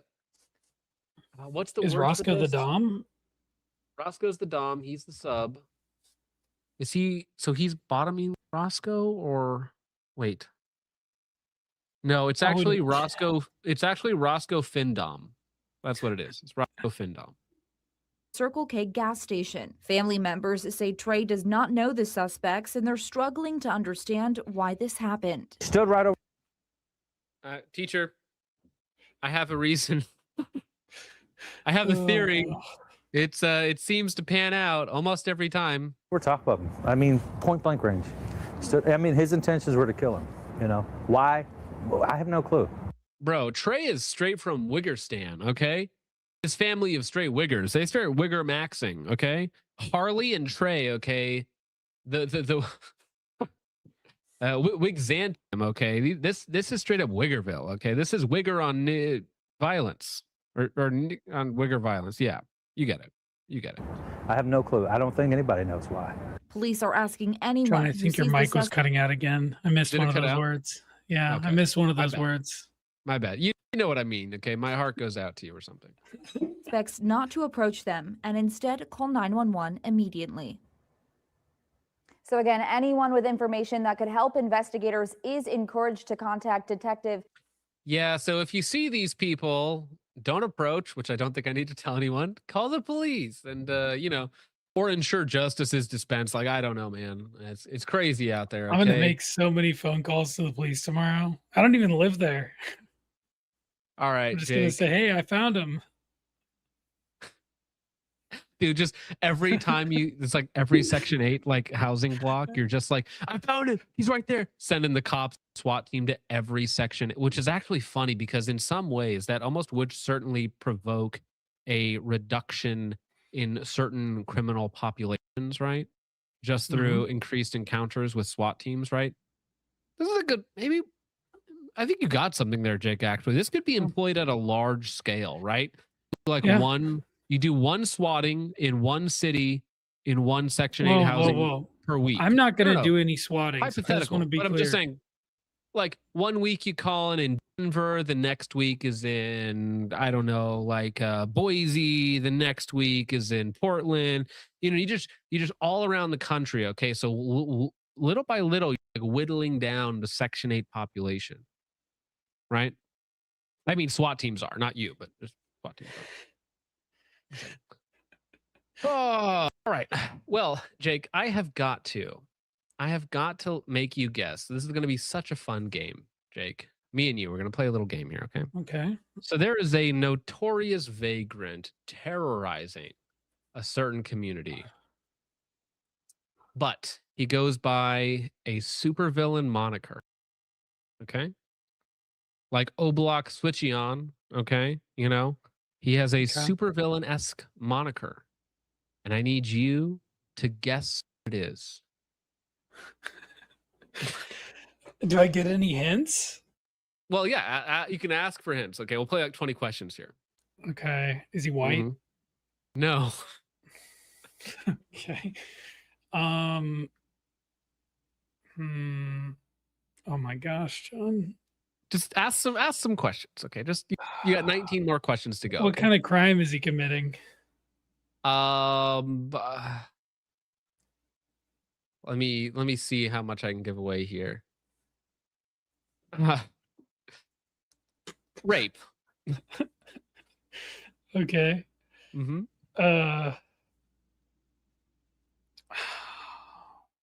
Let me think. Aquarius the rapist? I don't know. Funny, no, but ask like, what is his name related to? Okay, or something like that. Yeah, what is his name related? Is it related to rape? It's related to a bodily function. A couple of bodily Oh, functions, actually. what is he, like the penis bandit or something? You're close. Okay, yes, that is involved. It's halfway there. One of the functions is involved with the penis. Yes. Oh my gosh. So you're getting pretty close. Like, think about it. All right. Logan, definitely Logan. What the hell? Think about all the functions one would do with the penis, and then there's one additional function in there with a separate part of the body. Is it something to do with jerking off, masturbation? Nope, not quite. I don't usually know.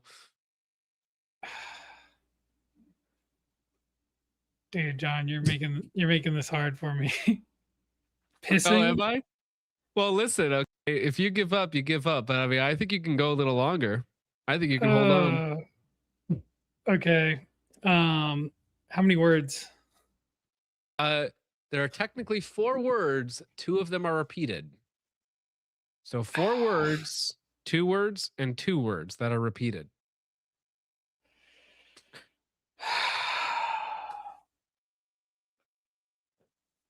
He has a signature attack of poo buckets.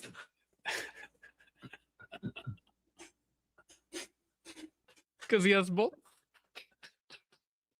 multiple offenses related. Is he like the shit slinger? Something? I don't know.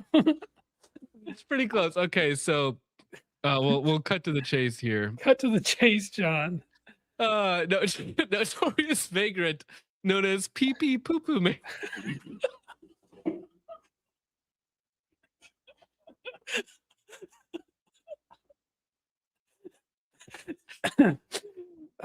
That's a classic. How did I not know? Dude, imagine the next Avengers movie starts out Pee Pee Poo Poo. Pee Pee Poo Poo Man. Notorious vagrant known as Pee Pee Poo Poo Man arrested on horrifying charges. Oh boy. I wonder why. Ooh, so a homeless deviant who terrorized Toronto with a series of vile attacks in 2019. Oh boy, you know, the poop bucket bandit of 2019 has been arrested in connection with 2 alleged sexual assaults.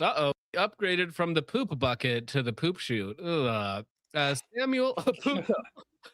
Samuel Opuko. Opuko? Opuko, you know what I'm saying? A vagrant whose grotesque fecal assaults earned him the nickname in the 2024 Pee Pee Poo Poo Man film, chronicling the malodorous crime spree. There's a film about this guy?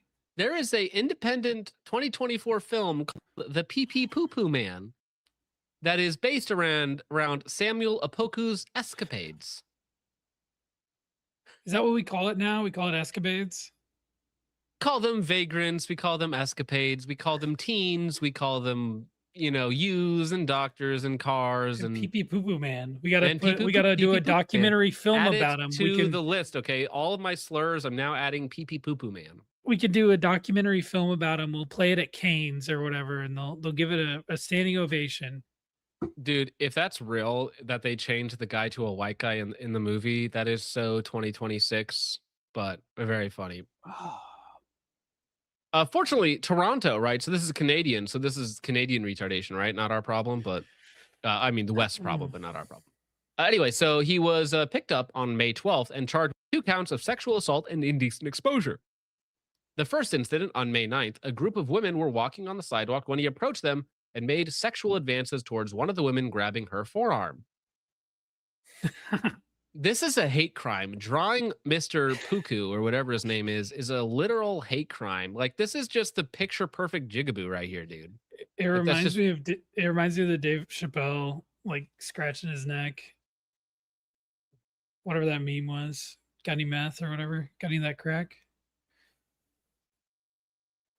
Court documents confirm the suspect is the same man previously busted for fecal attacks, according to Toronto Today. Apoko's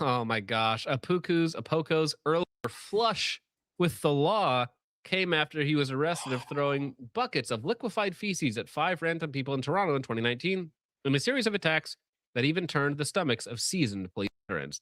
A young girl had a bucket of waste feces dumped on her. Police Constable David Hopkinson said at the time, I don't know what to say. I'm at a loss.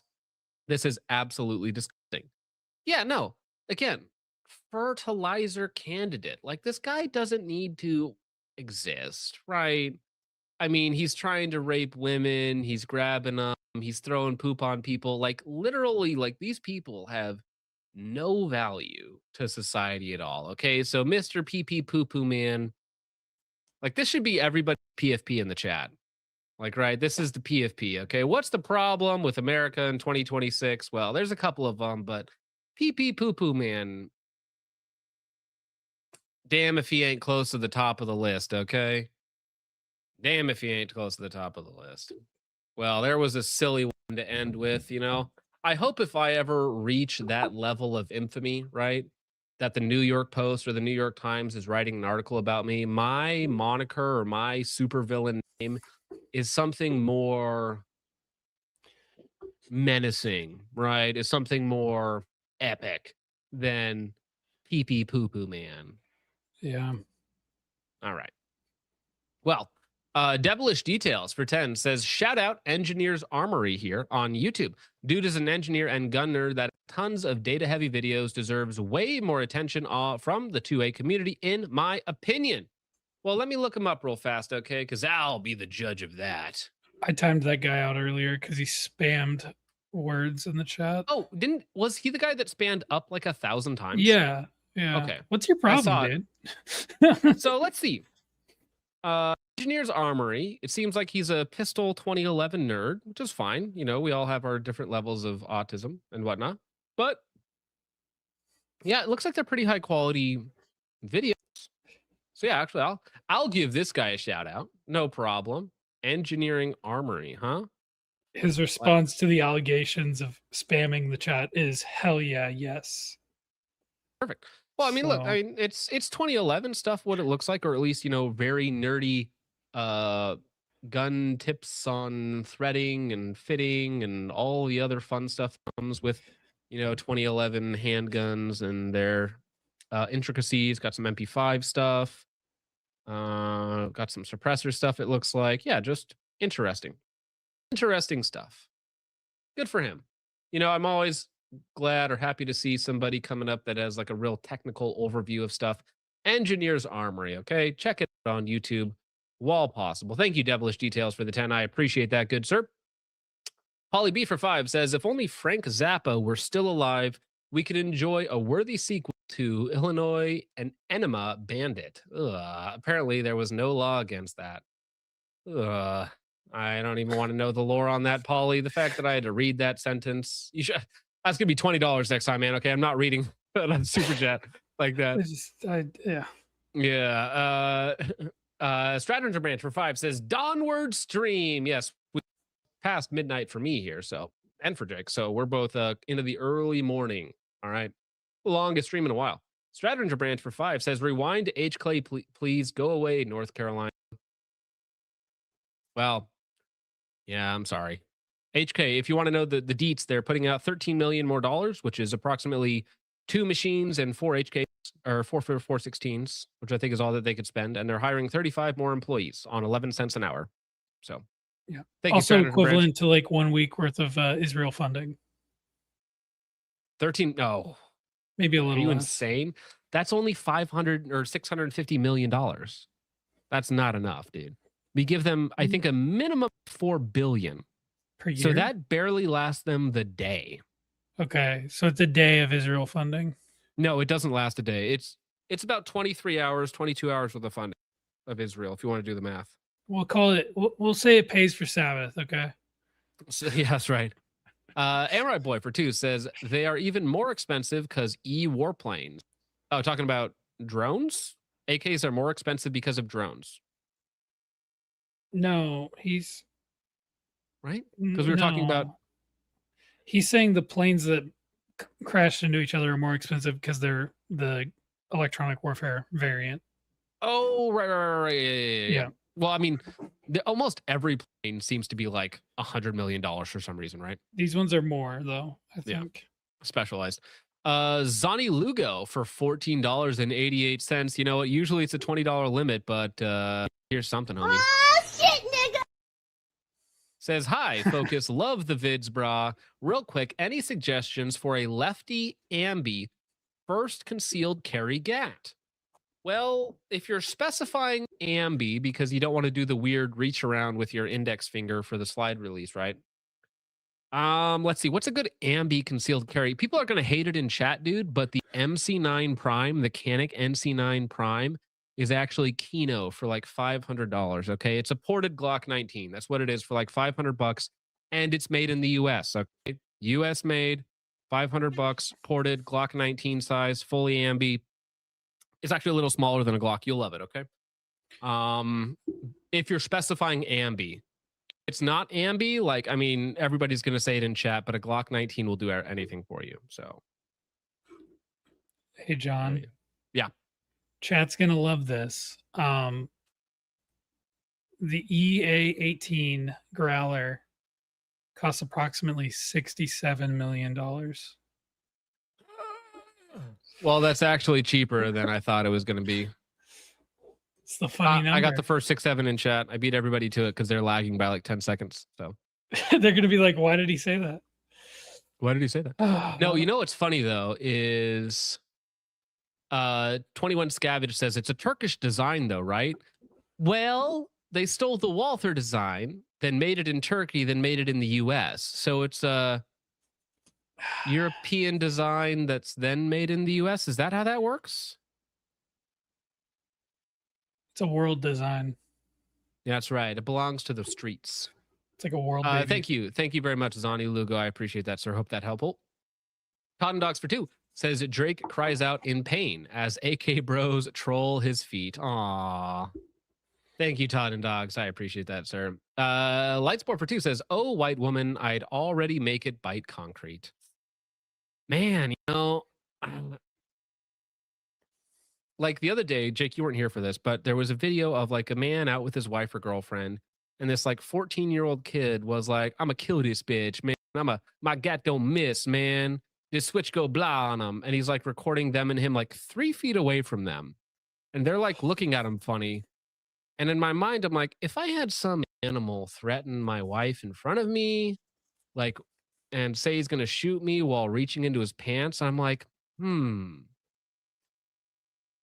feel like I should just dispense justice, but I don't legally. I'm like, I don't know, you know, because like he's definitely threatening me, but he's also a child. But children have guns and axes now, you know? You know that, right? Children just walk around with switches and gats and axes now. I don't know if someone reaches into their pocket and says that they're going to shoot you, is that grounds to pull your firearm? Does a liberal judge or jury think that though? That's the problem, right? Now they got us second guessing our self-defense rights. Thank you, Lightsport. I appreciate that. Listen, Jack, John, thanks for the all-nighter. Here's your overtime check. Thank you, Jack. What's YouTube pay anyways? So YouTube takes 30% of ad revenue, just off the top, 30% of super chats, and an additional, and then if you're on an Apple device, they take an additional 30%. So your 100% goes down to like 48%. So I actually get less than half if you super chat on an Apple device, which is why I put the Ko-Fi link in there, right? Just because they only take like 5%. But again, people want entertainment. They want their comments read out. I read all the comments no matter what the cost. So I appreciate it. Okay. People are giving their hard-earned money to me and to Jake to see his toes, okay? And I'm not going to disrespect their will. Thank you. Josh for 5 says, one of the suspects was identified on Reddit and goes by the name of Roscoe Blood. Dude is known for being very durable and accurate. Scary stuff. Got to look out for those Roscoe Bloods, you know? They're black and they're dangerous, okay? Black and dangerous. Lightsport for 2 says, Josh got to be sleeping with the Roscoe CEO. He wishes, dude. Thank you, Lightsport. Josh for another 2 says, yeah, definitely Logan. Logan crimes would involve like feet and you know what? Actually, there's a perfect crime for Logan, right? Because you remember that there was a guy. Well, not an Umarang. That would be funny too. But no, there was a guy who was breaking into women's houses and sucking their toes. Do you remember that? That was a headline that was floating around.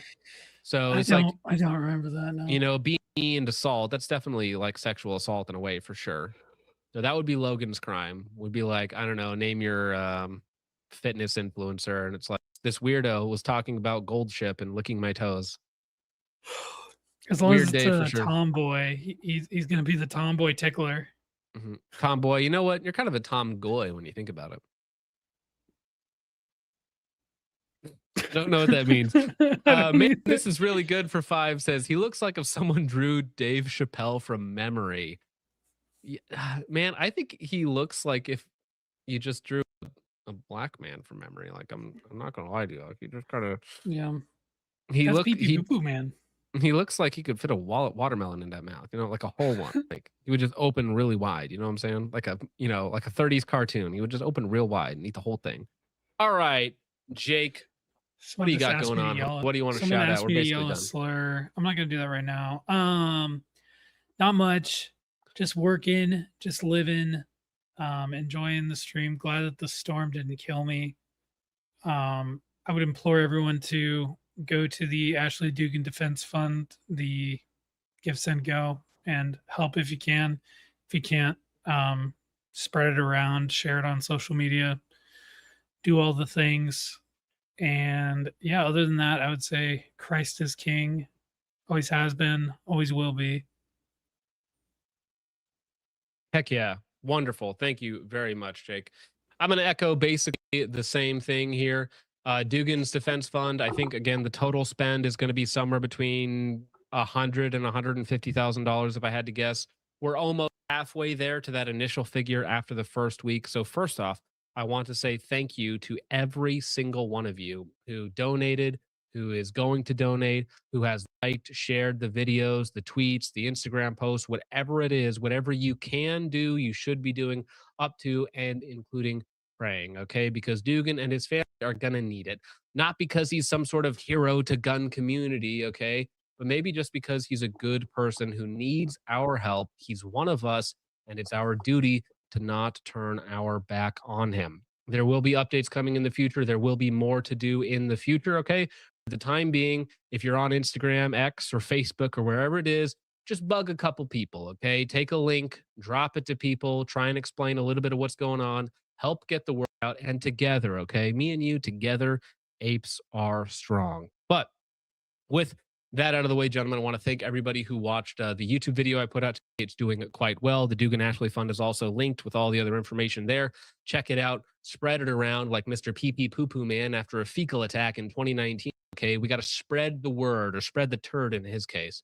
But thank you to everybody watching and supporting. There is work yet to be done. There's another week ahead of us. And it's going to be a busy couple of months, okay? There's stuff to do every day. Keep the grind going. Keep your chin up, white boy. White boy summer is in full effect. And you and me, we got a job to do. We got to go crush. We got to go kill it, metaphorically speaking, okay? But thank you once again for watching. I will see you in the next one. Christ is King. God bless. Godspeed.